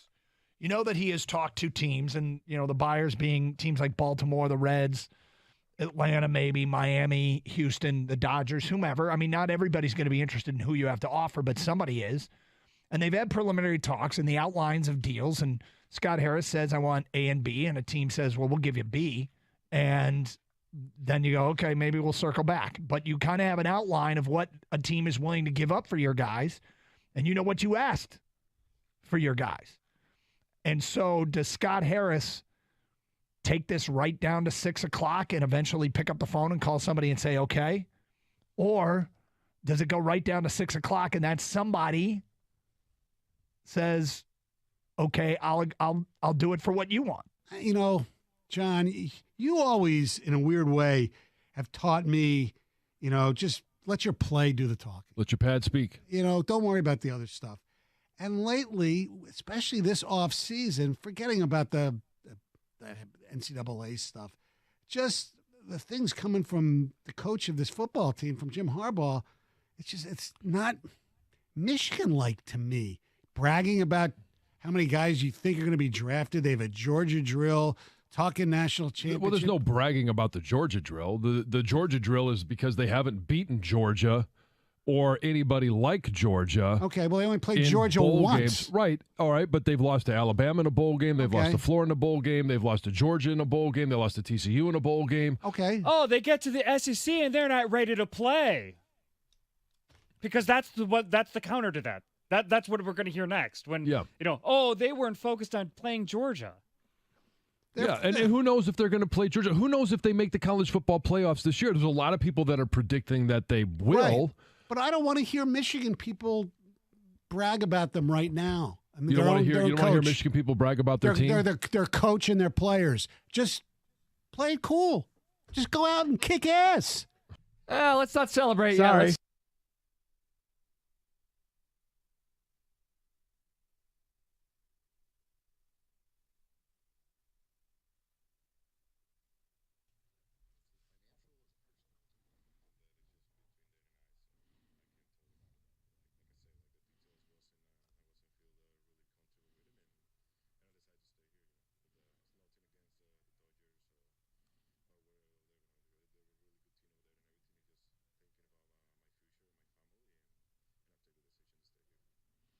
Eduardo Rodriguez yesterday. Details coming out last night and this morning from Ken Rosenthal, baseball insider, The Athletic. Ken says there was money on the table here, that Eduardo's camp wanted $20 million added on to an extra year to go to the Dodgers. Dodgers weren't willing to do it. But yeah. Do you believe that? I mean, what do you believe in all this? Nothing. I think this is one of those things, Cookies, and that I'm not trying to take it in a different direction. I just think this is going to be one of those stories we will never really know. It will always be speculation, but we'll never know the exact details of what happened. You're going to know somebody who's going to know somebody who knew somebody who knows somebody who told you their version. But as the layperson, we're going to scratch our head, and this will just be like one of those, I don't understand what happened here. And now you know who was the person that you were going to get in return. Everybody's going to come up with their different way. Everybody's going to try to make it seem like they are not the bad guy. But in situations like this, I look at Scott Harris. Scott Harris looked like poor man was, in a hostage video. I got stuff I want to say, but I can't say it because I'm the president of the team, and it would be bad for me. It would be bad for business. It would be bad for everybody if you actually knew the truth. They talked to Rodriguez yesterday. He kind of hemmed and hawed and beat around the bush, which means there's something else there that John Q. Public is not privy to and will never know. I don't think it's as simple as what Rosenthal is saying about the money. I don't think it's that simple because it never is. Because if it was, like the caller said, Tigers got enough money. What if we give you $10 million of the 20? Yeah, let's make a deal. We know we don't have. Yeah, we'll pony up the money because we're sitting on cash here. Well, we'll make this deal happen. You would hope so. Rosenthal used the word catastrophic, called this a catastrophic outcome. Let's get to the phones, 248-539-9797. Jerry, you're on 97.1. How you doing, guys? What's up? Jerry. Hey, I just the agents they're like lawyers. They do everything in writing. Scott should have, he's like a lawyer. The lawyers review the contracts. Everything's in writing. Mm-hmm. If he was going to go and pursue not allowing him to use his no trade clause, that would have been something that was documented in writing prior to actually even going into the trade process. Scott did not get it in writing. You don't have a guy just show up at the last minute and say, oh, you know what, I got up and my leg hurts, I'm not going to do it. Everything's in writing. Mm-hmm. It's contractual. This is a major failure. He's not a good businessman. No, and Jerry, that's why I said yesterday, I think that he realized what a business this is, and I do think that you're right. He was way too trusting in this deal. He was a little arrogant. He thought, I could get it done. Guys, I'm smart enough. I know what it takes, okay? And you didn't. You didn't know what it take. You know what it took, and you failed. You fell on your face, which is why I give him 70%, because bottom line, you're the president. This is the cost of being the boss. You didn't get it done. It fell on your watch. Not all your fault, but in the end, somebody needs to get blamed. It's you. Aaron, you're next up. Aaron, you're on 97.1. Hey, I love your show, guys, and I'm going to say this. Good afternoon. But thank you. I appreciate it. I really don't feel it, though, because Scott Harris screwed the pooch on this so bad. I cannot for the life of me. Now, I haven't seen the contract, and I know that he had a no-trade clause for, 10 teams? Mm-hmm. You telling me the Braves, the Phillies, the Rangers, the Astros, the Giants, you didn't have a second phone call to make that wasn't on his list? That you already had a deal in place where if he said no to the first one, well, we found a team that you don't have a no-trade clause to, and you can kick rocks out of town while we take back what we need. This is a gross dereliction of duty on the part of one of only 30 men on the planet who have this job. Sorry, I know I'm ticked off, but man. Nah, Aaron, you're allowed to be ticked off, and I'm going to let you finish. You're allowed to be ticked off because that's why I say I do think that part of this was his arrogance of, I don't need a backup plan. I can make this plan happen. Well, then in that case, maybe you should go plan weddings because you're not doing good at planning baseball teams. Like, this is ridiculous. I called yesterday and said something about Baltimore. They won't even pick up the phone with the Brewers. And maybe the Brewers don't have a bunch of top 100 prospects. Maybe the Giants don't either. But you get rid of this contract and you get your team moving forward. Well, Aaron, that's the key. And The Dodgers how wanted. How does he not know that? Sorry. No, Aaron, the Dodgers wanted him too, and the Dodgers didn't get him, but they at least made a trade. They had a plan B or C. It's not a move they're thrilled with. It's not a move they're happy with, but they weren't going to be left in the cold. They were going to add a pitcher to their team. And if you're the Tigers, the goal was to add a young hitter for Eduardo Rodriguez. Yeah. Ideally top 100. Maybe that's why he hung on to the Dodger deal for as long as he did, because presumably there would have been a good player involved. But he had to know at the end of the day, as the clock's ticking and winding down, there is a no-trade clause. It's not in writing. We are dealing a little bit on a tightrope here. Mm-hmm. We might need to have a C-level trade that we're not proud of ready so that we avoid catastrophe. Mm-hmm. Ken Rosenthal's word. Let's go to Jake. You're on 97.1. Yo, what's up? I just wanted to say how I think some of the blame should be put on Al Avila because he's the one who signed the contract, right, with the 10-team no-trade clause and also the opt-out halfway through. I know we're beating a dead horse here, but I think a fraction of it should be put on Al. But see, Jake, here's why I can't put it on Al, because Scott knew this contract going in. It's a bad deal, but this was Scott's job to now dissect it and see how he could take it and make it, find the advantages to this. So, yeah, I can't. Maybe Cookies can. I can't. No, I think I'm not going to defend Al Avila, but he wanted to get Eduardo Rodriguez, and the way to get Eduardo was to give him an opt-out and to give him no trade clause and sweeten the deal. And you know what? Eduardo, when he's pitched, been a damn good pitcher for this team. Of all the mistakes Avila made, this wouldn't be 1, 2, or 3. Right. And Rico, you're right. You know what contract you have. And Scott Harris opened his press conference basically acknowledging this contract was incredibly difficult to move, but not impossible. And that's the thing I would say. It could be difficult, but you got to do it. I look at Scott Harris as almost coming to the Tigers as like buying something as is. Mm-hmm. That means you know what you're getting. You would want it to be better, but it's as is. Hey, sorry, but it's your problem now. You got to fix it. You got to deal with it. All right. I said we weren't going to do 4 hours on it. I know you spent 2 hours yesterday with the Eduardo comments. Hey, you weren't here yesterday.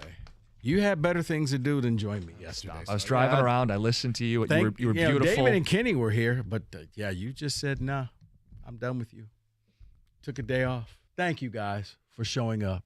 Berto was also here. He was helping us. Was he? Yeah, he was helping us out. Okay. Boy, now you're really shaming me. Roberto even came into work and you sat at home. I didn't even want to stoop that low. Hey, I'm sure you guys are all going to come in Saturday and host with me, right? Hey. What time?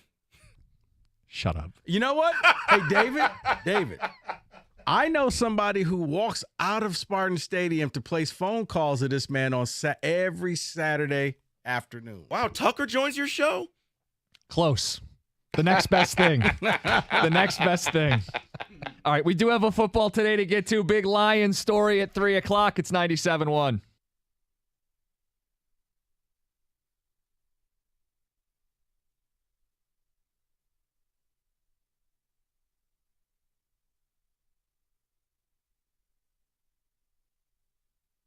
Let's learn who this guy is first. Wrong sport.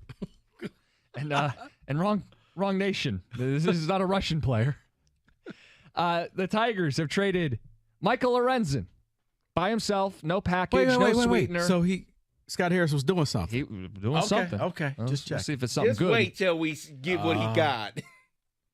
Lorenzen to the Phillies by himself, no sweetener, no package. 1 for 1. Is this 1 for 1, David? That's what it looks like. And it's a second baseman from the Phillies, their farm system. He's not a top 100 player. He's number 5 in their system, a 20-year-old. Hao Yu Lee. He's a Taiwanese second baseman.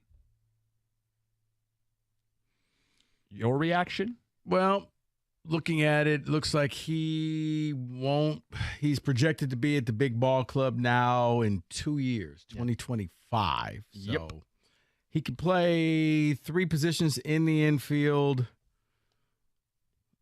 I mean, he's in high A ball, hitting 283 right now. On base, 372. We like on base. That's the whole thing here. Look, I didn't think you're getting a top 100 prospect for Lorenzen straight up. So I'm not going to sit here and well, this is a terrible return. It's fine, I guess. He's a young player, international player. We haven't had enough of those.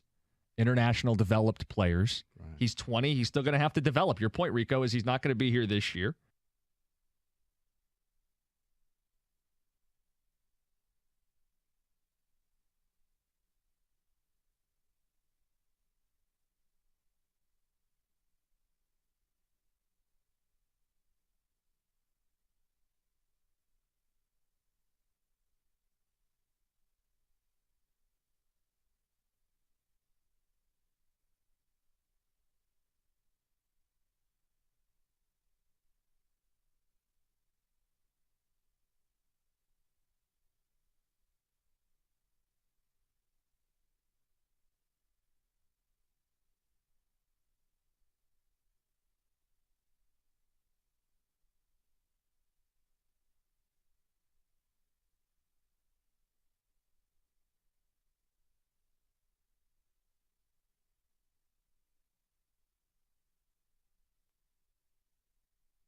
How do you get that far down the road with a team where a player's got that team on a no-trade clause and you don't have the player's approval? And I really don't think you do. I think Eduardo Rodriguez changed his mind. That's what I think. In lieu of hearing from him, which we will later today, and maybe he'll say it, maybe he won't.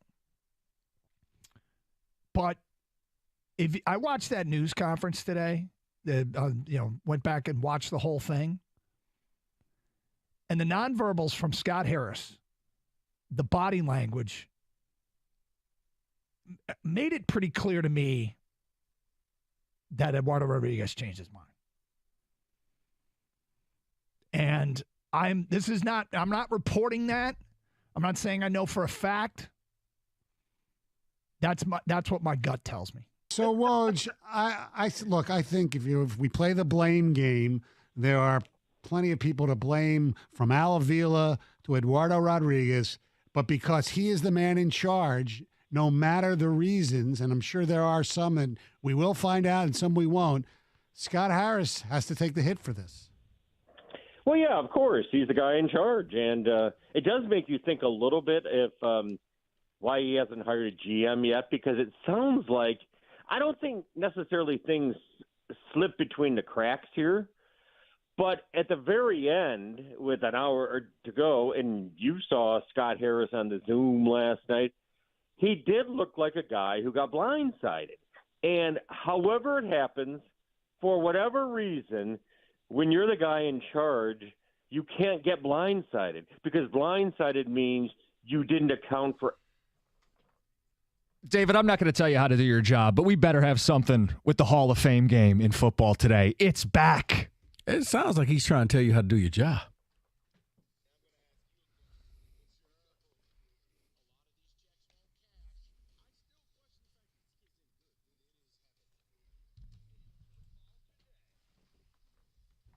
I'll just do this. I won't get to the Hall of Fame game just yet. But have you seen this discussion regarding NFL kickoffs?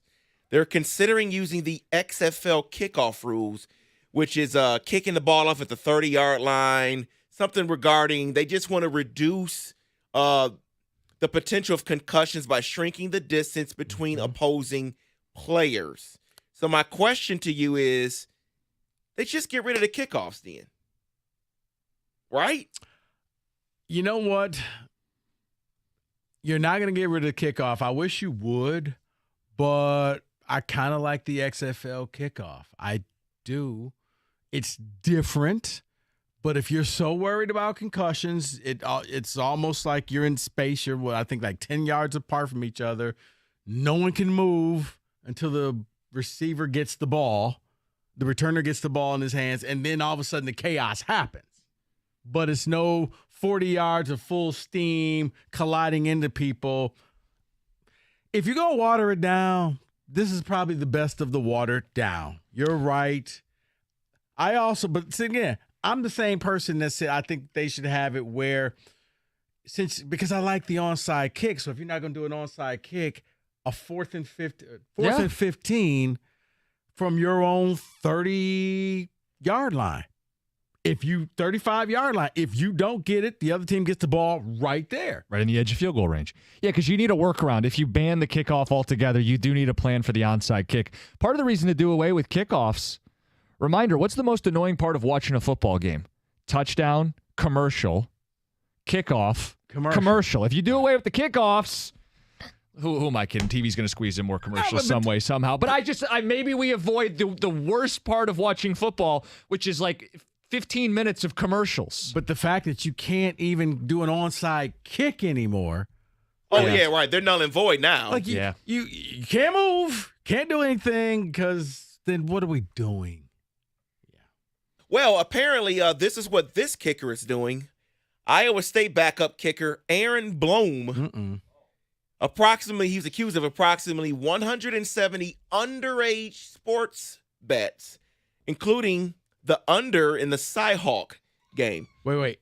By underage, you mean he wasn't legal age? He wasn't legal age. I just want to put that out there. I was about to get to that. He was using his mom's account. His mom had signed up for a betting app, and he was using her account because he's 17.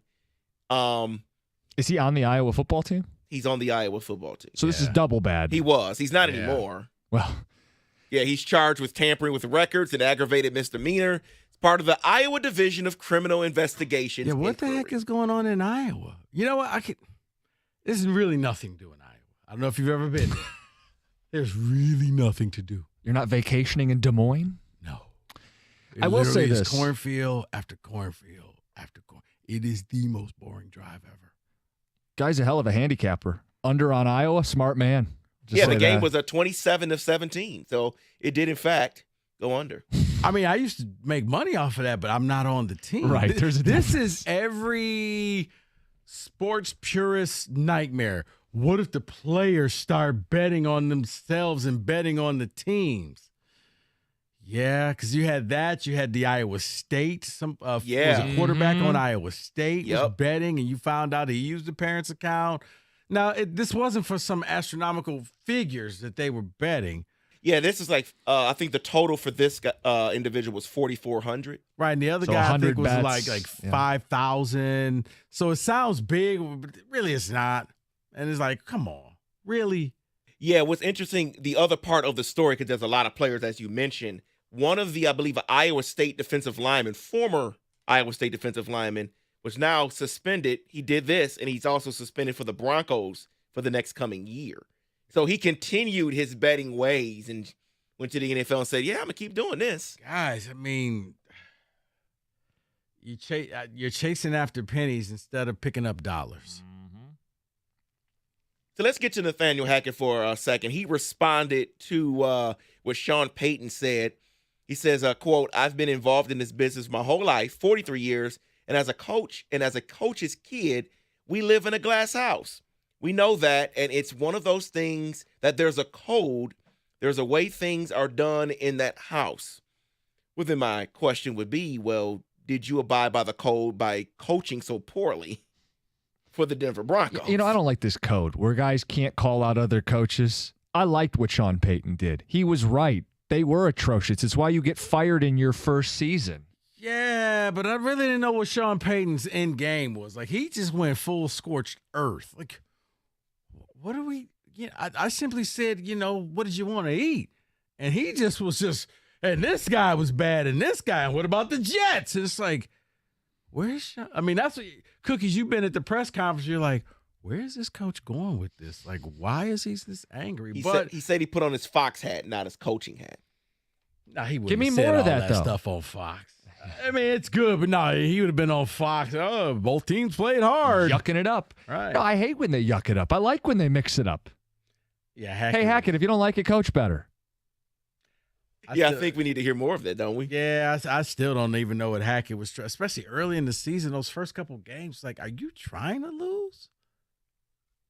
Well, here's a note on the Broncos and the Jets. They play in week 5, and that is the first week you can begin to flex games to Sunday night, Monday night, stuff like that. But they already have like a Cowboys-49ers match. Yeah, it's not going to happen. I was about to say, unless both of those teams just bottom out, that's still Dallas. And it's still San Francisco, well, yeah. I mean, it's Dallas. That's America's team. Yeah. Either you love the Cowboys or you hate the Cowboys. In the end, I don't really care about the Broncos. I don't really care about the Jets. I would be upset, but I got to recuse myself from this because the Niners are in it. But I just don't. I think that it's the Cowboys, man. Everybody has an opinion on the Cowboys. Everybody doesn't have an opinion on the Broncos. To Rico's point, let's say they start atrocious. They're 0-4. People are going to want to watch that train wreck on Sunday Night Football. you know what, there's no Cookies? way they're getting flexed out of that spot. You're right, because now you're hate watching or spite watching. They're gonna bench Dak, get Cooper Rush in the game. So let's get to this here, okay? Because one Jim Costa is tweeting that football is on tonight. Yes, the Hall of Fame game is on tonight. You have the Jets and you have the Browns. I'm excited for it. I'm going to watch. Rico, I'm sure you don't care about this. A lot of people don't care about this, but I think Costa truly cares about this. I think he's betting. He needs to call the number. I was asking Kenny. I said, I saw a stat. Saleh, 5-1 in preseason games. Is this like John Harbaugh and the Ravens? Moneyline -120. And all of you have your hand on your face in disgust. This is like when David was trying to tell me why I needed to stay up to 3 o'clock in the morning to watch soccer. I mean, wake up at 3 to watch soccer. Come on, Rico. Zach Wilson, Kellen Mond, dueling. Hall of Fame football is football until like 3 minutes in when you realize this ain't really football. And many of the starters don't play because they have an extra game in Correct. preseason. So, yeah. I think we're losers. And who's the starting quarterback for the Jets? Wilson. Zach Wilson. Oh, he will be starting tonight. Okay, you just answered my own question. Come game one, who's the starting quarterback? What's Aaron Rodgers? Okay. Yeah. So he's not playing I'm in this not, game. I'm not new Right. to preseason football. I'm No, well no, aware no. of how this goes. Right, that's what I'm saying. Like, yeah, you're not even giving me your best product. So why should I care? Oh, it's not the best, Rico, but it's been such a long time since we had football that this is a little taste, a little appetizer, a little amuse-bouche. Until you realize 30 seconds in, Kenny, What did you just say? It's an appetizer, an amuse-bouche. It's like a fancy. The face you made. Kenny's never heard that phrase. Moose boost. Who's bringing a moose? So no one else is going to bet the game tonight. Will you watch any of it tonight? Oh, I'll watch first quarter. If you bet the game, you call the number. Okay. You're right up there with the Iowa football. Kenny, will you watch any of this? I might watch like a drive of it, and that's where I probably tap out. Rico, a possession, a pass, a third down. I probably won't get past 3 possessions. Okay. That is in football today.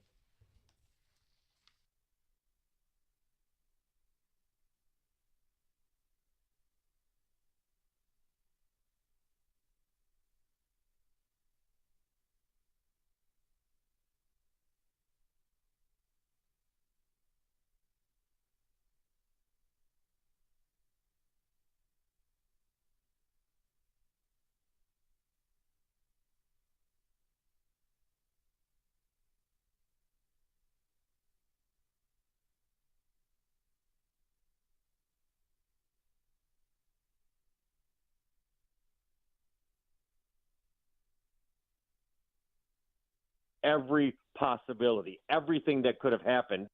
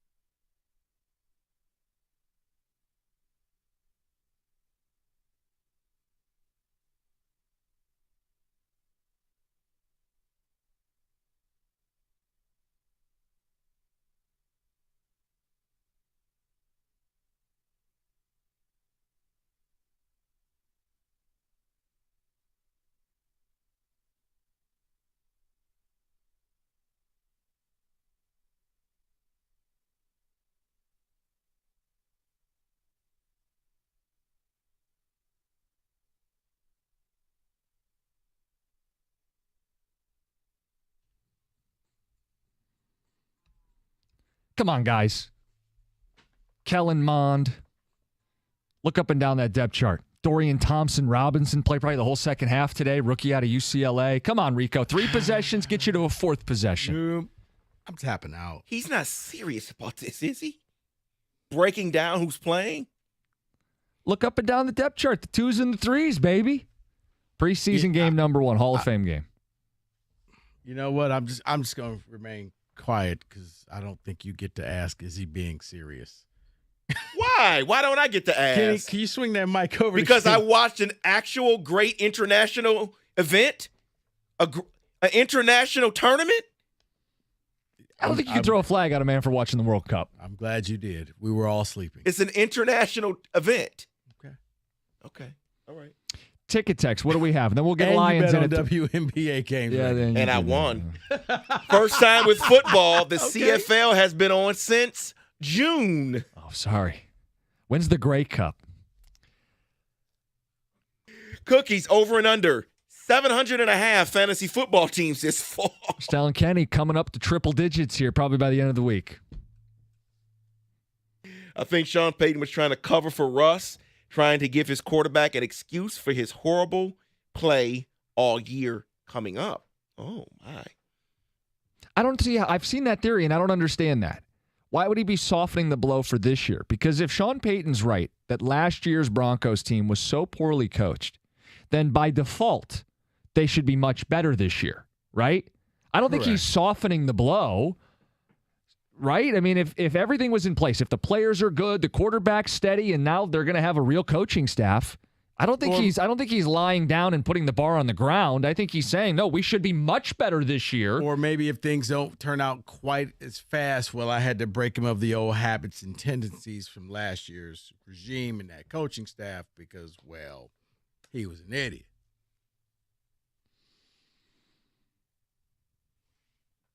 Why would you wait till the last minute and not trade Erod last week when his value was higher? There's that dangerous word. Value. Well, I'll simply say this. A week before the deadline, the White Sox moved Lucas Giolito, an expiring pitcher, and they got creative and added a reliever too, made it a 2-for-1, and they got back a top 100 prospect a week before the deadline. Scott Harris chose either to not pursue that, was oblivious to it, whatever. He was going to wait because the belief was he would get more. He was wrong. That's a fair question. A week before the deadline, in division, the White Sox, Giolito's not as good as Erod, got more, and the Tigers are left holding the bag. He played the game, he waited to the end, and he got burned. Yeah, he wanted teams to get desperate and maybe throw in a couple extra pieces, and it sounded like he got his way. He was too trusting, and he didn't have another plan. I think that's what happened. We'll never get the absolute truth on that, but we'll see. And, David, you're right. You did make money on WNBA games, except for the time you lost 7 in a row. I didn't lose 7 in a row. No, the thing was to win 7 out of 10, and I happened to lose the 4th one. Okay. Any other gripes with the baseball stuff, and then we can put that to bed? Yeah, with you. Jim, how is it the fact that Erod agreed to the deal and then backed out of it the last minute Harris's fault? Because he didn't get it in writing and he didn't have a plan B. I mean, I'm sympathetic that it's a tough contract to move. I am. And I'm not firing Scott Harris or trying to lead a pitchfork parade.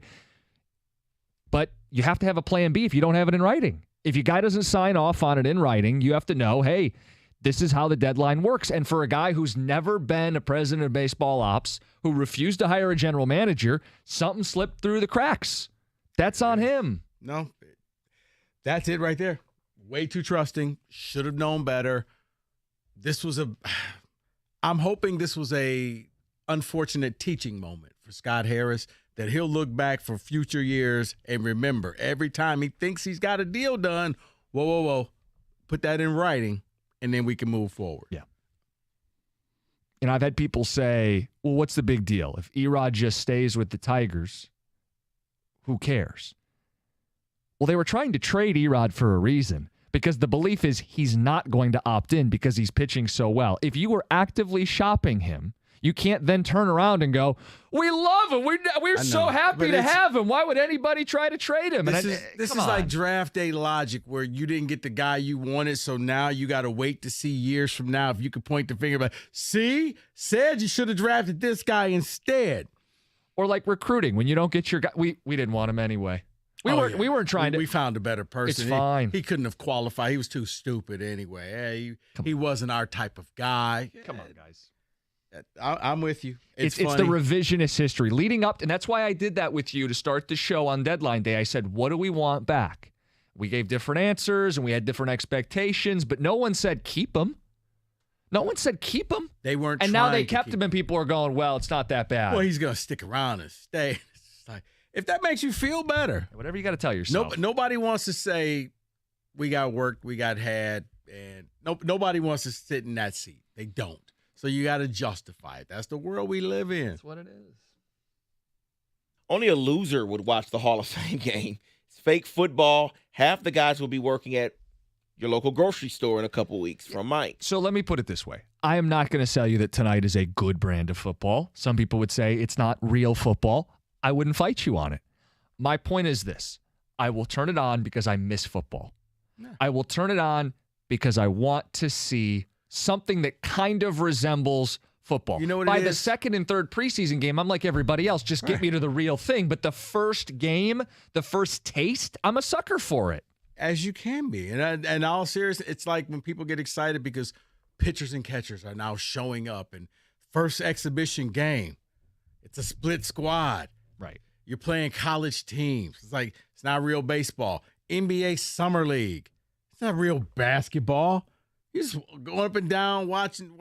It's a step above the Ice Cube Big Three type of thing. Oh, I like the Big Three. You're Joe the one? Johnson? Okay. I feel sad when I watch the Big Three.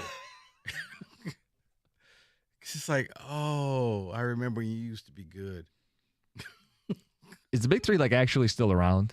Yeah, they'll be in Detroit in a couple weeks. Really? Yeah. Where do they play? LCA. Oh, okay. So that's the only thing. It's like, who's in the league?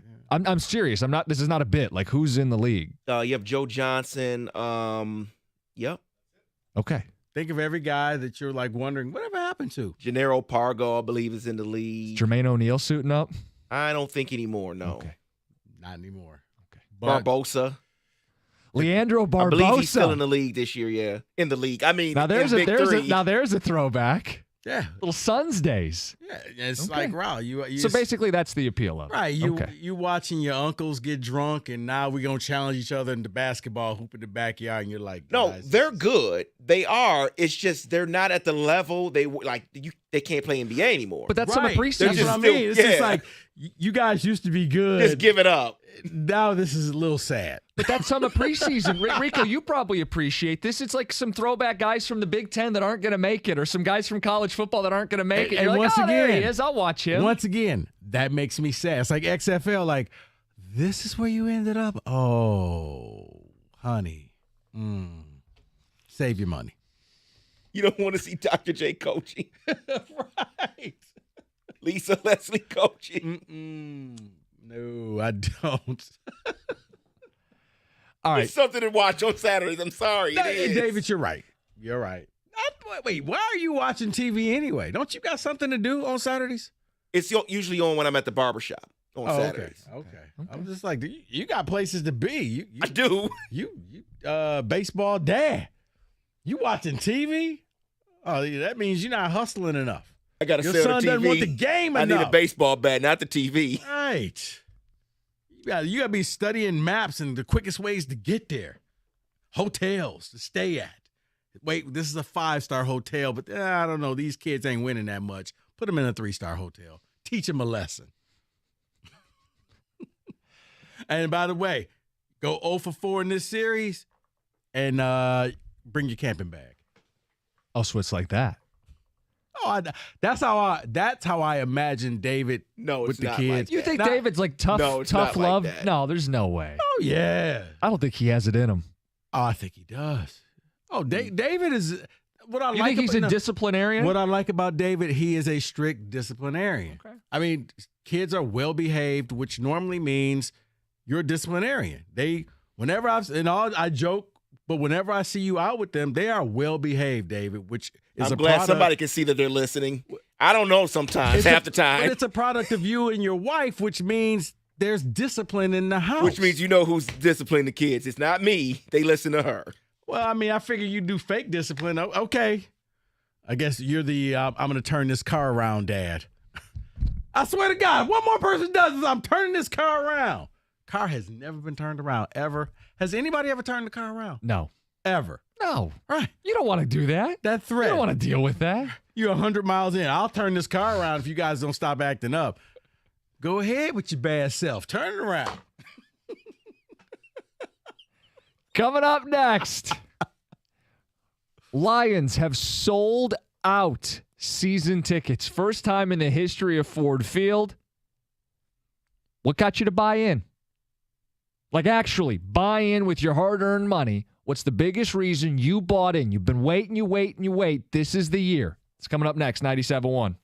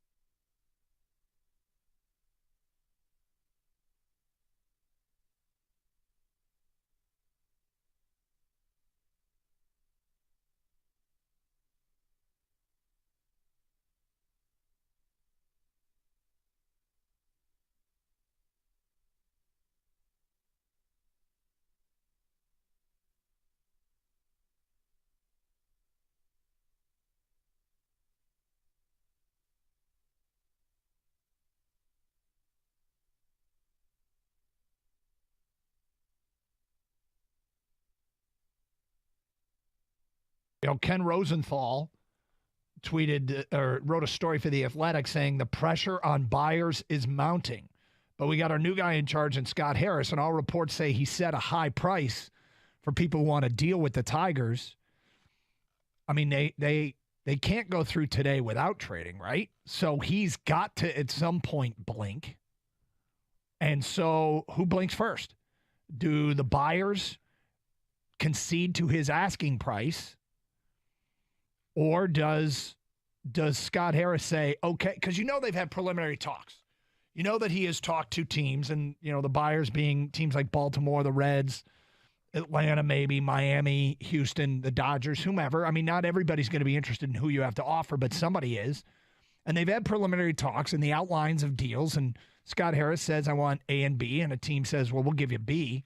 And then you go, okay, maybe we'll circle back. But you kind of have an outline of what a team is willing to give up for your guys. And you know what you asked for your guys. And so does Scott Harris take this right down to 6 o'clock and eventually pick up the phone and call somebody and say, okay?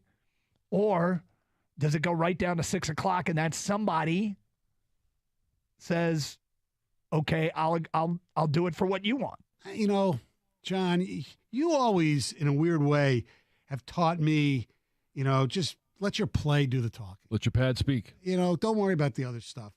And lately, especially this off season, forgetting about the NCAA stuff, just the things coming from the coach of this football team, from Jim Harbaugh, it's not Michigan-like to me. Bragging about how many guys you think are going to be drafted. They have a Georgia drill, talking national championship. Well, there's no bragging about the Georgia drill. The Georgia drill is because they haven't beaten Georgia or anybody like Georgia. Okay, well, they only played Georgia once. Games. Right, all right, but they've lost to Alabama in a bowl game. They've lost to Florida in a bowl game. They've lost to Georgia in a bowl game. They lost to TCU in a bowl game. Okay. Oh, they get to the SEC and they're not ready Brought to you play. by Mother Waddles. The Lions scrimmage today for day 10 of training camp in Allen Park. All eyes continue to be on second-year wide receiver Jamison Williams. GM Brad Holmes told Stoney and Jansen this morning that he is still growing. Yeah, and who knows if they're going to play Georgia? Who knows if they make the college football playoffs this year? There's a lot of people that are predicting that they will. Right. But I don't want to hear Michigan people brag about them right now. I mean, You don't want to hear Michigan people brag about their team? Their coach and their players. Just Play it cool. Just go out and kick Detroit ass. will hold joint practices with the let's Giants not next week celebrate in that. Allen Park. Let's learn who Fans this can watch guy those is practices first. on Tuesday and Wednesday. The Lions also announced this morning that season tickets for this fall have been This is sold not out a for the Russian first player. time in Ford Field history. To The the Big Ten, Tigers the have conference traded could be growing. Michael Presidents Lorenzen. voted today to let the conference leaders himself, look into no expansion. Patrick, Wait, no focus on Swickner. Oregon and Washington Scott in the Harris was doing Pac-12. something. Reports Okay. also say that Okay. Cal and Let's check Stanford this are on out. the Good. Big Ten's Wait till radar. we No get what he offers, got. though, so far have been made. Lorenzen And the to the Tigers have the day Phillies off. They play the by race tomorrow, himself, but no we're learning more Sweeter, about no why Eduardo package. Rodriguez One for exercises no one? Is trade this one clause for at the one, David? deadline. That's what The it looks Athletic like. reports And that it's Rodriguez wanted a one second additional year on his baseman contract at $20 million from the in order to waive his Phillies, their opt-out farm after system. this He's year. not The a top Dodgers did 100 not agree to player. those He's number terms, 5 in prompting their him to call system, off a the trade. 20-year-old. At the Ticket Update How desk, I'm Luke Sloan do for more. Visit league, he's a 97 The Ticket or Taiwanese second Odyssey.com.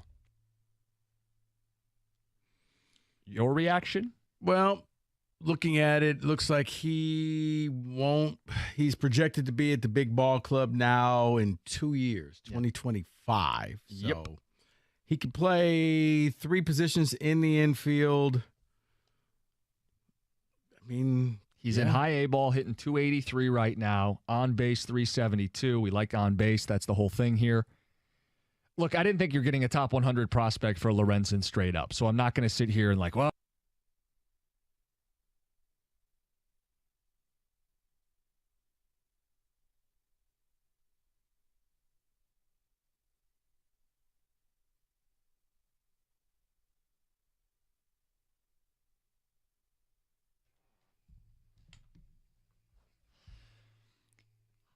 Hype train rolls on. You heard it in the update. Season tickets sold out for the first time in Ford Field's history. And if I heard right today on the morning show, I think it's the most ever. Like they didn't have records going back any further that indicated they had season tickets sold out. Yeah, I think even the days of the Dome. Right.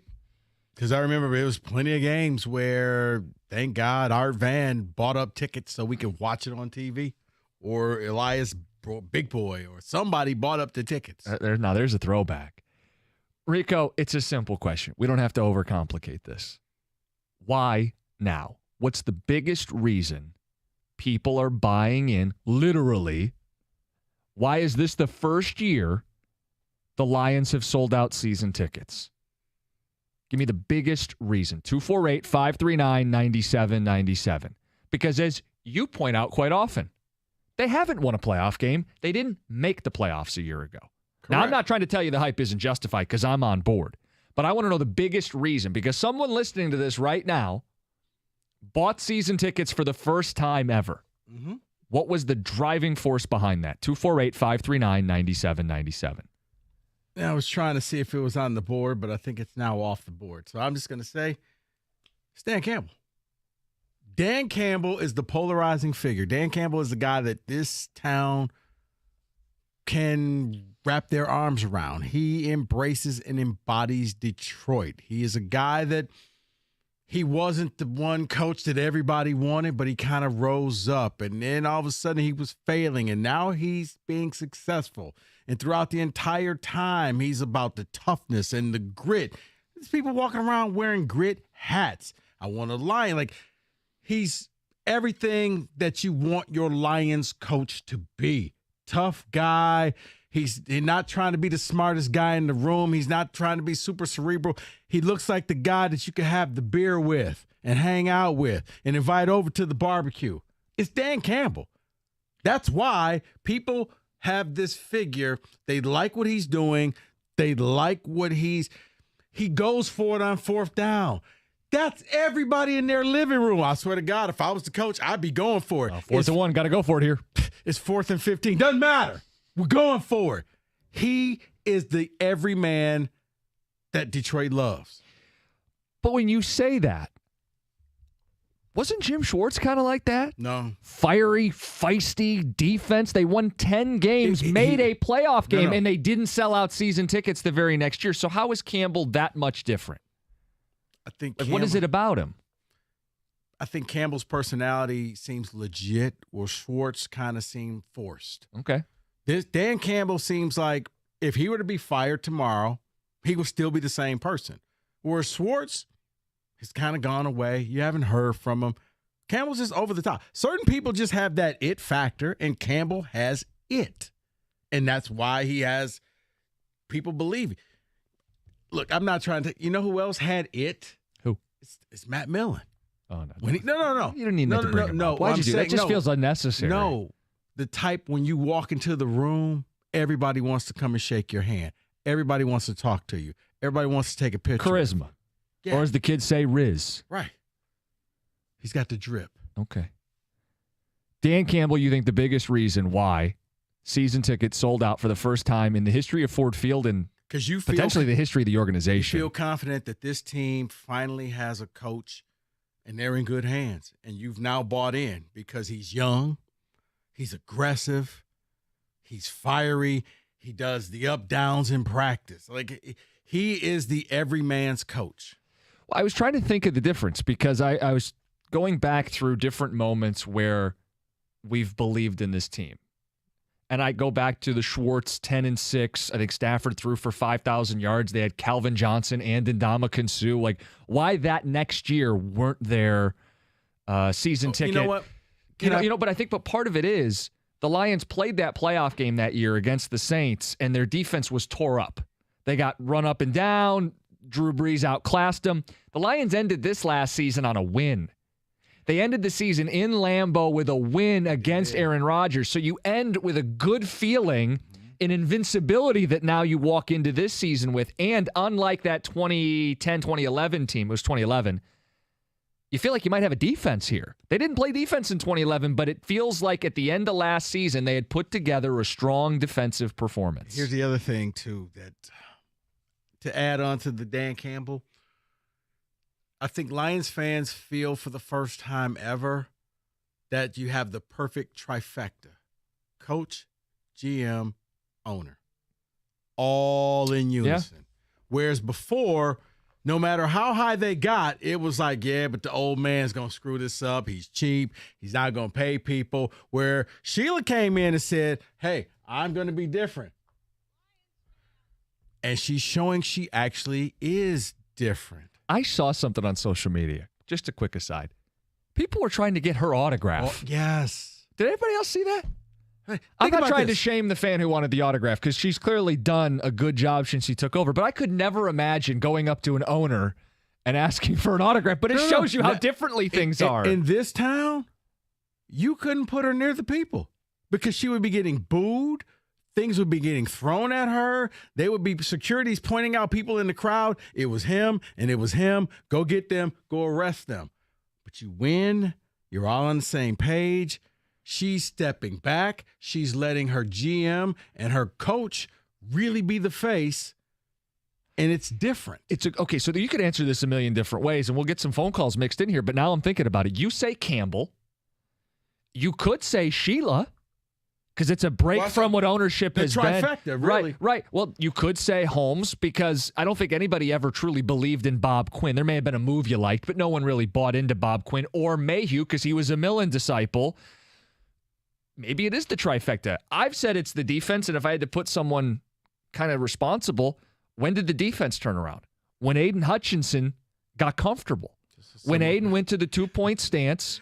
The defense got a lot better. He had sacks, and I think they were 6-1 in games where he had sacks. And down the stretch, the defense flipped the script. They went from a 1-6 team to a 9-8 team because of the defense. You could also say, what was it? Was it Aubrey Pleasant? When he got dismissed? Yeah, he got dismissed. When he got fired. They got better. So what is it for you? The biggest reason you bought in? David, what do you think it is? I think the biggest reason is playoff ticket. I think these fans just want to get in before the rush of the playoff ticket. Value. Get the season ticket now, and you lock yourself in for that ticket. That's what it is. I didn't think of that. So David, wow, you may have shut this topic down. No, I didn't mean to do that. I'm sorry, I didn't mean to do that. Wow, that's a sad bell. That ranks right up this there one's, with your look at car. this thing. There we go. It's like crooked. Look at this That's thing. because Mike sits over there and pounds that thing every day. Doug did that. Man, well, respect. So if you buy season tickets now, presumably that comes with the first right of refusal on the home playoff game they're going to play this season. It's all about the playoff ticket. It's an investment. So you get the playoff ticket so you can sit there and watch the team, hopefully get a home playoff game, and then make history by being the first time that they won in this century. And the reason why I say that is because I know someone that told me back in April, the very beginning of April, the draft hadn't even happened yet, said, I bought season tickets because I believe this team is going to be good next year. Playoff ticket. That's what he was looking for. So I just believe that that's everyone. I'm just fascinated to get some of these responses because we've had the Lions fresh off a playoff appearance not sell out, but they are now. I think some of it is winning the last game of the season in Lambeau Field and feeling invincible. And because the defense feels like it took a step forward. And see, here's why I get what you're saying about the defense and Aiden Hutchinson, but you've had Hall of Fame players here. They didn't sell out. You had arguably one of the greatest wide receivers ever. You didn't sell out. You had one of the greatest running backs ever. You didn't sell out. You had, when they were going for history, you didn't sell out. I think the short answer is it's not one thing, but we are challenging you. What is the biggest thing that got you to buy in physically, tangibly, your hard-earned dollars? You now have season tickets. 248-539-9797. We'll hear from Lions fans. It's 97.1. Let's talk about that Chevy dealer in the area leading the way. You know what it is. It's Hamilton Chevrolet in Warren. Andrew and his sales staff, they want to be your Chevy dealer. How will they do that, Rico? Well, they'll guarantee you the lowest payment on your next Chevy, period. And they find you every discount, incentive, and opportunity to save you money on your next Chevy. The 2024 models are rolling into Hamilton as we speak, and one of them is now a Rico deal for this month. A new 2024 Chevy Equinox LT, $309 a month, 27 months. You walk in with $995 down, you get 10,000 miles a year. Yes, a Chevy Equinox for only $309 a month. That's why the best deals are found at 14 and Mound. Head on over, see my guys at Hamilton Chevrolet for details. Make Hamilton Chevrolet your Chevy dealer. Drive away in this month's Rico deal. A Chevy Equinox LT for $309 a month for 27 months. Visit HamiltonChevy.com. That's HamiltonChevy.com. Chevrolet, find new roads.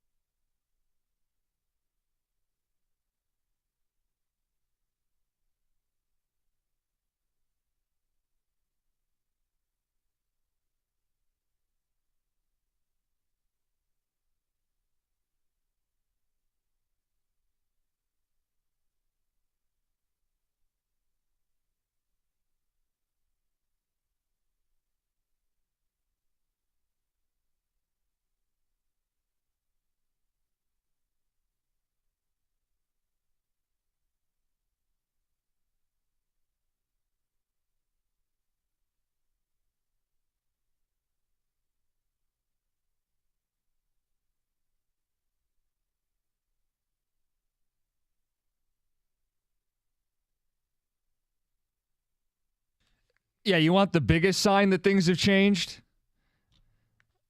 I just retweeted it, Gina Trotman, Channel 7. Video of Lions fans asking for autographs from a Ford. Has hell frozen over? But I get it. People are excited. We just got the news today that season tickets are sold out for the first time in the history of Ford Field. Keep in mind, Lions have made the playoffs, brought back that core, and still haven't sold out. Things are different, and we've asked you the biggest reason why. 248-539-9797. You know, I got to be honest with you, and I know this sounds silly and counterproductive to sports. But, guys, I think the biggest and maybe the best thing that happened to them was they finished 8-2 and didn't make the playoffs.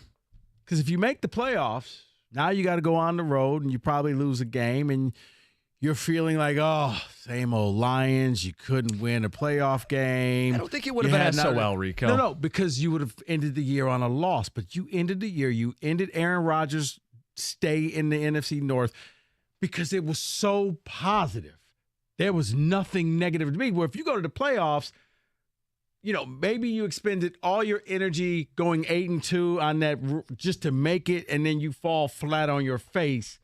And now it's the reason why nobody talks about the Vikings, who had a great season, but they got to the playoffs, looked horrible, and everybody's wrote them off. Oh, I agree with you. I just don't like throwing around SOL. I don't think anybody would have labeled a loss to the Niners in San Francisco as SOL outside of Jeff Rieger.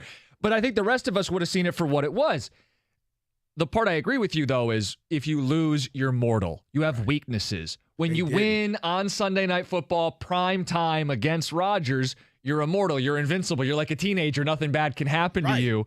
And you couple that with, okay, how did you win all those games at the end of the year? It was defense. It was Goff not throwing interceptions. No turnovers. Clean. Road wins. Right. You saw They beat playoff teams. They beat the Vikings. They beat the Giants. And honestly, probably the worst game that you lost was the Panthers, because there was no shame in the Thanksgiving Day game. Nope. You should have won that one. The Panthers is the only one you scratching your head like, my God, they still running through our defense like a hot knife through butter.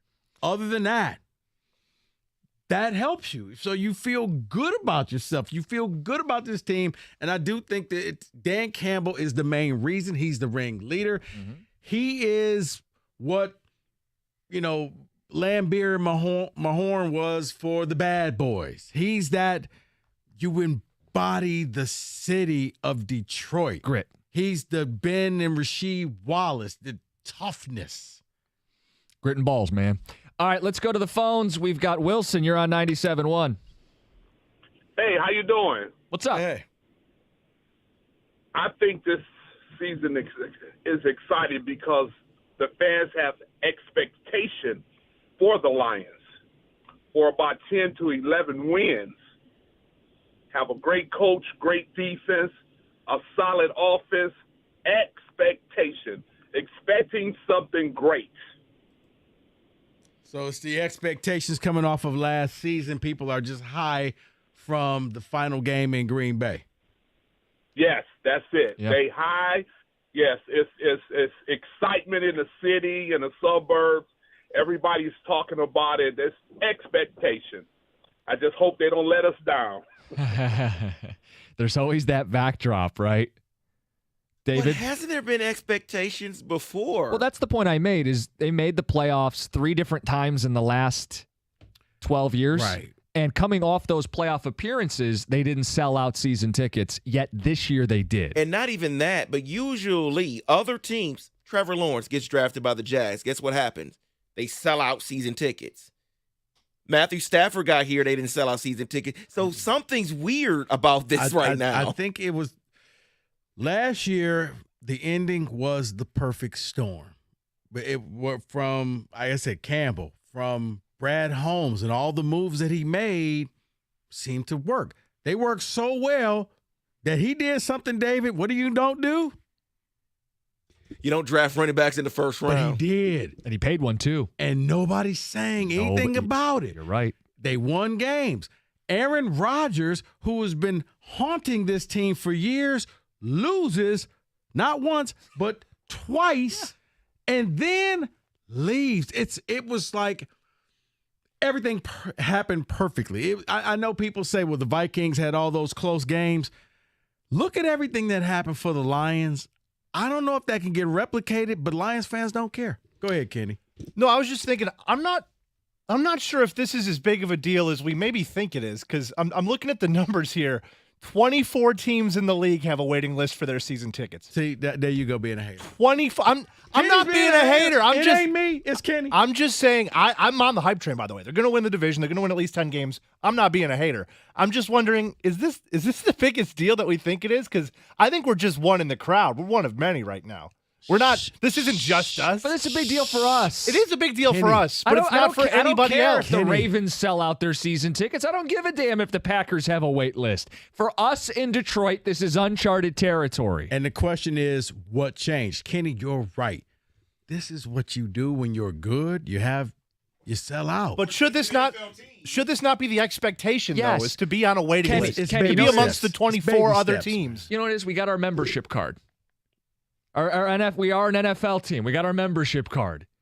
There's a wait list for season tickets. To Kenny's point, let's give him some credit for doing some research before the show. He did. 24 teams have sold out season tickets and have a wait list. The Lions are now part of that club where you're a real football team, where people expect things and you have to pay and you have to get in early because you can't just buy your way into this hype train late. You're going to be in the caboose. Right. And if the team has a bad year, doesn't matter. You better re-up your tickets because like David said, what if they win? What if they have a playoff game? You got to get it. If you don't want your tickets, guess what? I'll take them. Somebody else will. Yeah, they're starting a wait list. I'm selling my seats.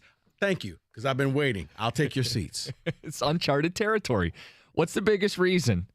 For the first time in the history of Ford Field, maybe in the history of the franchise, season tickets are sold out. That's why it's a big deal, Kenny, because it's never happened here before. So it makes them a normal franchise. Let's go to the phones. It was that whole iPhone droid debate that I gave earlier today. We get it. You have a droid. You're the one that makes all our text messages green. That's what we think of you. Let's go to all right. Let's go to Rob. Go white. Rob, what's up, buddy? You're on 97.1. Hey, Jim. Hey, Rico. Yes, I think Rico, Mr. R.L. Beard, hit it right on the head. Thank you. These last 4 months, I've been in Orlando and Scottsdale for work conferences, and I had the chance to go to Hawaii with my family on a vacation. And in every spot, like I wear a Lions T-shirt or a Red Wings hat, and it sparks conversation. And people always ask me, what do you think about the Lions? Every time I ask someone in one of these cities around the country, every single person, the first thing they say is, we love your coach. We love Dan Campbell. We love what he brings, his intensity, the hard knocks thing. The first person, every single person has said, the first thing they've said is Dan Campbell. And I think Rico hit it on the head. He's very appealing. He fits the culture. He fits Detroit. He's not entitled. He's just a, blue collar type person that people can relate to here. And I think that's a really, really huge reason on why they did. When he had his introductory press conference, national media made fun of it. It went over great here. It did. Because here's the thing. And David, you could attest to this. If Detroiters don't like you, they'll never like you. You could have every reason for them to like you. I look at Grant Hill. Grant Hill was one of the top players in the NBA. This city hated him. He was too smart. He's too educated, too bougie. Came from Duke. He's not one of us. He looks down upon the people. Dan Campbell? Yeah. You see him, you want to hang out with him. It's the classic have a beer with him test. Yeah. And that's where it is. He embodies this city. He says what the fans want. And even the way he coaches, like I said, the constant going for it all the time. I don't care. I said I wasn't going to go for it, but you know what? We're going for it. Can't help myself. Well, that got him in trouble at one point. His first season, people did not think he was a good in-game coach. Hell, at the start of last year, remember the Minnesota game? Mm-hmm. Kick, punt, or go for it, and he botched it. By the end of the season, though, he had won a lot of people over. Because he started winning. He was still doing the same things. He was just winning. Let's go back to the people. Dan, you're next up. You're on 97.1, Dan. Hey, guys. How are you? Hey, Dan. You know what? I think the one big thing is this division hasn't been this vulnerable in probably 30 years when the Lions have been decent, even that with Rodgers and Favre for 30 years, those guys have been there spoiling the Lions, raining on their parade for the last 30 years. And I think with them gone, the Vikings are still there, but we know how Cousins chokes and they can't seem to win a game either. And I just think that this is the year where they actually are going to win the division going away. Yeah, I don't think you're afraid of anybody in the NFC North. And I think the Vikings, as the reigning champs, proved to be frauds last year. They won all those one-score games. Lions nearly beat them the first time, made amends for it the second time, and the belief is Lions are trending up. Vikings with that bad aging defense are going to be trending down. And you want to know why? I think a lot of that happens because, once again, you won your last game, and you knocked Rodgers out. Yep. And the Vikings looked horrible. The defense couldn't stop the Giants.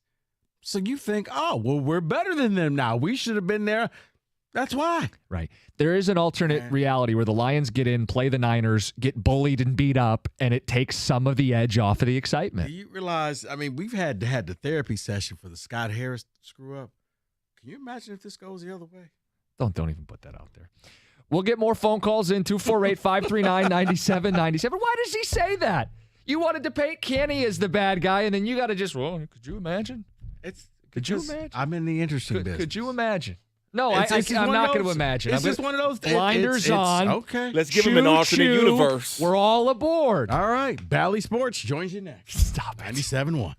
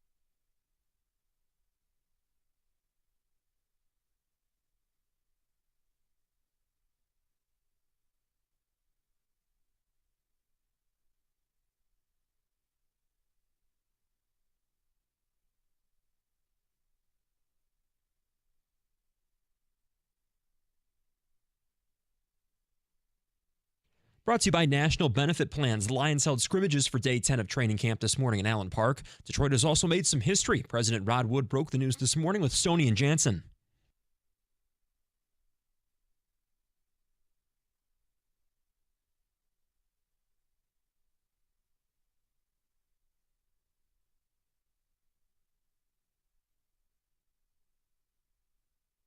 Detroit is also looking forward to joint practices next week. Fans can watch those practices with the Giants on Tuesday and Wednesday. And the Big Ten might be getting bigger. Presidents voted today to allow conference leaders to pursue expansion with a focus on 2 Pac-12 teams, Oregon and Washington. Cal and Stanford are also reportedly on the Big Ten's radar. So far, there have been no formal offers. And locally, one day after Michigan football opened fall camp in Ann Arbor, the Spartans did the same today in East Lansing. And the Pistons, they'll once again hit the road for an international matchup. Detroit will play the Thunder in Montreal for a preseason game coming up on October 12th. I'm Luke Sloan. More at 4 o'clock or at 971theticket.com.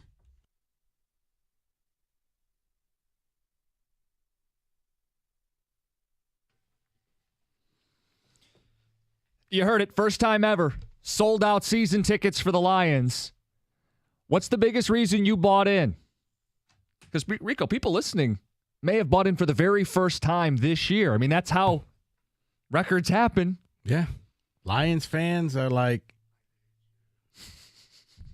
let's go to Matt. Matt, you've been waiting. Let's get you involved. You're on 97.1. Yeah, now everybody stole my points.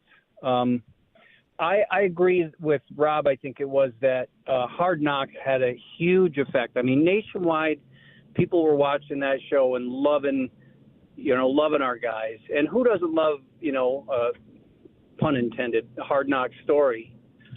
You look at our quarterback, correct me if I'm wrong, his rookie year, he goes to the Super Bowl, doesn't have a great game, but didn't lose it for him. I mean, what kind of guy bounces back from that? And he's not flashing. He's not, making bad headlines. We got a running game. We got a great defense, which is gritty, like Detroit loves. We know that from the Pistons when they were champs. And I think it's all coming together at the right time. There really isn't a flaw. Right? The season ended on the best. Outside of winning the Super Bowl. I was about to say, outside of winning the Super Bowl, it was the best possible way the season could end for them. Because everybody said, oh, let me at him. If our team would have made it in, we would have done Utah. Wait till you see. And that just builds for months and months in the offseason. And the biggest thing was, because if you treated that almost like a pseudo playoff game, you went on the road in possibly Aaron Rodgers' final game in Green Bay, and you made him look bad again, and you beat him again. And you didn't get to go to the playoffs, but now the whole what abouts, what if we could have, I think we would have. And Lions fans can feed off of that because you feel good. Once again, Vikings go to the playoffs, and they lose. They lose to the Giants. And they get exposed. And nobody believes in them. And they finished 13 wins. They finished ahead of you by about, 4 games? Yeah, that's quick math, yeah. And then all of a sudden, they're absolute garbage and trash, and they're going to be nothing this year. They're going to fall off. Their defense is this, because all you remember is that final game. If Daniel Jones can beat you. Yeah. ... I mean, their defense is bad. And it is terrible. It's awful. So was the Lions last year. The difference is it felt like the Lions defense got significantly better as the year went on, including in that Green Bay game. But I mean, people act as if, the Vikings barely beat out. They won the division handily. Yeah, but they had some weird stuff. Like, remember when they played Buffalo and there's that fumble on the goal line for a touchdown? Like, they had some weird things go their way that shouldn't happen again. There are football reasons to go arrow down, doubt the Vikings. True. No, because you're just going to call me a hater. Okay. I'll call you it anyway. Rico's a hater. Do you think Goff is going to go no more turnovers? Don't make me the bad guy. Let's go to Jeff. Jeff, you're on 97.1. Yeah, Jeff, you're on the radio, buddy. Hey, buddy. Not anymore. He hung up on us for the record. Chris, you're next up. You're on 97.1. How you guys doing? Talk to us, Chris. Can you hear me? We can. All right. So I'm thinking I agree with Rico most of the way, right? He said that earlier there is a trifecta, right? And I'm 27. My dad indoctrinated me into being a Lions fan, and he's in his 40s, and my grandpa's in his 70s, right? And not one of us have seen a top-down gutting of the team, the office, the everything.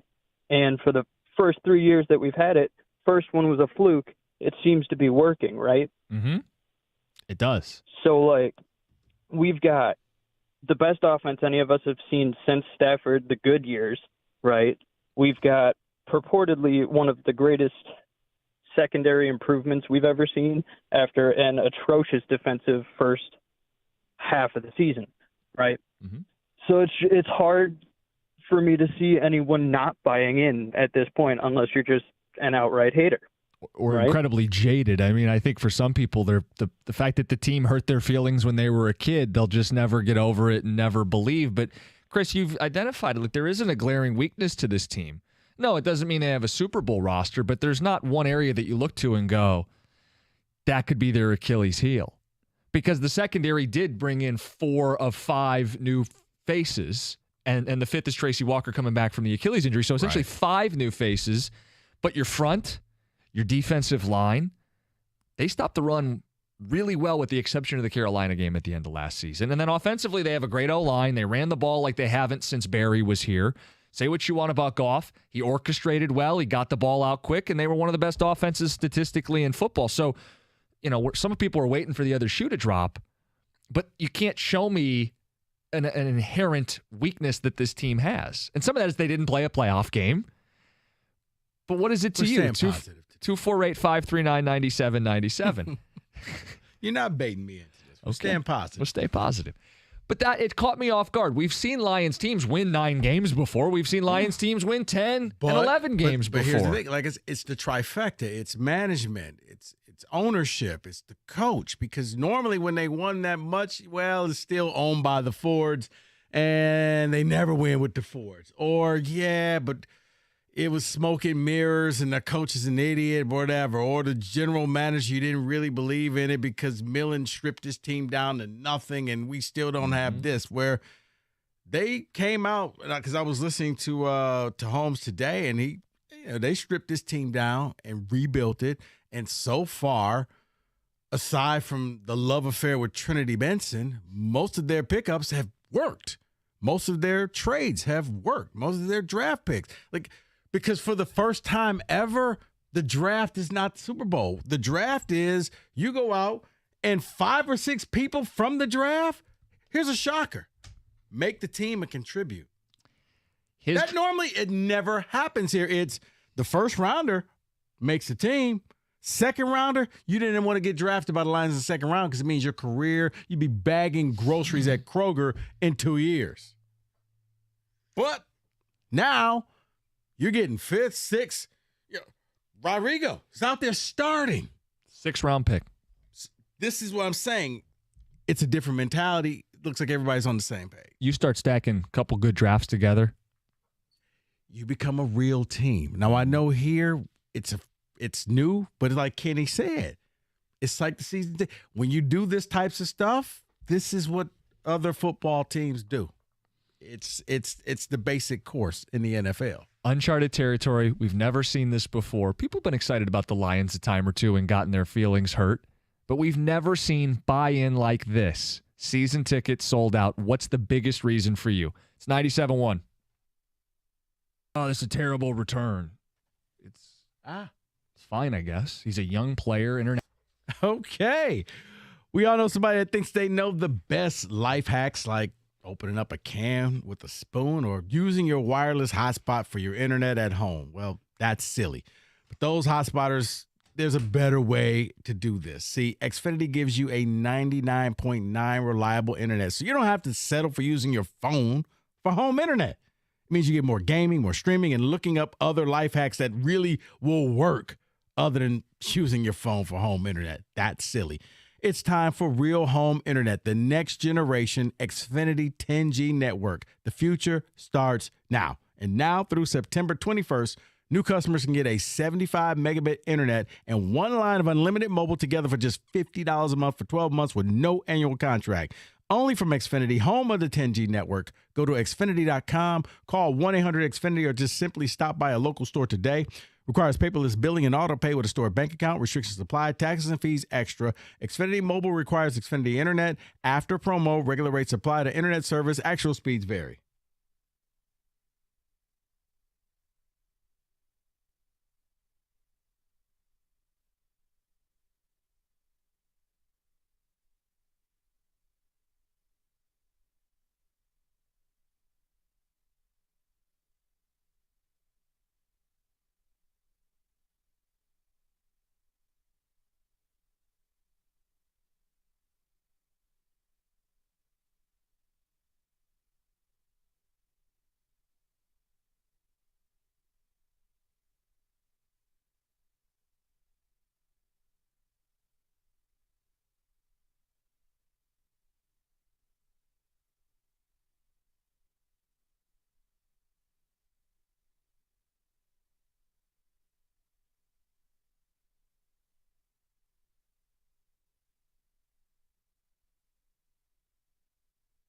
How do you get that far down the road with a team where a player's got that team on a no-trade clause and you don't have the player's approval?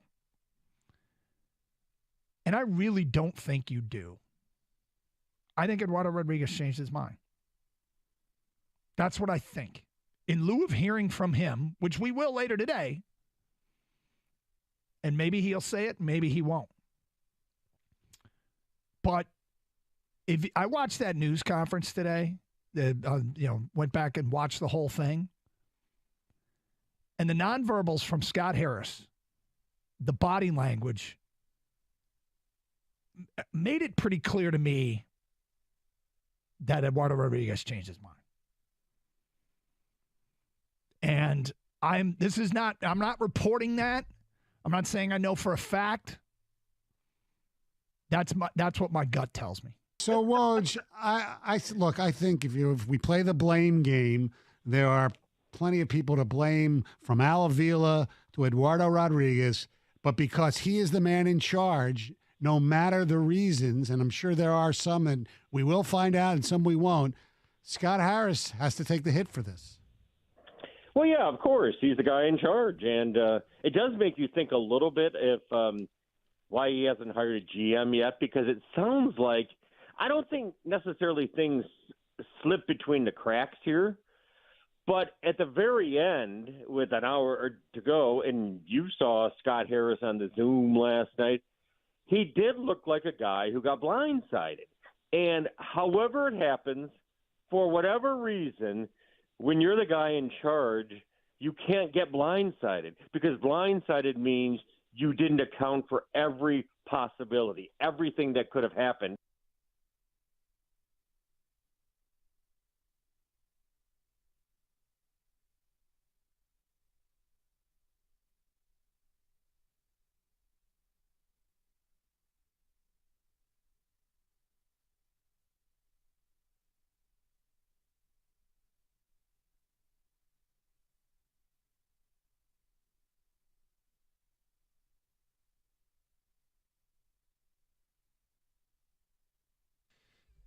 David, can you give us a sample of the ticket text before we go back to the phones? We're talking Lions football season tickets sold out first time for the franchise. Biggest reason why is? A lot of people, okay, coming through. When I was at training camp on Sunday, the crowd was chanting, Sheila, Sheila, Sheila. That is the reason why I've gotten season tickets. Kim from Sterling Heights. Someone says, don't forget about Ben Johnson and their offense. I got it because of the offense. That is my reason. But see, if you got season tickets for that, he's going to be gone if he duplicates his success. He won't be there next year. And that's a good thing. Yeah, but if he duplicates his success, you're banking on a home playoff game. No, but I'm saying if you're getting season tickets, that's a long-term investment. Ben Johnson's not long-term. So season tickets don't have to be a long-term investment. You only buy 1 year at a time. Then what was the point of buying season tickets? Well, David For brought the up playoff for the ticket. playoff game. So if you don't get the playoff ticket, then you don't continue to get the season tickets next year. You would drop them? Oh, I'm a not lot of people saying probably you would, would. but Yeah. Really? Yeah, It happens. Yeah, it does. Let me read this one because this one's giving us the credit.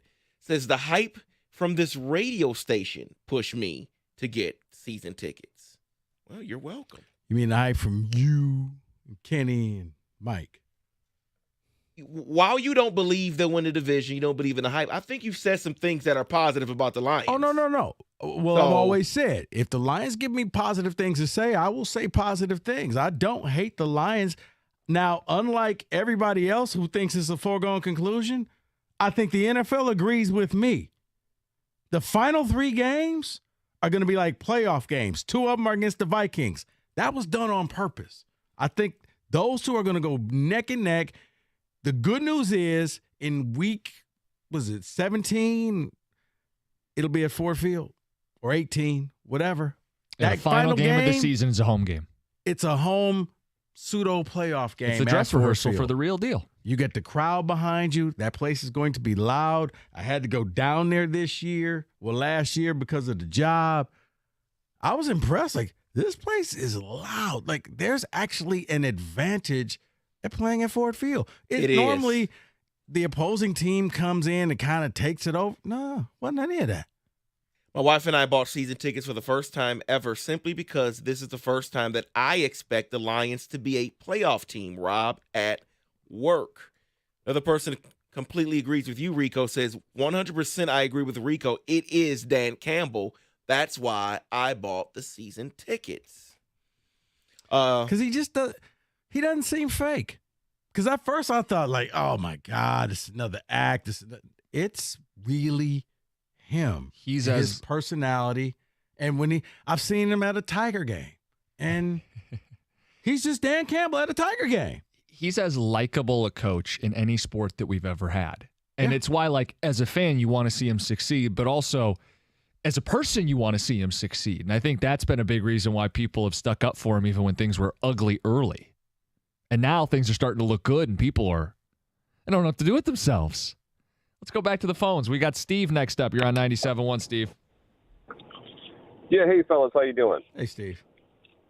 Hey, so, gentlemen, I think, I just love the topic and, and listen to you guys all the time. We don't normally call in and talk about all the good stuff about the Lions. I think the answer is really D, all of the above. I think everything's aligning. Everything's coming together.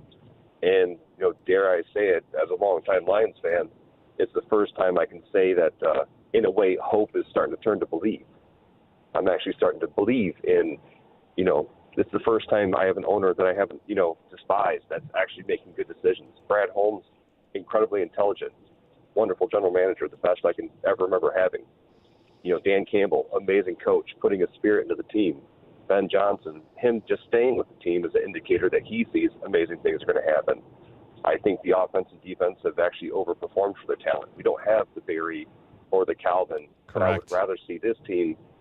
And I think they're performing so amazingly well, and I am truly starting to actually believe.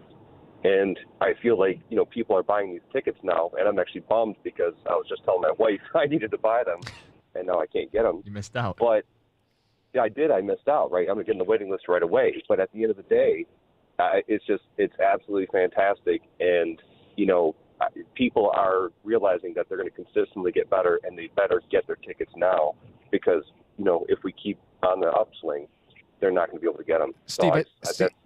Steve, I'd give you a hard time for missing out, but I think it's the first time you've ever missed out in your life. Like, this is a learning experience for everybody, right? You had no thought that they would sell out. They've never done it. So, yeah. Truly. And I think for some people, there's this voice in the back of their head like, it sounds too good to be true. It sounds too good to be true. But you know why that voice is quiet, not loud? Because, Rico, at the end of last year, it wasn't fool's gold. Like, they went out and beat the Packers not once but twice, did it in their building. They went on the road and beat the Giants, a playoff team. They went and bludgeoned and beat up Trevor Lawrence and the Jags. They blew their doors off, and that team won a playoff game in the AFC. So you have, real things to point to at the end of the season. They beat the Minnesota Vikings, who were the division champs. It's not like they beat a bunch of losing teams at the end of last season. They beat playoff teams and playoff winners to where you can maybe tell that voice to shut up in the back of your head. Hey, pipe down over there. This does feel real. Like he said, hope turns to belief, and that belief is why you're spending money on it. You're not just going to sit at home on the couch. You want to be there for it. Yeah. I think they've maxed out. Now you have to go to the playoffs. I agree with you. You've taken not going to the playoffs as far as you could take it. Mm-hmm. The pseudo almost playoff season, you finish the year off, and I do think that the fact that Aaron Rodgers leaving was the cherry on top. Okay, we drove him away. He doesn't want to see Kirby Joseph ever again. He wakes up and Kirby, okay, eat some more mushrooms. You'll be okay. Enema on standby. 248-539-9797. Let's tell Roberto to wait a little longer for deal breakers, because I do want to keep talking to Lions fans. This is palpable. We're going to hear from you. Why are you buying season tickets? You never have to this degree before. What's different? It's 97.1.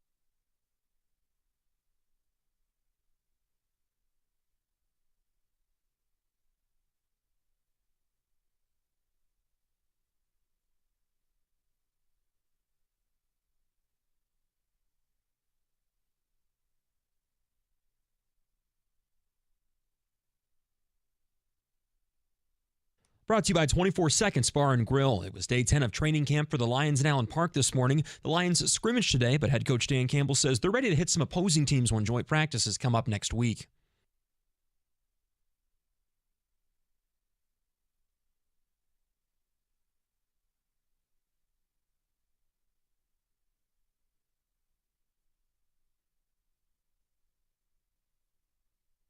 The The Lions will hold joint practices with the Giants coming up next week in Allen Park. Fans can see those practices on Tuesday and Wednesday. The team also announced this morning that for the first time in the history of Ford Field, season tickets have been sold out ahead of the season. Big Ten presidents voted today to allow the conference to explore expansion with a focus on 2 Pac-12 teams, Oregon and Washington. It's also reported that Cal and Stanford are on the Big Ten's radar. So far, though, no formal offers have been made. The Tigers are off today. They start a 3-game weekend series against the Rays tomorrow night at Comerica Park. Reese Olson will get the start in the opener. You can hear that game right here on 97.1. And you can also watch some football tonight. The Jets and Browns open the preseason in Canton, Ohio during the Hall of Fame game. Kickoff is at 8. You can hear that game on the Bet 1270. At the Ticket Update Desk, I'm Luke Sloan. For more, visit 97.1 The Ticket or Odyssey.com.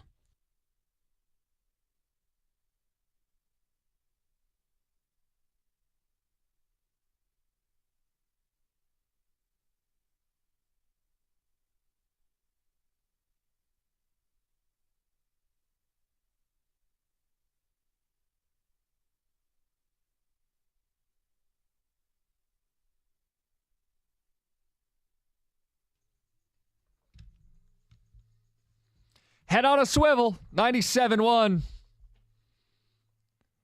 Look, everybody's feeling good. It's beautiful outside. Football in the air. They're going to play a facsimile of football tonight on your television.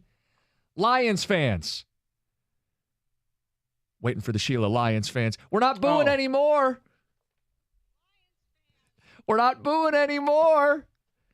In fact, we're asking for autographs. I would never ask for an autograph from a sports owner, but we have video from practice today. Fans wanted Sheila's autograph. Think about the 180 that is, where Lions fans are like, hey, can we get a Ford owner's signature? Can you sign my Lions memorabilia? Think about what that means. But it shouldn't come as a surprise when you see the level of buy-in. Season tickets are sold out for the first time in the history of Ford Field, and no one can find a time prior to that when the season tickets were sold out. We've asked you to distill it to one thing. We know it's a lot of different things. Rico brought up Dan Campbell. Dan Campbell and the triumvirate that is Sheila and Brad Holmes with Dan Campbell.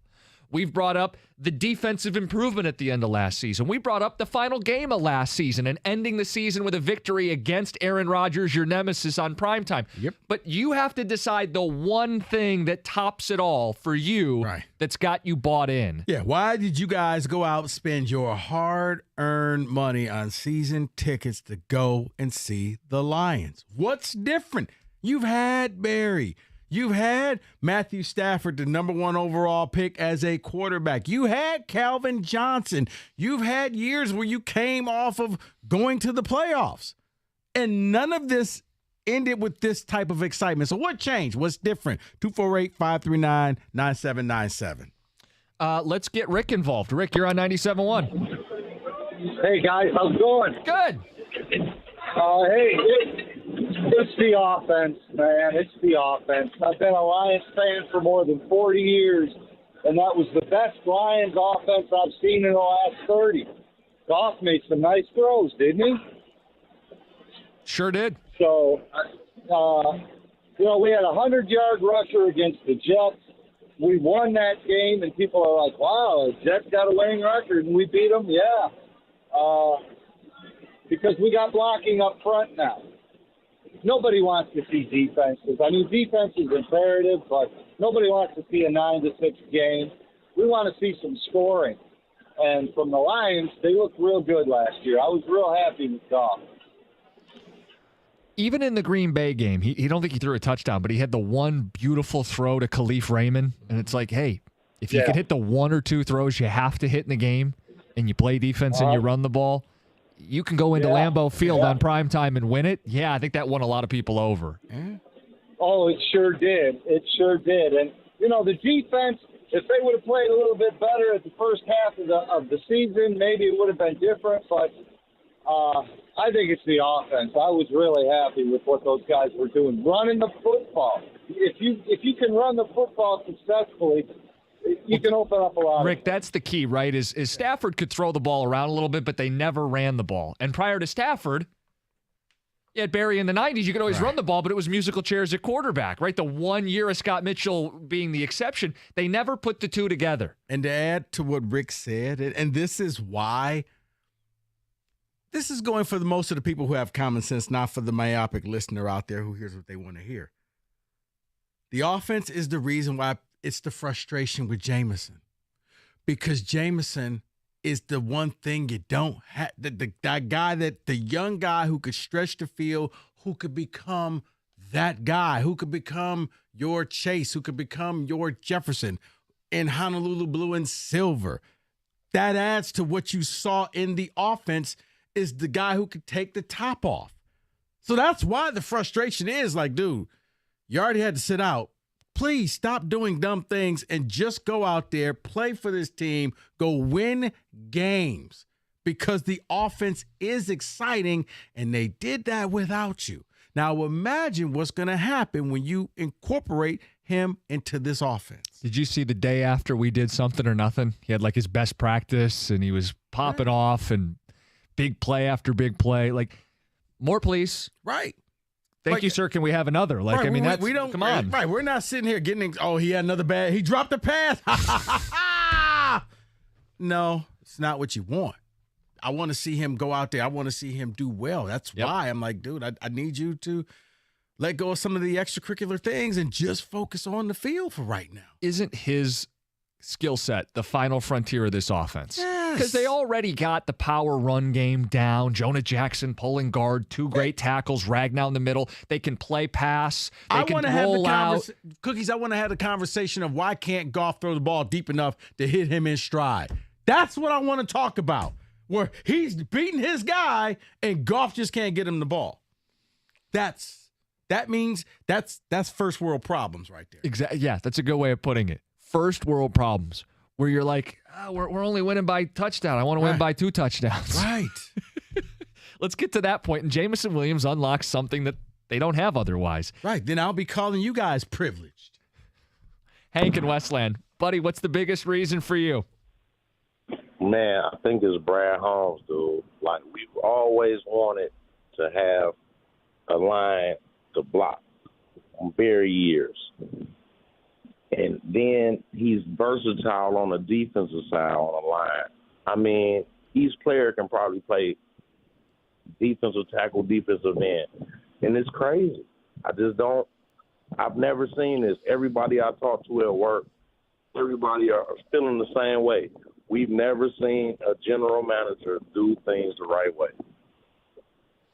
You start thinking about the picks that he's made, that he's hit on, and it's the obvious, like, hey, Aiden Hutchinson, 2nd overall, better be a difference maker. So far, yes. Penei Sewell, the pedigree was there. The guy was arguably the best non-quarterback in that draft, and they got him at 7.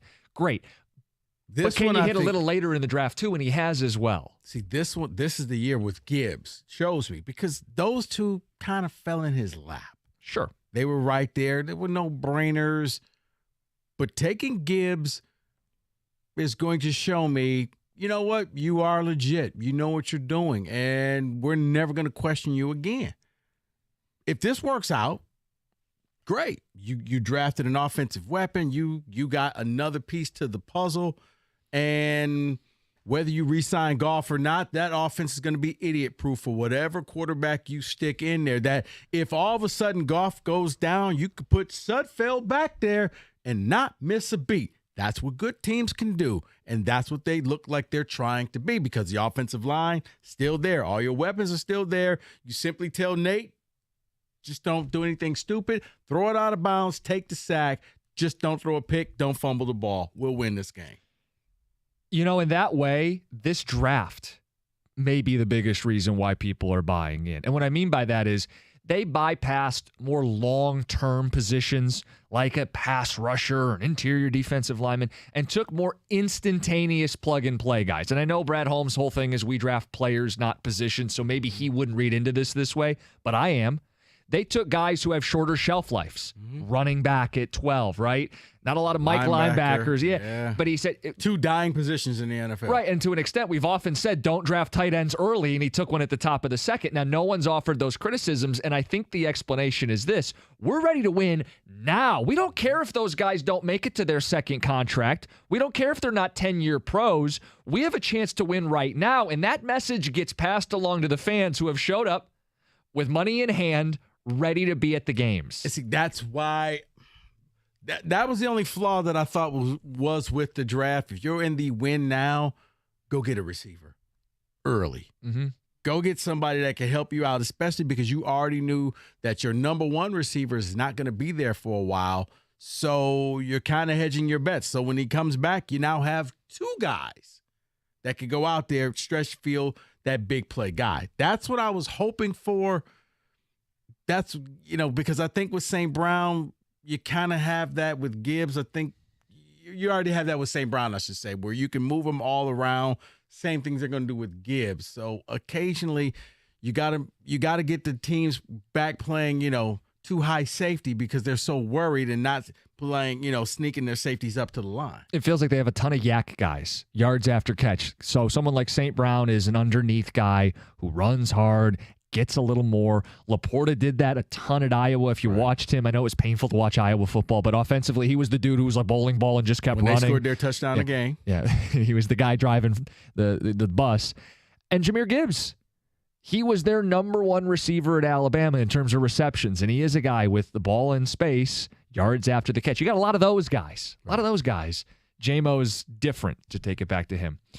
248-539-9797. This has been the big story today because it's never happened. We've never seen this. We knew people were excited about the Lions, Rico, but we have never seen season tickets sold out. You got to go to a wait list if you want season tickets now. Come on, this is Green Bay Packers stuff where they have to pass it on to their family members. I don't think it hit that level yet, but no, you are now one of 24 teams that you're sold out. And there's a waiting list. We had a caller say he was trying to convince his wife, and now it's too late. I'm sure the wife's now happy because she gets to keep the money in the house. But if you want the season tickets, too late. You can't get them this year. Kenny, is there some kind of initiation now that the Lions are among those other teams? You said 24 different teams have sold out season tickets. No, we just get to act like we're a real team now because before I guess we weren't. By the way, how has that never happened once in Ford Field history? Not once. There was hype teams before, maybe not to this level, maybe to this level, but the fact that this is the first time in Ford Field history, that's nuts to me. All right, Rico's going to say something. He's going to be a hater. Go ahead. I want to hear it. He's shown a great restraint. You know what? The fall semester is coming up at Specs, so now is the time for you to sign up. Specs at LTU. It's going to start in a few weeks. I've already been texting back and forth with the dean, getting my class ready. I'll be teaching a course. Other professionals in the industry also teach courses. So that means you're going to learn from people who know what it takes to make it in the business. So if you want radio, TV, you're a graphic design artist, Specs at LTU is the place for you. So what are you waiting for? Like I said, you're only about 3 weeks away, so you need to enroll for the fall semester. Now, be curious and visit the website, ltu.edu/specs to learn more. While you're there, make magic by enrolling in Specs at LTU certificate program today, and you'll learn all about the broadcast media arts, the digital media arts, and the graphics communications program. Specs at LTU, located right here on the campus in Southfield of Lawrence Tech. Semester starts in 3 weeks. Don't wait around. Go to ltu.edu/specs.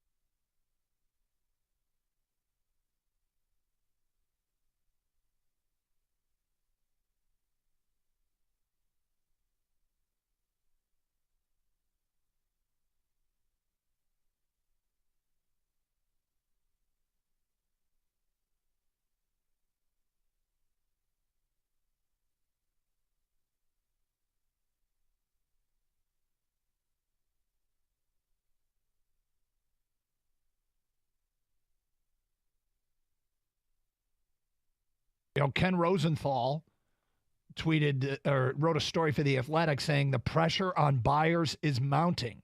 But we got our new guy in charge in Scott Harris, and all reports say he set a high price for people who want to deal with the Tigers.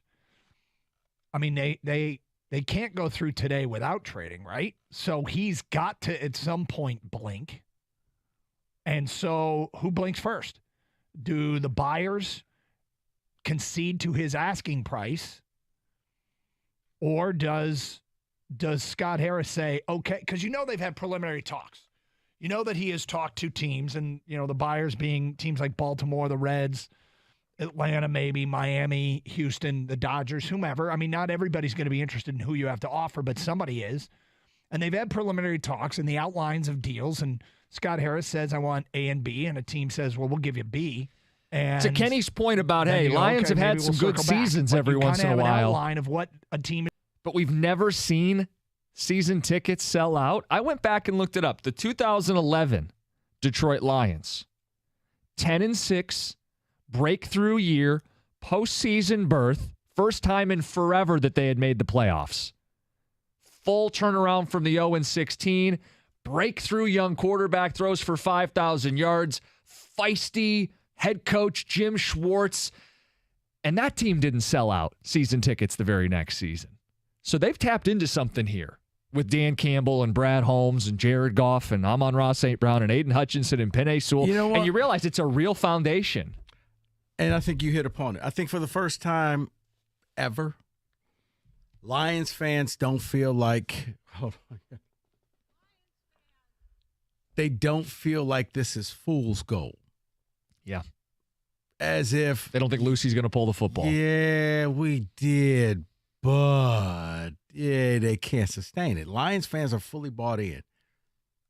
They now believe this is it. We're a real team. We're going to continue to be a real team. There won't be the usual drop-off of having a great season, and then when you get all the hype and people believe in you, you fall flat on your face. So why didn't you just say that on the air at the end of the last segment? That's what you said to us in the break. Because I needed people to stick around for this segment. But that was your point. But hey, without being a hater, that's your point. Is like, hey, facts are facts, whether you like them or not. The Lions historically will have a big year followed by a letdown year, and that belief is no longer there. Called a tease. Okay. That's what I teach my classes at Specs. I'm going to write that one down. By the way, apologies to Specs for booing them. It was you I was trying to boo. No, you hate education. Oh, that's right. Unless you go to that little other school up there that you went to. Hey, you keep talking that way. Week 1, we'll see what happens.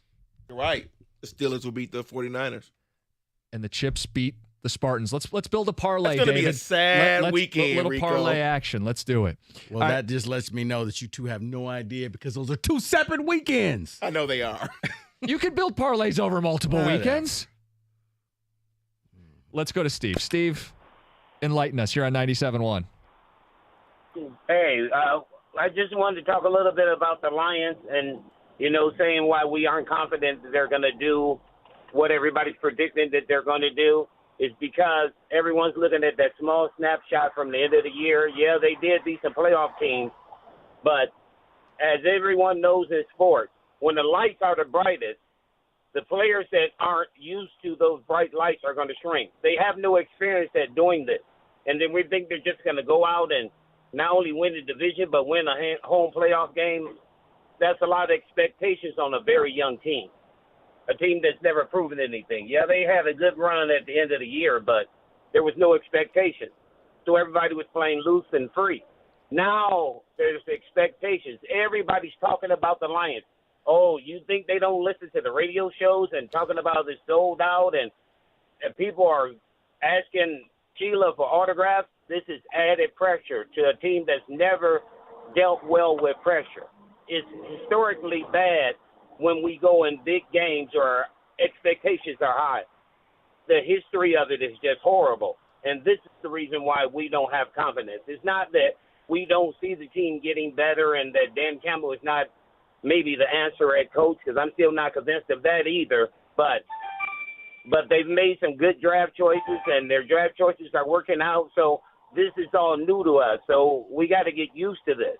We got to get used to an organization functioning well. But just because they're going to function well doesn't mean that they're going to win. That's my stance on it. That's all. All right, well, Steve, appreciate it. Take care of that phone call. He What's was at going a on in the background call there? center. I guess that was his wife and the line.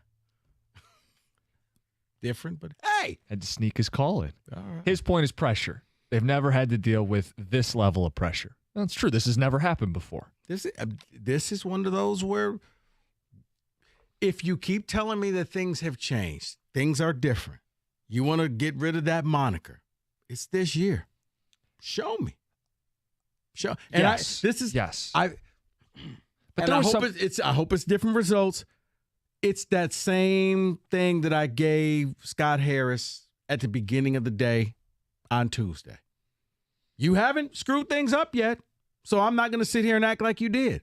I'll give you the benefit of the doubt. Show me what you can do. Prove me wrong. Yeah, let's hope this is very different than that. He fell on his face.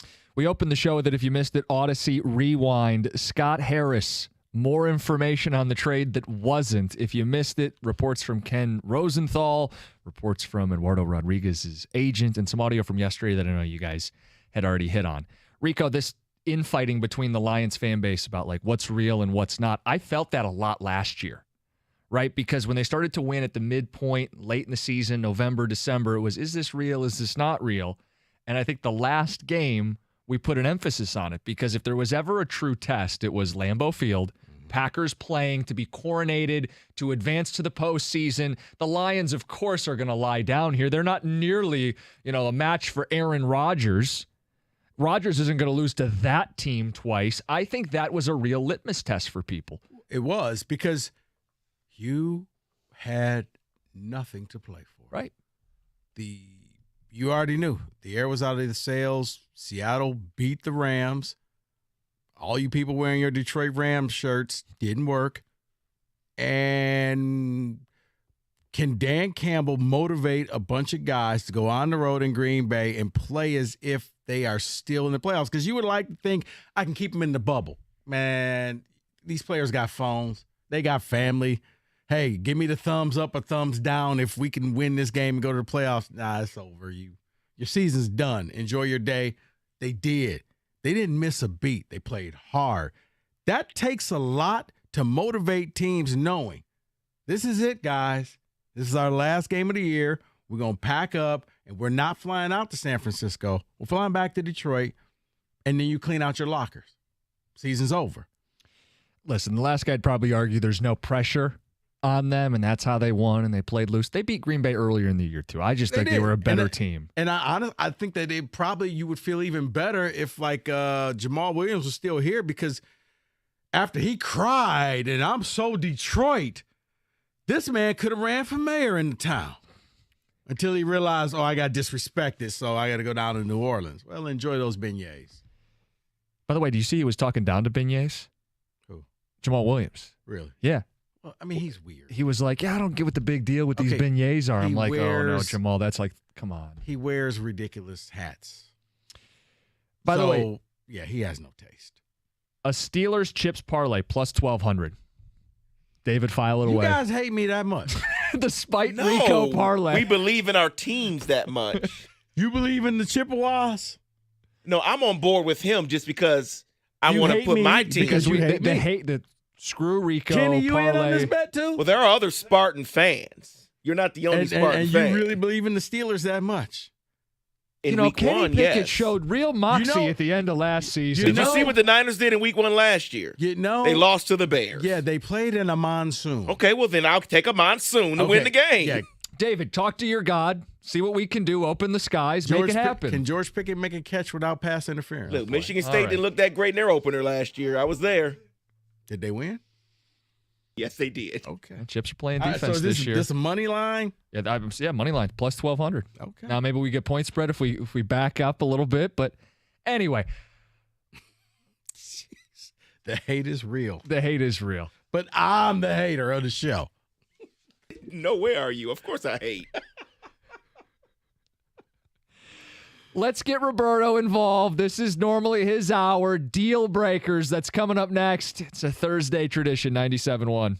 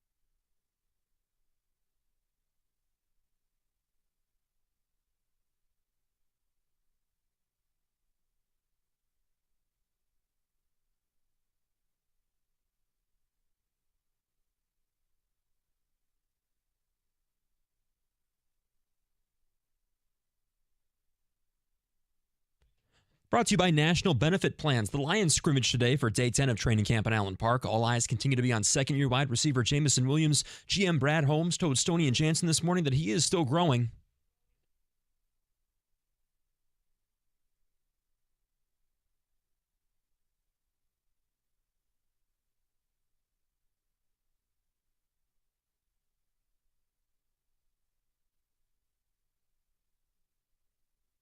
Detroit will hold joint practices with the Giants next week in Allen Park. Fans can watch those practices on Tuesday and Wednesday. The Lions also announced this morning that season tickets for this fall have been sold out for the first time in Ford Field history.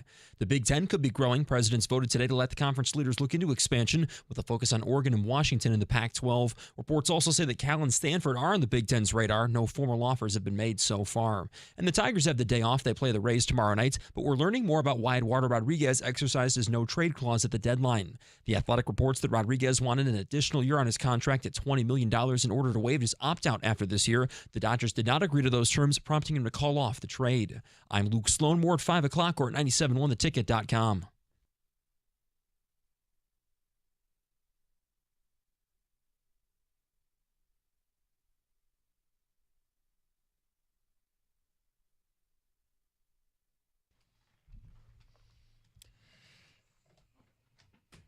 All right, let's see what he's got cooked up.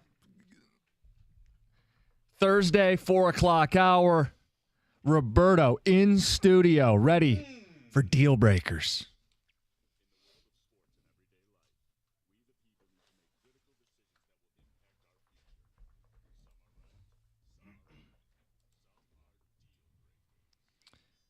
Got Evan Jenkins in the studio as well. So why do you do Deal Breakers in here, but who said it in the other Because studio? I have to play the clips of the person saying them. And David would cheat and steal all the clips if we allowed him to do it. So. If I put them in the system, you see David would cheat. Yes. Yeah, you know what? David had to fill in for you before. He did not.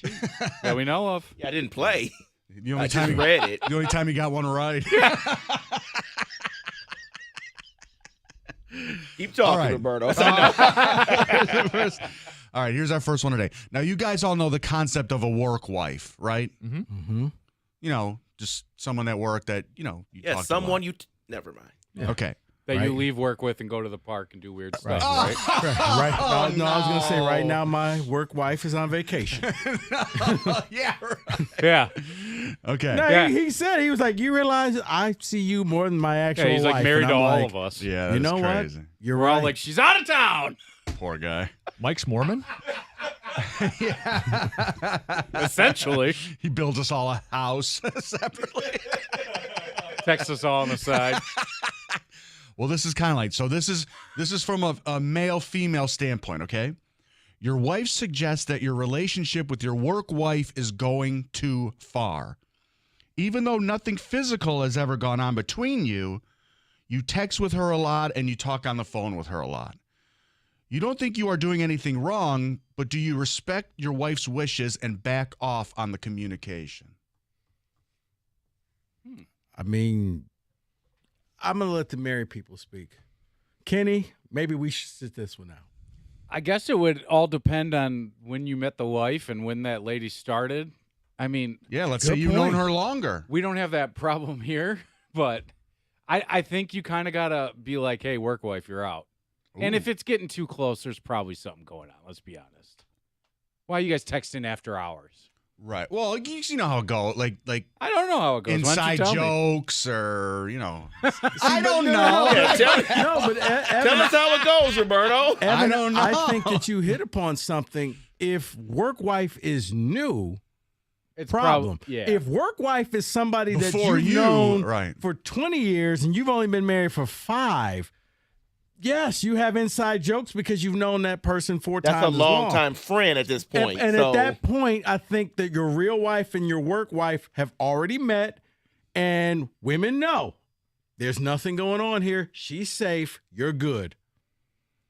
Right? No, you brought up a great point about they've met, because at some point, yes, either they have met or you have to have told your wife or future wife, this is, we're friends here. Right. We've known each other for 15 She came to the years. wedding. She's Yes. around. Right. You can't Now, just be like, oh, that's Monica. Don't worry about Yeah, don't her. worry about her. Does anyone on this show right now, their significant other has a work husband? No, she No. hasn't been You know working of. long enough there to have No. one, so no. Wow. Huh. Makes me think. But here's the thing. If it really boils down, if the wife is like, nah, you got to kill that relationship, you got to kill that I was just relationship. say, ultimately, at the end of the day, How awkward Because would that here's the be? thing. No, it's not really because Why would women that be know. awkward, No. Roberto? Roberto, women know. So you may be thinking we're platonic. And she's like, no, it's not platonic. So Right. you No, got to she go ahead definitely- and nix that. She has a couple, I think, but I've met them all, and they're all Right. like, if that's what she choose, I mean, by all means. okay. So Evan's judging them. Oh yeah, well you got to, right? I mean, it's My not like wife he's works really with let him losers. yeah, it's like if Brad Pitt walked in and he's like super jacked, I'd be like, I don't know about that one. Maybe cut down the communication. All right, here's another one. She works in the NBA.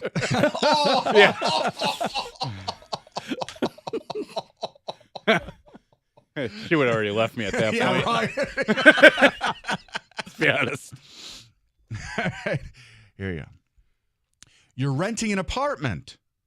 The guy you are renting the apartment from is super creepy. He constantly is trying to build a relationship, a personal relationship with you. He has repeatedly asked you and your girlfriend to come over for dinner. Do you suck it up and go? Keep making excuses, or just tell him this isn't appropriate? No, I'm the busiest guy you've ever met at that point. Oh, I got something on Friday. I can't do Saturday night. Sunday night doesn't work either. Yeah, but what if he says this? Like, well, we can get together this weekend, next weekend, or any other weekend. I work weekends. Yeah, all I'm of a free. sudden. So basically, he's you. I got nothing going on. Seriously, I have nothing. My schedule's wide open. Yeah. I'm good, Roberto. And when you like, I'm used to going to an apartment like in a complex, and it's not usually owned by a dude. So you're talking Thank like you. a house Yes. that has like 6 rooms. Right. You're renting from a guy. Yeah. You're kind of stuck. You got to. I He know, knows what when are you you gonna come, do? when you go. Like, you kind of got to go to dinner. Oh, you're Don't stuck. you? You're stuck. I mean, you're in that place. Yeah, but what if he insists you have to keep going to regular dinners? Wants to Then make you got got to move at that point. Right. You seriously, the option is you have to move. If you can't get rid of this guy, you have to move. Yes. I think Evan's right. You kind of Maybe you do one. You do it once and try one to bury time it. just to and then, hey, save face. But if it's got to be a regular thing where this guy's pestering you, Because it doesn't sound like it's that great of an apartment anyway. Hold on, I gotta know what's on Rico's mind because he is looking a certain way now.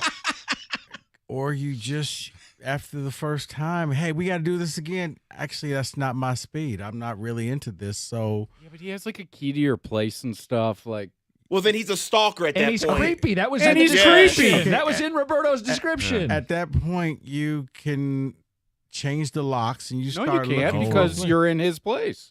You don't have that option. you're living He would in his need the key. apartment, He's right? but he's the landlord, so he needs a Landlord. key. All right, Yeah, so to you have added access. a new lock. So if something happens, you beg for forgiveness. Oh, I didn't tell just you I added a him, new I lock. forgot. Right. All Notice right, you changed that lock, broski. You got that key? okay, because if that's the case, then you know what? You got to move, dude. Here's why People I can't. have moved for worse reasons. No. Here's If you why want I can't- Roberto having a key to your place? Right. Here's why I can't meet with you because I'm working 3 shifts because I'm getting the hell up out of here. Right. Okay. There's your answer. I can't meet with you because Work I'm harder. at work. Because I'm not staying here another no. Because at I'm that trying to get away from you. Right. Yeah, dude, I'm grinding right now. I ain't here's got the time. thing. If that's the case, I'm probably not feeling comfortable anyway because you got cameras in here. Whoa. If you're it just that got weird. better. Whoa. Wow, that's a good question. That's a good deal breaker. If you got a good deal on an apartment or a house to rent and there were cameras in no, it, would you do wouldn't it? do it. Yeah. Really? I got nothing. Not to in the hide. bathroom or anything, but Even in the living room, Hey, whatever. Roberto, you don't be I'm spying sorry. on me. That's Roberto, a no. just I'm not going to cameras, tell you what I do with my. Never mind. cameras are Yeah. like cockroaches. Where you see one, there's probably 10 never other know ones where- you don't know. Yeah, you can't do that. I'm You saw in. one. Oh, well, it was just that one. It's not just that one. How much cheaper? It sounds like a great deal. hundreds. No. Yeah, it's no for me. Even if it was half. Even if you cut it in half, I'd say no. $700 discount a month. I just get an OnlyFans at that point. And by the way, if they start watching my feed for a week, they're out anyway. So they're not going to want to keep watching. Other than that, yeah, all of a sudden you just start putting tape over the cameras and you put a hat over. Right. Just you know what? There we go. They're like, oh great, Fat Boy's not wearing clothes again. I'm out. I mean, there's little devices you can have that shows you if there's hidden cameras in the house. Really? Really? Yeah. How do you know all this stuff? Right. He's in the CIA. Well, when you hide cameras, you got to know how to. I forget. What kind of detector? Like, is it like a metal detector or something? People use it when they travel. There's a lot of people that travel a lot for work, and they have to, in the hotel rooms. Yes. So yeah, you don't know who was there before you. Wow. Creepy, the bellhop. Wow. Yeah, Airbnb or whatever. You got to make it's sure. The same way you can find out if like somebody puts a tracker on your car. Why is this brand new to all of you? I didn't know that you could find where there's hidden cameras. I guess we're the only ones that know this stuff, Rico. That's why they were hidden. I don't travel every day. Yeah. Where are we going? Where am I going? All right, let me give you one more. You're on a Zoom call for work. You guys all do this, right? Mm-hmm. One of the participants all of a sudden starts getting aggressively yelled at by someone in their room. No one on the call can tell whose feed it is coming from. How should the person who set the meeting take care of this situation? Because you can't mute everybody. I mean, I guess you could. Hey guys, if you're talking. Everybody want to put yourself on mute. Yeah, we're hearing what's going on. No, you don't even mention what's going on. You would. You would. We had to do that to TJ during one of those watch-alongs. We didn't know who it was. He had like the TV on in the background. Right. Yeah, you tell everybody the to mute. tactful way is, hey guys, or as the moderator, you can hit the all mute button and everybody's just muted at once. Yeah. I think I kind of let it go. I want to hear what the drama's about. Nah, you don't. I love some good drama. Yeah, I'm with Evan. I want to hear what's going on. Everybody shut up. We got to hear this. Stop the meeting, and that becomes the meeting. Except 100%. Wait, is that Kenny? I bet you want us to hit the mute then. What am I doing to get yelled at? Come on, man. Okay. I wonder if you could just tell by the guy's face on the. The guy's like, yes, I ate the other half of the sandwich. Son of a. What did I tell you about talking to my work wife? The dogs have to go out. Hello. It's like in that quarterback show in the first episode where Patrick Mahomes is just screaming at those dogs. Right. Yeah, he's like they're trying to attack the neighbor's dogs. It's like, did you not hear them? What's going on? That's me every night when I get Right, home. all of It's a all sudden, my yeah. neighbors here. It's just Roberto and his wife's in the background, like, oh, this is going to be good. Oh yeah, I'm keeping that This feed is up. gonna be good. That's all my neighbors here every night. Shut up! Herman! These aren't even your real kids. Oh my God! Well, I think that's deal breakers. All right.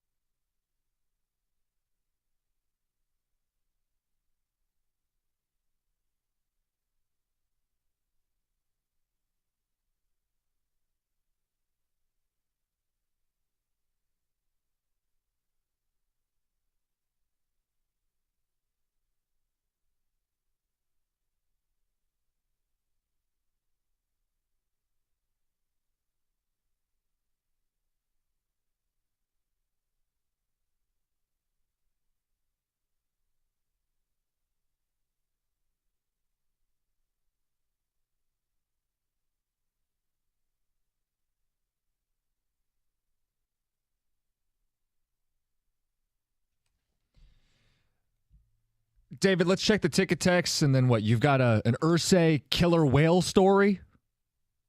Headlines, man. Sure do. Let me get to the ticket text first. Those devices don't have anywhere near 100% success rate at detecting cameras or mics. You're listening to a guy that still uses a Droid. Coming for Rico today. Well, iPhone people seem to think that the world revolves around them, but yeah. We do. Right, that's what I'm saying. I don't think that. Not because I have an iPhone, just because I'm me. No, but it is true, Rico. Like you being the green text, it's kind of a buzzkill. I don't care. Clearly. Honestly, yeah, I don't. It's have fun in your little cult. That's great. It's actually a pretty big cult. It's huge. You do know that there's more people who have droids than iPhones, right? A lot of losers out there, isn't it? Okay. But yes, as a person who did undercover stuff, you get what you pay for. Okay. So undercover stuff. Wow. Okay. In my previous life, before here, yeah. Tread lightly, David. I think I will. I'll read the next text. Yeah. Instead of eating at that guy's place, you offer to go get a meal at a public restaurant. I'm not entering that guy's home. That is from Ryan. Smart. That is a very smart idea. Who pays? He does. He's been out. He didn't invite you out. But He typically, invited you to his house. that's the thing. If you pick the place. Oh, you're right about that. Or just no. You say no, thank you. Make up something. The beauty I could easily, hey, guy, I'm on this weight loss plan. Can't eat none of that. Sorry, guy. I work 24/7, 7 days a week. Right. My work husband and I text every day about sports. His wife has no interest in sports. Kim from Sterling Heights. Because a lot of times the work wife or the work husband is the perfect complement. They do stuff that you don't care for. Like, great. Be careful there. Do stuff that, never mind. I'm not going to get myself in trouble. What else you got in the ticket text? That's more than a work wife, okay? Right. That's different. I'm sure your work wife or her work husband, likes cats. I don't know. What else you got, David? Someone says Roberto doesn't have to worry about his wife having a work husband. She has the pool boy. Gave him the ding. Oh, my gosh. And then someone else Look, says, man, all I know is it took 3 years for that pool to get fixed. Guys, he's out again. I don't know what he's working on back there. Roberto, have you? No, it's still no water in it. Then why does the pool boy keep coming every week? Here's your sign. oh, man. Someone says, I had someone in the team's meeting accidentally turn on their camera, and they were shirtless in bed. It was pretty embarrassing for them. It could have been worse. Could have been a lot worse, right? I mean, you at least have to put on clothes if you're doing a Zoom No, not if meeting. you have the camera off. You're good. Just for reasons like that. Well, yeah. Like, put on some pants. I'm not saying you got to put on a suit. But, yeah. You can't. I don't need to naked. see, Mr. Happy. No, we just going to put on some clothes, man. You got to do something, man. Oh, man. Let me give you this Jim Irsay update here. So he will not pay his running back. As of right now, he won't pay his running back. Here's an update from the New York Post. Because the world won't miss him or the running back if he dies. Correct. That's what he tweeted out. He actually said that. Right. Yes. I'm not making that up. I thought it was a fake tweet. Like, oh, this isn't Jim Irsay. It's a fake account. But the New York Post reports that Colts owner Jim Irsay is planning on spending $20 million to transport a large killer whale across the U.S. from a small enclosure in Miami, where she had lived for 53 years, to her original home in the Pacific Ocean. So he won't give the $20 million That's the ultimate. to Jonathan Taylor, but he'll give it to move the killer whale. That's what he's telling him right there. Oh, I got your $20 million, but I'm going to transport it and put it in a whale in a helicopter and take it across the country rather than give it to you. Counterpoint. No salary cap for whale transfer. It's not. No. There is a salary cap for running backs, but not for killer whales. No, but you you can know, spend $200, $300 million on killer whales. Can't do it on your football team. You know what it is? It's the person who owes you money, and then they're going out buying a new car Just or like you buying with- stuff. with Rieger for Right. a long time when he owed you money, and you're like, "What's this guy doing over here?" Right, he's over here buying. I got this Tesla. I got this. It's like, but you owe me money. It's like a guy that owes you a lot of money and then he buys a Tesla. You know, you never hear that. I just said that, but he doesn't have on headsets, so I'll let Oh, okay. He's laughing at himself back there, though. It's Sorry, all right. Roberto, you don't have headsets on. He said that. He Right before literally you just said it. But you don't have a headset on. I'm sorry. Guys, this is like a guy who owes you money and then buys a Tesla. A Tesla. Right, so that's what it feels like. It's like, whoa. You're crying broke, but this is the ultimate flex boss move. I could pay you, or I could spend the $20 million to transport a whale. I got to transport the whale. Wow. Okay. That's All a slap good in the face. negotiations for Jonathan Taylor, huh? I mean, Does his at agent this- point this out? Just like, what is this? You know what? I just get me out of here. I would call my agent. I'm done. I am done. Seriously. I will do whatever it takes not to pay you. I'll transport a whale.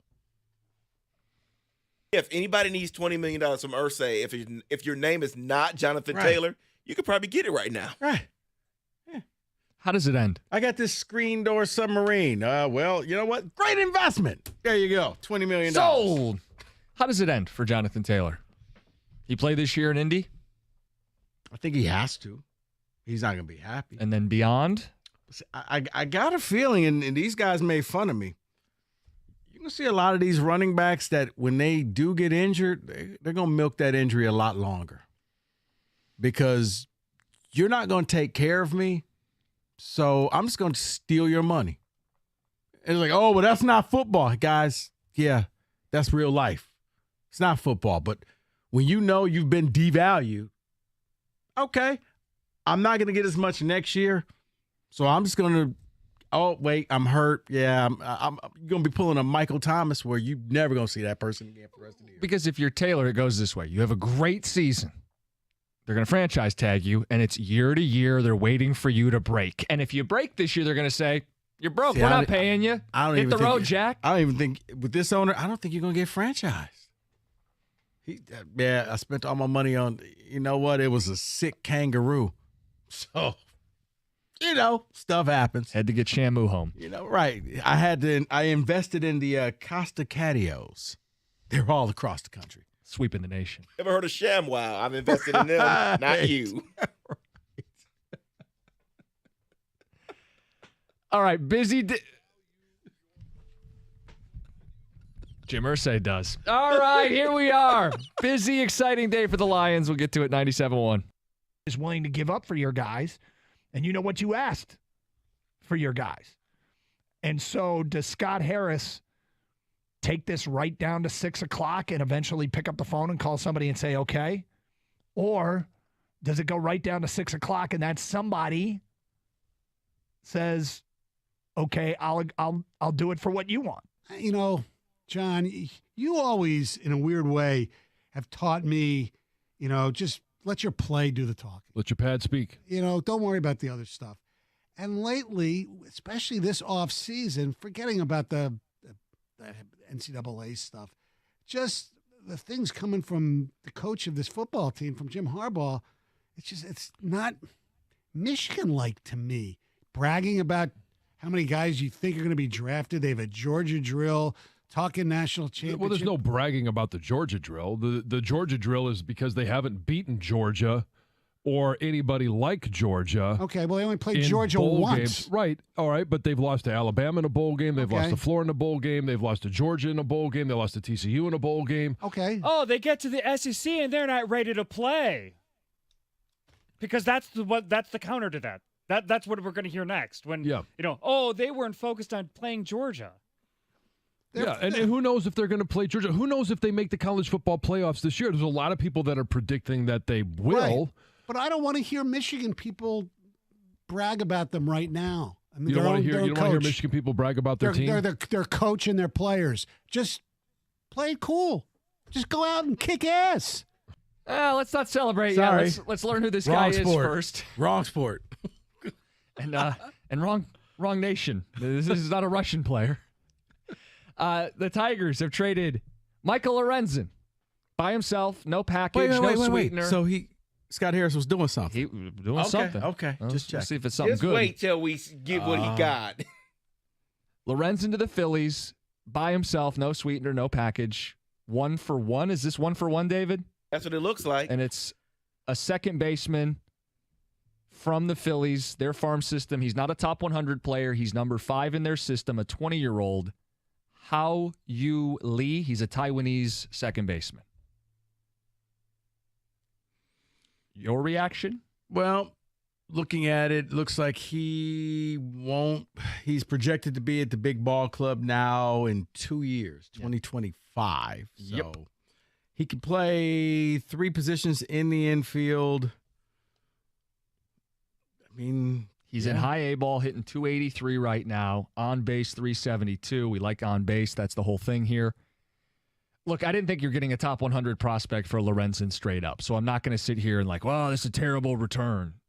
It's fine, I guess. He's a young player, international player. We haven't had enough of those international developed players. Right. He's 20. He's still going to have to develop. Your point, Rico, is he's not going to be here this year.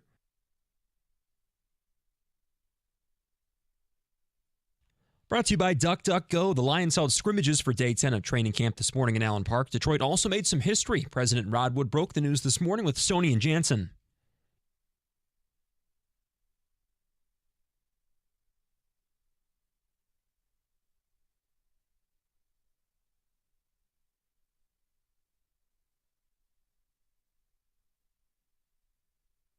Detroit is also looking forward to joint practices next week. Fans can watch those practices with the Giants on Tuesday and Wednesday.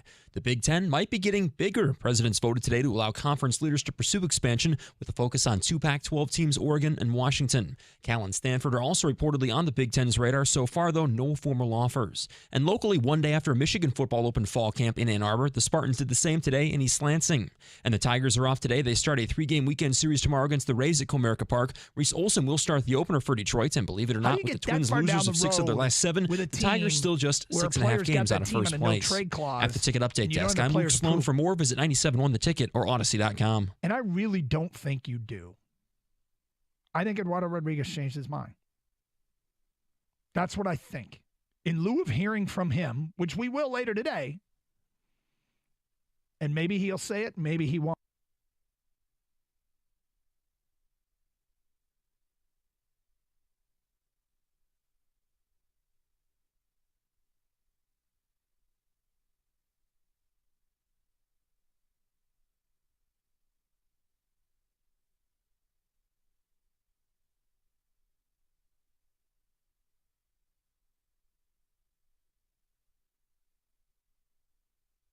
Great choice.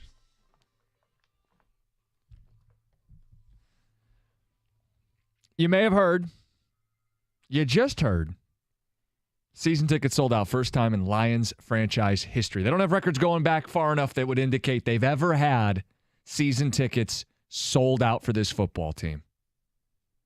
Now, Rico, there's a couple different ways that people have reacted to this. Right. I think excitement, palpable, real dollars being put behind it. We asked the question, if you're one of those people who spent your hard-earned money on this team, what puts you over the top? Because, Rico, you pointed out Dan Campbell. Grit and balls, man. He's likable. He's relatable. People believe in him. Right. You brought up leadership, top down.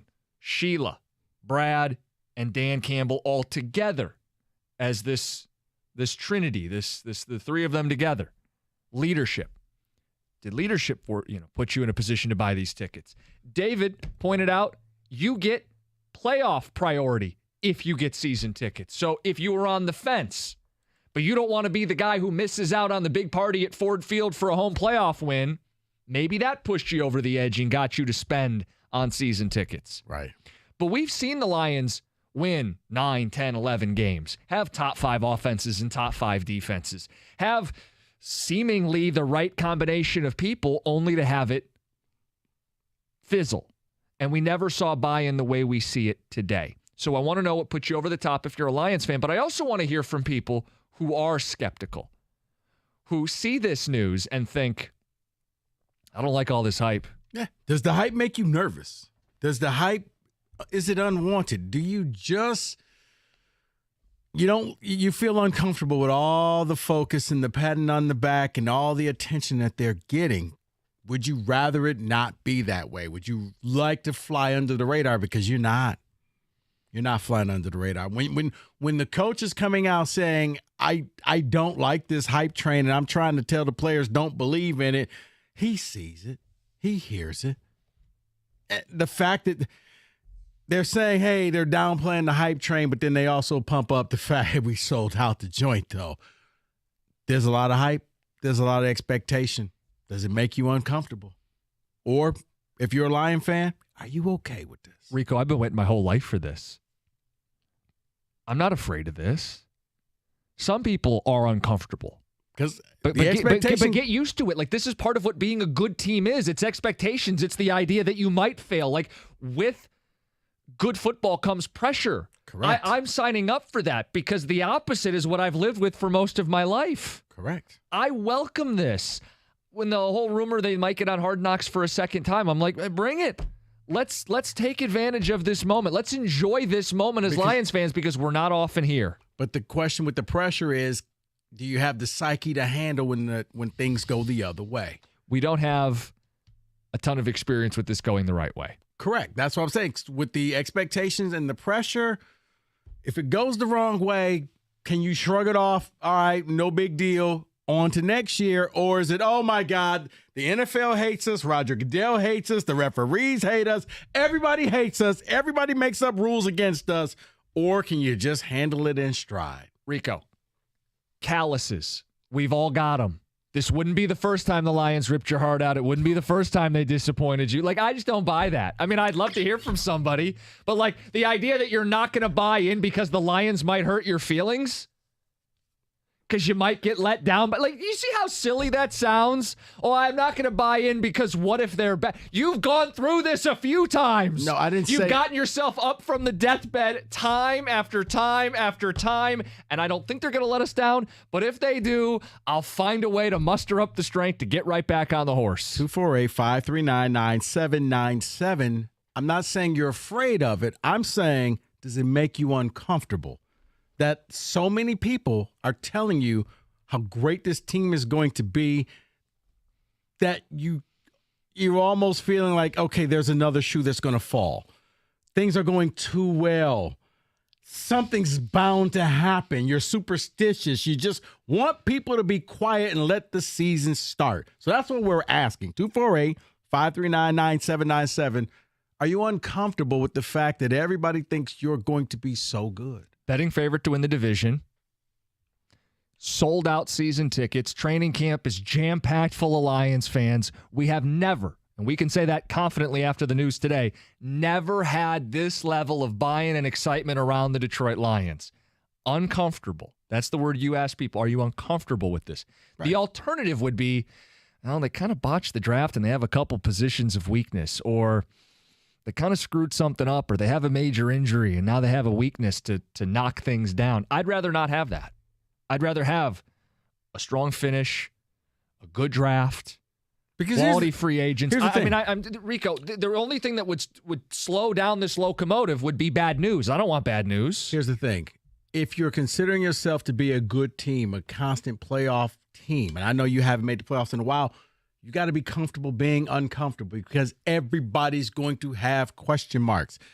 David, the Steelers, perennial playoff team, always have a winning record. They got warts. They got problems. They got things that they got to work around. It happens. There's no perfect team out there. Even though I know you like to think everybody hates you. Everybody doesn't hate you. Everybody has problems. Heck, I have no idea who's going to be the starting QB. None in San Francisco. None. It's going to be Brock Purdy. Bosa's not signed yet. Right. So every team has, I say that every team has problems. Yeah. But for the Lions fans, it amazes me because it's like, well, the second something goes wrong, it's everybody hates you and it's conspiracy, and it's really not. So are you comfortable with the fact that everybody says this is your year? Watch out for the Lions. They're a dark horse candidate for the playoffs and the Super Bowl. Nobody's buying that whole woe is me type of thing. But it's new. It's new territory. It's a different mentality. So Spielman spoke this week, and he said, we're finally going to be the hunted. That's different.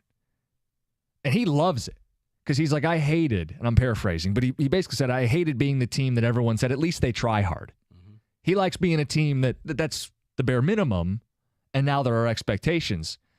But there is something to be said for being the hunted versus the hunter. Let's go to the phones, 248-539-9797. Let's go to Brian. You're on 97.1. Hey, what's up, Rico? What's happening? Good afternoon. Hey, so look, I am not afraid. I've been waiting for this forever, it seems like.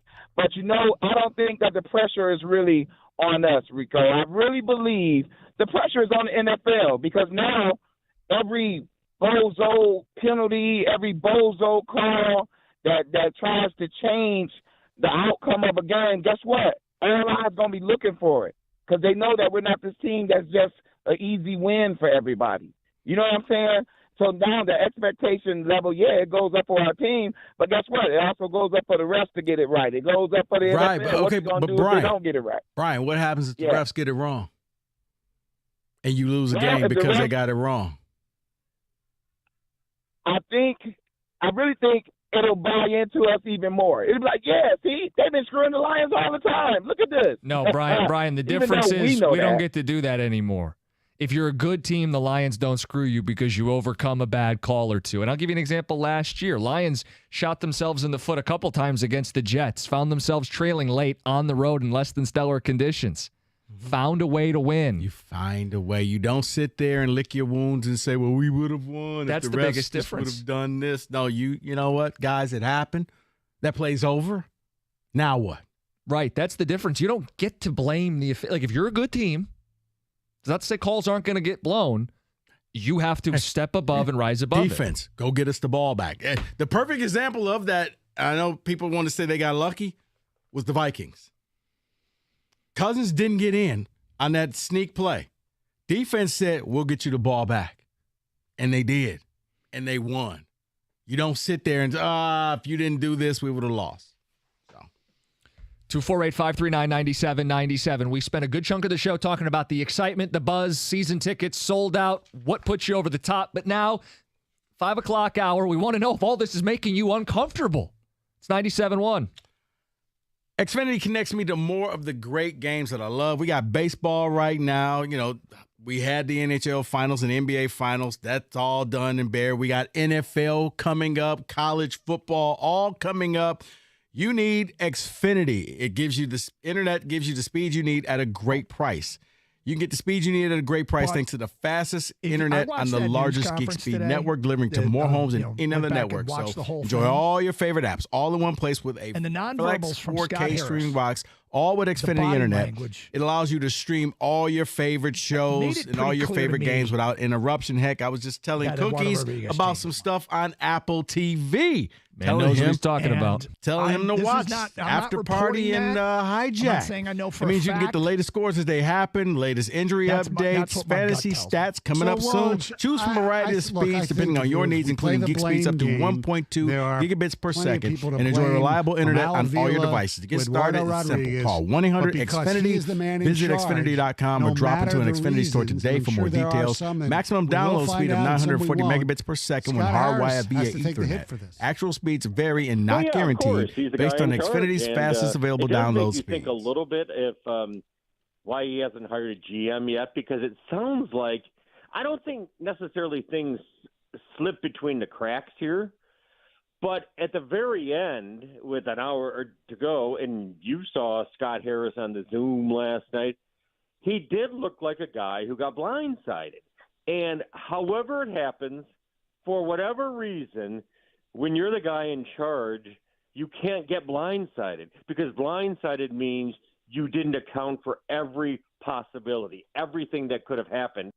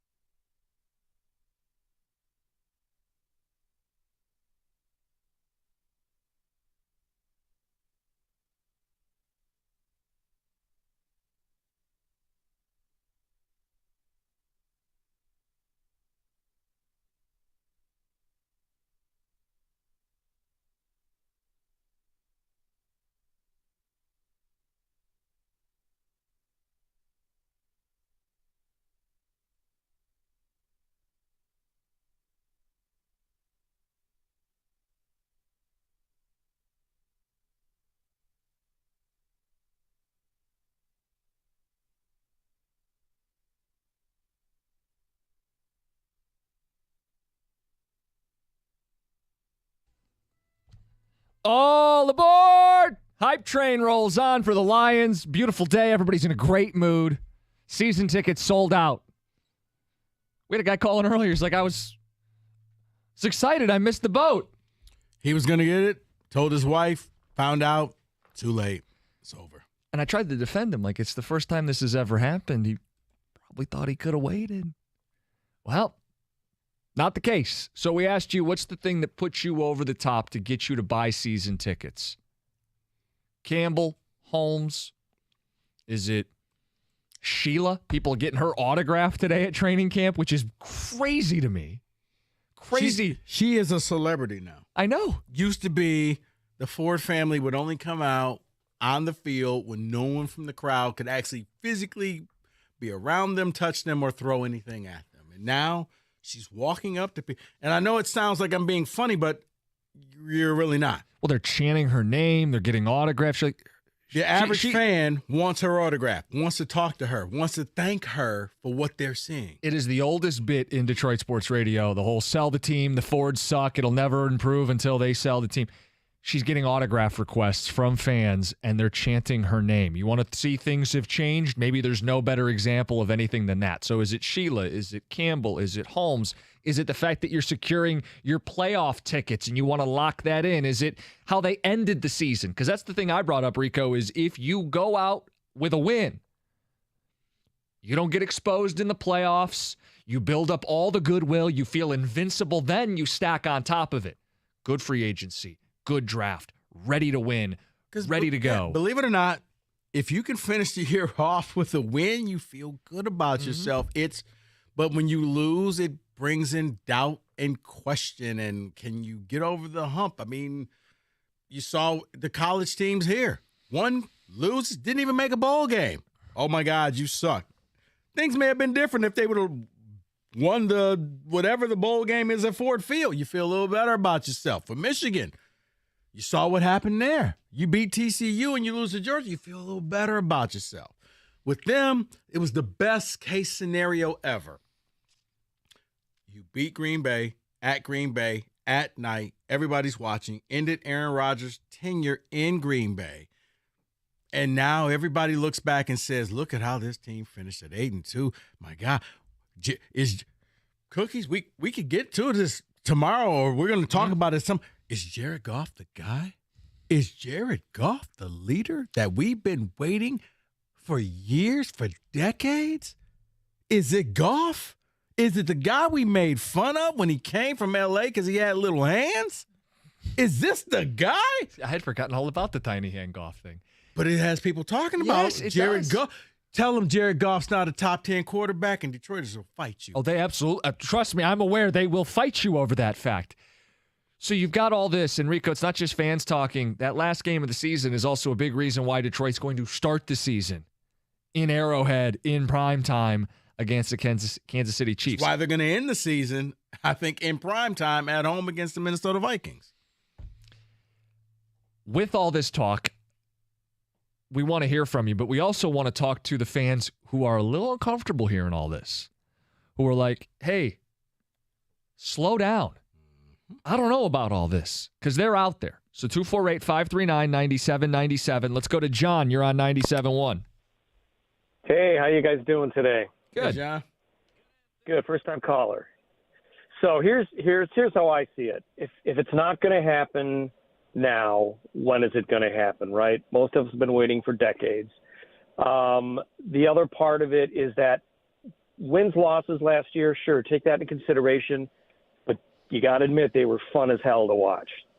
And that's why you go to these games. You go to be entertained, and they were an entertaining football team. So you can talk about the wins and losses as much as you want, but, man, they were fun. And that was the tipping point for me. Yeah, the second half of the season where they went on a tear. I mean, that was it was fun. It was home. It was road. It was against playoff teams. It was in the House of Horrors known as Lambeau Field. It was fun. Well, they're making the Snow Angels at the end of the season. It was also fun because everybody, including the fan base here, left them for dead. Mm-hmm. They did. And if you sit here and say, it wasn't me, did a show and said, this team could actually win these games. That's just that radio stuff you guys do. Like, guys, I'm not a Lions fan. I'm looking at the schedule. They could actually win a lot of their games. I had them winning all the games. I said, you're going to lose against Thanksgiving against Buffalo. But other than that, you can win these games. I think they lost a lot of people against Seattle when they didn't force a single punt. And it's why this year playing Seattle, first home game of the season, I that's think a big game. That's a massive game. You lost people when Bailey Zappi and the New England Patriots blanked you. On the road, this guy was his first start. And the only reason people knew him because we made fun of him because Western Kentucky played state, and that was it. Mm-hmm. And they blanked you. That's when I think fans, and then was Dallas game the next game after that? And that was when Dak just came back to play the Lions. The ultimate disrespect. Oh, I'll come back. Nice little tune-up against those Motor City Kitties. And that one wasn't any prettier. Yeah, it was ugly.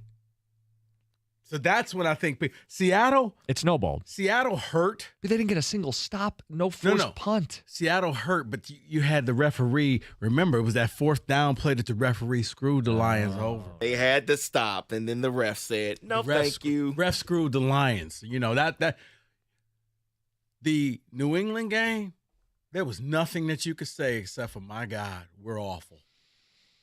This is a rookie quarterback, and we didn't score a point. This is a team that's in the decline. That wasn't Brady. You think that was the low point, the New England game? Yeah, that was. It doesn't get any lower than that. Let's go to Joe in Plymouth. Joe, you're on 97.1. Hi, how you doing? Hey. I'm not for the hype. I'm 66 years old. The Lions haven't won anything in my lifetime. When they do, that'll be the year I die. I'll probably live to be 150. Yeah, I remember another one bites the dust and everything, and we got these draft choices, and this year is going to be a big year, and it's always the same, okay? It's always the same.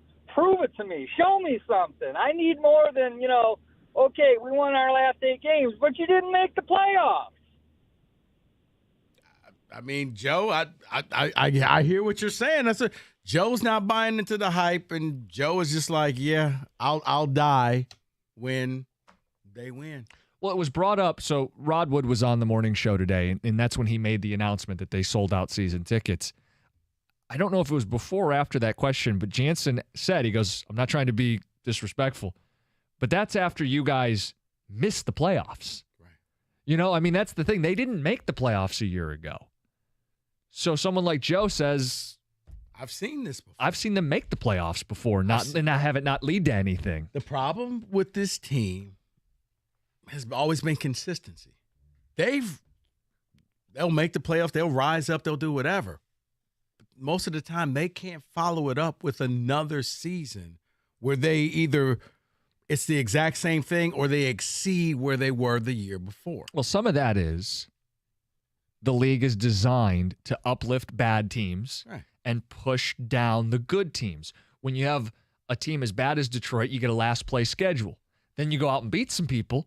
Schedule's going to get tougher this year. They're going to go to Baltimore. They're going to go to Dallas. There's going to be tougher games. The good teams, no matter what, like we, first world problems, we sit here and we bash on Josh Allen and the Buffalo Bills. Well, can they win and make it to the Super Bowl? Because we already know they're going to make it to the playoffs. Foregone conclusion. Mm-hmm. I think, David, you would be shocked if Buffalo didn't make it to the playoffs. I ain't say win the division. Make the playoffs, that team's going to make it. No matter who they play, they'll win enough games to get in. The Lions have not reached that territory yet where no matter what, they're in the playoffs. It's just how far, where they'll be seated and how far they can go. Let's get Tim and Novi involved. Tim, you're on 97.1. Hey, how you doing, gentlemen? Hey, Tim. Hey, how you doing? Listen, you know what? I'm going to have to kind of respectfully disagree with Joe there because I'm 64, okay? And you know what? I met Chris Spielman when I was in the VA hospital in 1993 at Ann Arbor, okay? And I seen what a respectful guy, what kind of love he had for football. And you know what? It's like this here. Sheila Hempford hired Chris Spielman for a reason. That's because he's honest and he's true, okay? And Chris Spielman is building this team upon the kind of linebacker he was back in the day. True freaking grit, okay? And this is a different team, and I'm buying in 100%. And my first time in a lot of years, gentlemen. And I just want to thank you for listening to me. Appreciate it, Tim. Appreciate it. Anybody want to tell him? What? Spielman isn't drafting these players. He's not. But if you're someone like him who's looking at defense, you thank him for his services and you move on. Yeah, David, what are we doing here? I'm trying to take his phone call. Thank him for his services. You move on. So what I'm going to do, I'm going to take his call and I'm going to help flip the point he was making. I'm a horrible person. You really are. Come on, David. He's talking defense. He's talking a turnaround on that side of the ball, and I'm sure he's a big fan of Jack Campbell, who's going to slide in and play middle linebacker for this season. Chris Spielman has some input and say-so in who the draft picks are. I think it was last year at training camp, there was a whole deal about how involved Spielman was, and some people were uncomfortable with it. I don't think anybody's uncomfortable with it right now. No, everything's rolling with this team. So, yeah, they love it. But I do think that there are some people who are uncomfortable the fact that everybody's telling you you're special. Because that comes with expectation. And now you're like, oh, my God, we can't fall on our face because everybody's watching. I have waited for these expectations as a Lions fan. I want these expectations. And if they fall flat on their face, it's going to hurt, but I'm used to it. I know that sounds sad. but I'm used to it. A little bit. And to me, it beats the alternative, which is having a team without expectations that doesn't have real reason to be excited. I will gladly step into a rake because that's what it's been my entire life as a Lions fan. But is there a belief that this is different? I think so. We're going to find out. But I think so. 248-539-9797. And I'm not the only one, which is evidenced by today's news. Correct. So I mean, it's sold out. Sold out. For the first time ever. Uncharted territory. It's 97.1.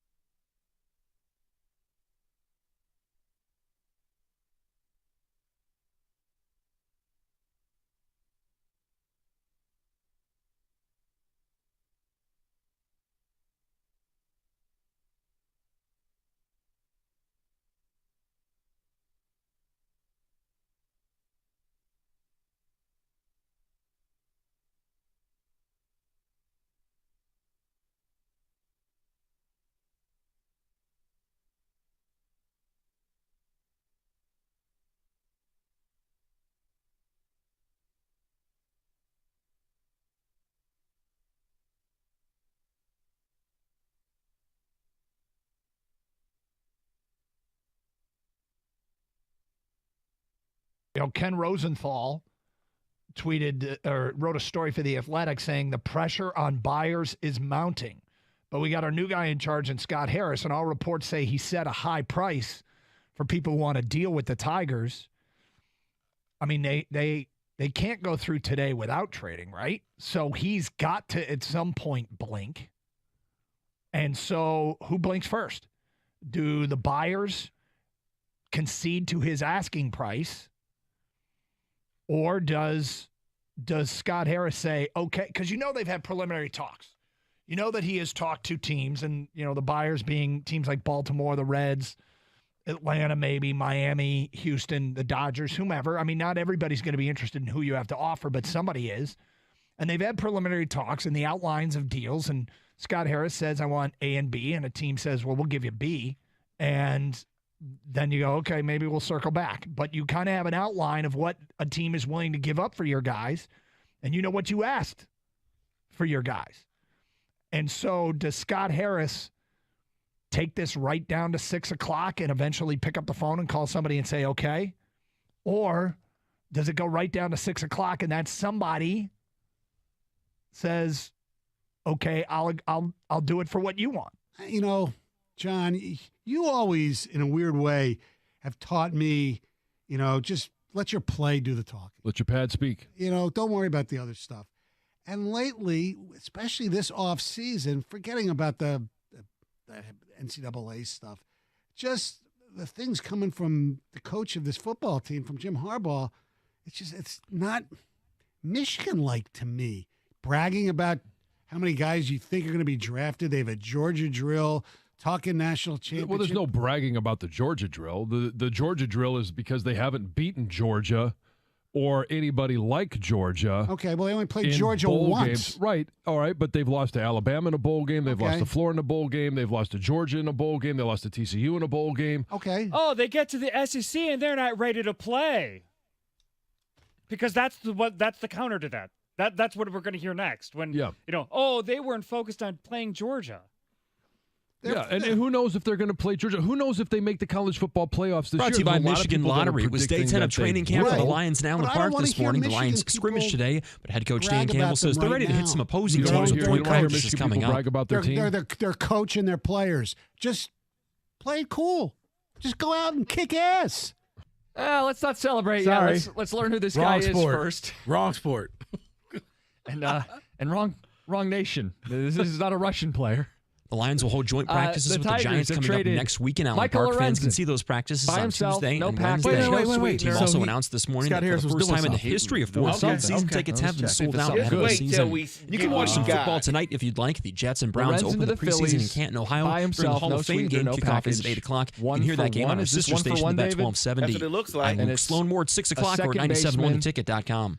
From the Phillies, their farm system. He's not a top 100 player. He's number 5 in their system, a 20-year-old. Hao Yu Lee. He's a Taiwanese second baseman. Your reaction? Well, looking at it, looks like he's projected to be at the big ball club now in 2 years, 2025. So he could play 3 positions in the infield. I mean, he's in high A ball, hitting 283 right now. On base, 372. We like on base. That's the whole thing here. Look, I didn't think you're getting a top 100 prospect for Lorenzen straight up. So I'm not going to sit here and well, this is a terrible return. It's fine, I guess. He's a young player, international player. We haven't had enough of those international developed players. Right. He's 20. He's still going to have to develop. Your point, Rico, is he's not going to be here this year.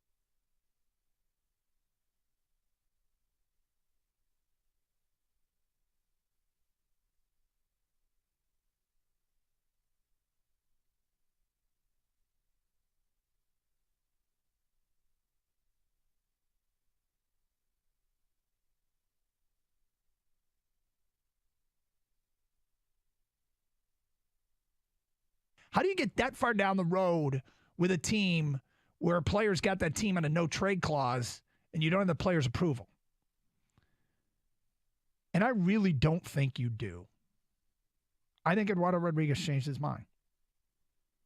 That's what I think. In lieu of hearing from him, which we will later today, and maybe he'll say it, maybe he won't. But if I watched that news conference today, went back and watched the whole thing. And the nonverbals from Scott Harris, the body language, made it pretty clear to me that Eduardo Rodriguez changed his mind. And I'm not reporting that. I'm not saying I know for a fact. That's what my gut tells me. So, Woj, I think if we play the blame game, there are plenty of people to blame, from Al Avila to Eduardo Rodriguez. But because he is the man in charge, no matter the reasons, and I'm sure there are some, and we will find out, and some we won't, Scott Harris has to take the hit for this. Well, yeah, of course. He's the guy in charge. And it does make you think a little bit if why he hasn't hired a GM yet, because it sounds like I don't think necessarily things slip between the cracks here. But at the very end, with an hour to go, and you saw Scott Harris on the Zoom last night, he did look like a guy who got blindsided. And however it happens, for whatever reason, when you're the guy in charge, you can't get blindsided, because blindsided means you didn't account for every possibility, everything that could have happened.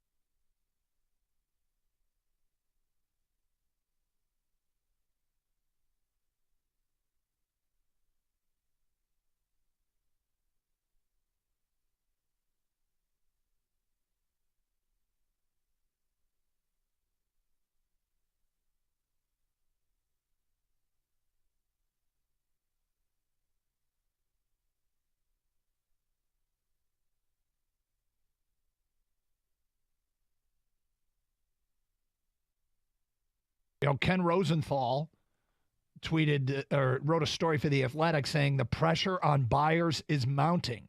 But we got our new guy in charge in Scott Harris, and all reports say he set a high price for people who want to deal with the Tigers. I mean, they can't go through today without trading, right? So he's got to, at some point, blink. And so who blinks first? Do the buyers concede to his asking price? Or does Scott Harris say, okay, because they've had preliminary talks. You know that he has talked to teams, and the buyers being teams like Baltimore, the Reds, Atlanta, maybe Miami, Houston, the Dodgers, whomever. I mean, not everybody's going to be interested in who you have to offer, but somebody is. And they've had preliminary talks and the outlines of deals. And Scott Harris says, I want A and B. And a team says, well, we'll give you B. And then you go, okay, maybe we'll circle back. But you kind of have an outline of what a team is willing to give up for your guys. And you know what you asked for your guys. And so does Scott Harris take this right down to 6 o'clock and eventually pick up the phone and call somebody and say, okay? Or does it go right down to 6 o'clock and that somebody says, okay, I'll do it for what you want? John, you always, in a weird way, have taught me, just let your play do the talking. Let your pad speak. Don't worry about the other stuff.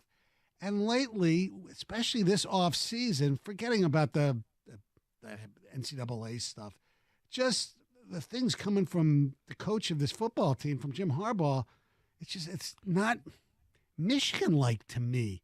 Bragging about how many guys you think are going to be drafted. They have a Georgia drill, talking national championship. Well, there's no bragging about the Georgia drill. The Georgia drill is because they haven't beaten Georgia or anybody like Georgia. Okay, well, they only played Georgia once. Games. Right, all right, but they've lost to Alabama in a bowl game. They've lost to Florida in a bowl game. They've lost to Georgia in a bowl game. They lost to TCU in a bowl game. Okay. Oh, they get to the SEC and they're not ready to play.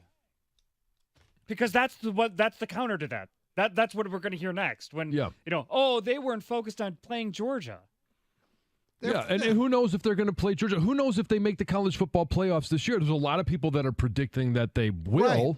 But I don't want to hear Michigan people brag about them right now. I mean, You don't want to hear Michigan people brag about their team? They're their coach and their players. Just play it cool.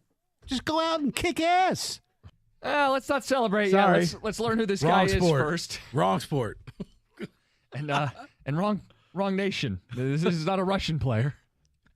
The Tigers have traded Michael Lorenzen by himself, no package, no sweetener. So Scott Harris was doing something. He was doing something. Okay, just check. See if it's something Just good. wait till we get what he got. Lorenzen to the Phillies by himself, no sweetener, no package. 1 for 1. Is this 1 for 1, David? That's what it looks like. And it's a second baseman from the Phillies, their farm system. He's not a top 100 player. He's number 5 in their system, a 20-year-old. Hao Yu Lee. He's a Taiwanese second baseman. Your reaction? Well, looking at it, looks like he's projected to be at the big ball club now in 2 years, 2025. So he can play 3 positions in the infield. I mean, he's in high A ball, hitting 283 right now, on base 372. We like on base. That's the whole thing here. Look, I didn't think you're getting a top 100 prospect for Lorenzen straight up, so I'm not going to sit here and this is a terrible return. It's fine, I guess. He's a young player, international player. We haven't had enough of those international developed players. Right. He's 20. He's still going to have to develop. Your point, Rico, is he's not going to be here this year.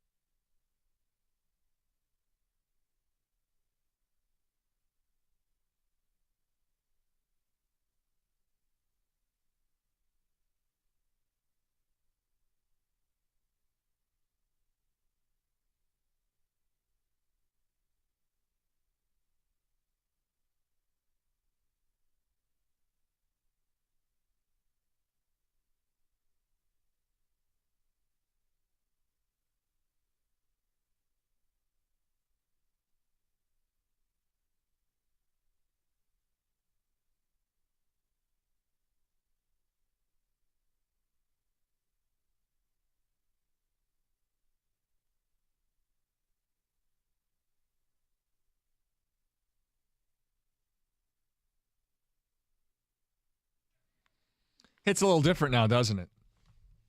97-1. A little bit. Evan was telling me Lomas Brown claims that this team has more hype around them than when his Lions made the NFC title game going into the next season. We're uncharted territory here. Yeah. I think so, because everything, all the pieces just kind of add up from the top down, from Sheila, because during that time, you just knew that the Ford family would find a way to screw things. It was a disconnect. And the fact that you're seeing Sheila at the camp, Sheila signing autographs, the disconnect is gone.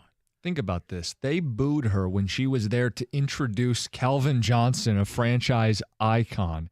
They were so mad at her and ownership that they booed her, and not even 2 years later, they're asking for her autograph. They haven't won a playoff game. They haven't won a division, but it speaks to how much people believe in them. And the fact that you now see her around. You see her in the video in draft day rooms. You hear the coach and the GM talking about her, where it used to be, man, you had to climb the mountain and only one person can go talk to the old man or Martha and be like, well, I went to the mountain and came back, and this is the word that they have for you people.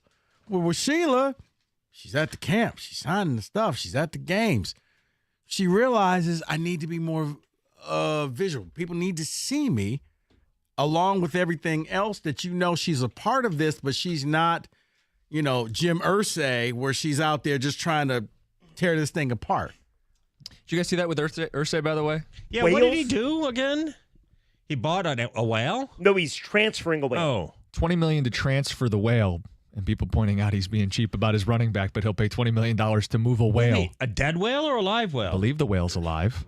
Why would you move a dead whale? Well, wait, why Just is let he it die. transporting him? Is it his? He's moving it to, a different He's a aquarium. billionaire. He's probably got a whale. I don't get this at all. I don't even know what you're talking about. It could be the fact that I don't know. What is it? David had the story. David, the whale story. Is he like doing something good to save a whale? I think Jim Irsay is spending $20 million to send a whale to the Pacific or something like that. To set it free. Yeah, How set did it it get free. out here? It was at probably an aquarium. Oh. Yes. It's they in were, Miami. They're sending it to the Pacific. A big aquarium. Well, the whale has been acquitted? I didn't want to get into it, but the Indianapolis Zoo, they rehabilitate a lot of animals. But they have like physical therapy for whales? Like they go into a room and have to Whales are very smart ones. swim on a treadmill or something No, or they what? be Free that and fin Willy. is looking good. We find out that the whale was set up, okay? Yeah. And now the whale is free. And then when the Cleared whale on is all charges. healthy, when the whale leaves the PT area, it gets to ring a bell and the whale is healthy again? Is that how I don't works? think it has cancer, Wojo. So it's is not. that? Wow. What does the whale have? Do we know? No, David it is doesn't. so disgusted. No, it doesn't That's what say. Wojo does to you. Oh, Yeah. I'm sorry. It So let me wasn't ask in you this. Indianapolis. It's been living in Miami. Yeah, so that's he's right. going to a whole nother area to get this whale. So he's going from the Atlantic to the Pacific? He's going to the Atlantic from, Why don't they just make him swim? Here's that the thing's quote. going to die. Yes. Here's the quote. She's healthy. I've got money. Let's move her. Jim There you Irsay. go. So literally, if you why happen to move be, her? What's wrong with you're her? in Texas, you look up and there's a helicopter transporting a whale. Whoa, With- slipping. With an That's oxygen probably mask. pulling the helicopter down. Why are we losing altitude? I do have a Yeah. question though. All right, that's a dumb So story. is this Jim Irsay's white whale? Hopefully Probably. the whale doesn't have a back injury, gets put on pup. I think it's mixed. What do you guys got coming up? He's trading the whale for another running back. Are we going to talk about All that right, story then. in Cedar Point? Did you hear about this on Monday? Oh, what, the people that had to walk down the track or something? Did you hear this? The Magnum. Are you familiar with the Magnum? Yeah. Yeah, It's got the big hill. familiar with This is not a products like joke. that. You're looking at me like this is a joke. It's I feel not a like you're joke. trying to set up a drop No, there. I'm not. but I'm go not. I ahead. swear I'm not. So apparently the Magnum Very on Monday familiar with Magnum. goes. The Magnum, the big one, Yeah, the goes big one, all right. the way up to the top, and then it breaks down. They call it regular maintenance. You had to get Regular out. maintenance? That's what they said. You had to get out of the roller coaster and walk down 200 feet on like these really small staircases. I'd rather do Would that that be a deal breaker? than ride down if something was wrong. I'd be let me out. I'll walk. You got to get out of the actual coaster, though. I know, but I'd rather Yeah, do and that. I would probably keep walking straight to the car. My day at the Absolutely. park is done. I would probably trip with about 10 I- steps to go so I could sue them. I would just Oh, simply, there you go. yep, you know what? This will not be Final Destination 3. No. I'm done. By the way, we have a new segment coming up on the Wojo and Rieger show. Rieger doesn't even know I'm starting it. Oh, this is exciting. What do Yeah, you got? it's a new segment. We'll do it periodically because he always comes in. Is this a story or not? Rieger always comes in and has a story to tell of something that happened to him. And I sort of waited out for like 30 seconds, and Was you it have worth to it? decide, It's a good one. is this a story or not? And I'm very 50-50 on this one. They're very short stories. They're very dumb. They're entertaining. I'm just curious if it But is it really a what does story? that mean? That means you're allowed to tell it to other people. like if I go to a Otherwise, party, I can tell it. right? Otherwise, don't waste anyone's time. Oh, I see. Oh, I like this. So just waste everybody's time on the radio first. Well, we'll see. Maybe it's worth it. Is it a story or not? It's a good one. Yeah. It's a good one. And totally true, by the way. Unlike a lot of the stories, I believe. That's different. We'll wrap up the Erod gate or whatever Wojo it is is. ready to admit at 6 o'clock that Scott Harris should have done better. I mean, No, that's it. well, of I would course he hope should have. But are you ready to admit you got bamboozled? By who? When I tried to tell you a Erod million can do whatever he times, wanted. he clearly tried to change the contract. It doesn't Why else? change- No. It doesn't take the onus No, away from Harris. I'm to not make a trying move. to. I'm just telling you, you were an idiot for thinking that wasn't part of it. This sounds great for 603. Yeah. That's one of the. Oh, and Rieger has another dumb topic too. I know Rico has someplace to be, so let's keep talking. Oh, I was gonna just leave. I mean, Yeah. I told you, I'm contractually obligated to 5:55. Oh. You're getting bonus. You got time 3 from me. minutes of 3 overtime. minutes. All right, we got Rico. all those and more. We'll start with is this a story or not? Oh, we are. Oh, Yeah. All right. It's next. great show. Wojo and Rieger 97.1.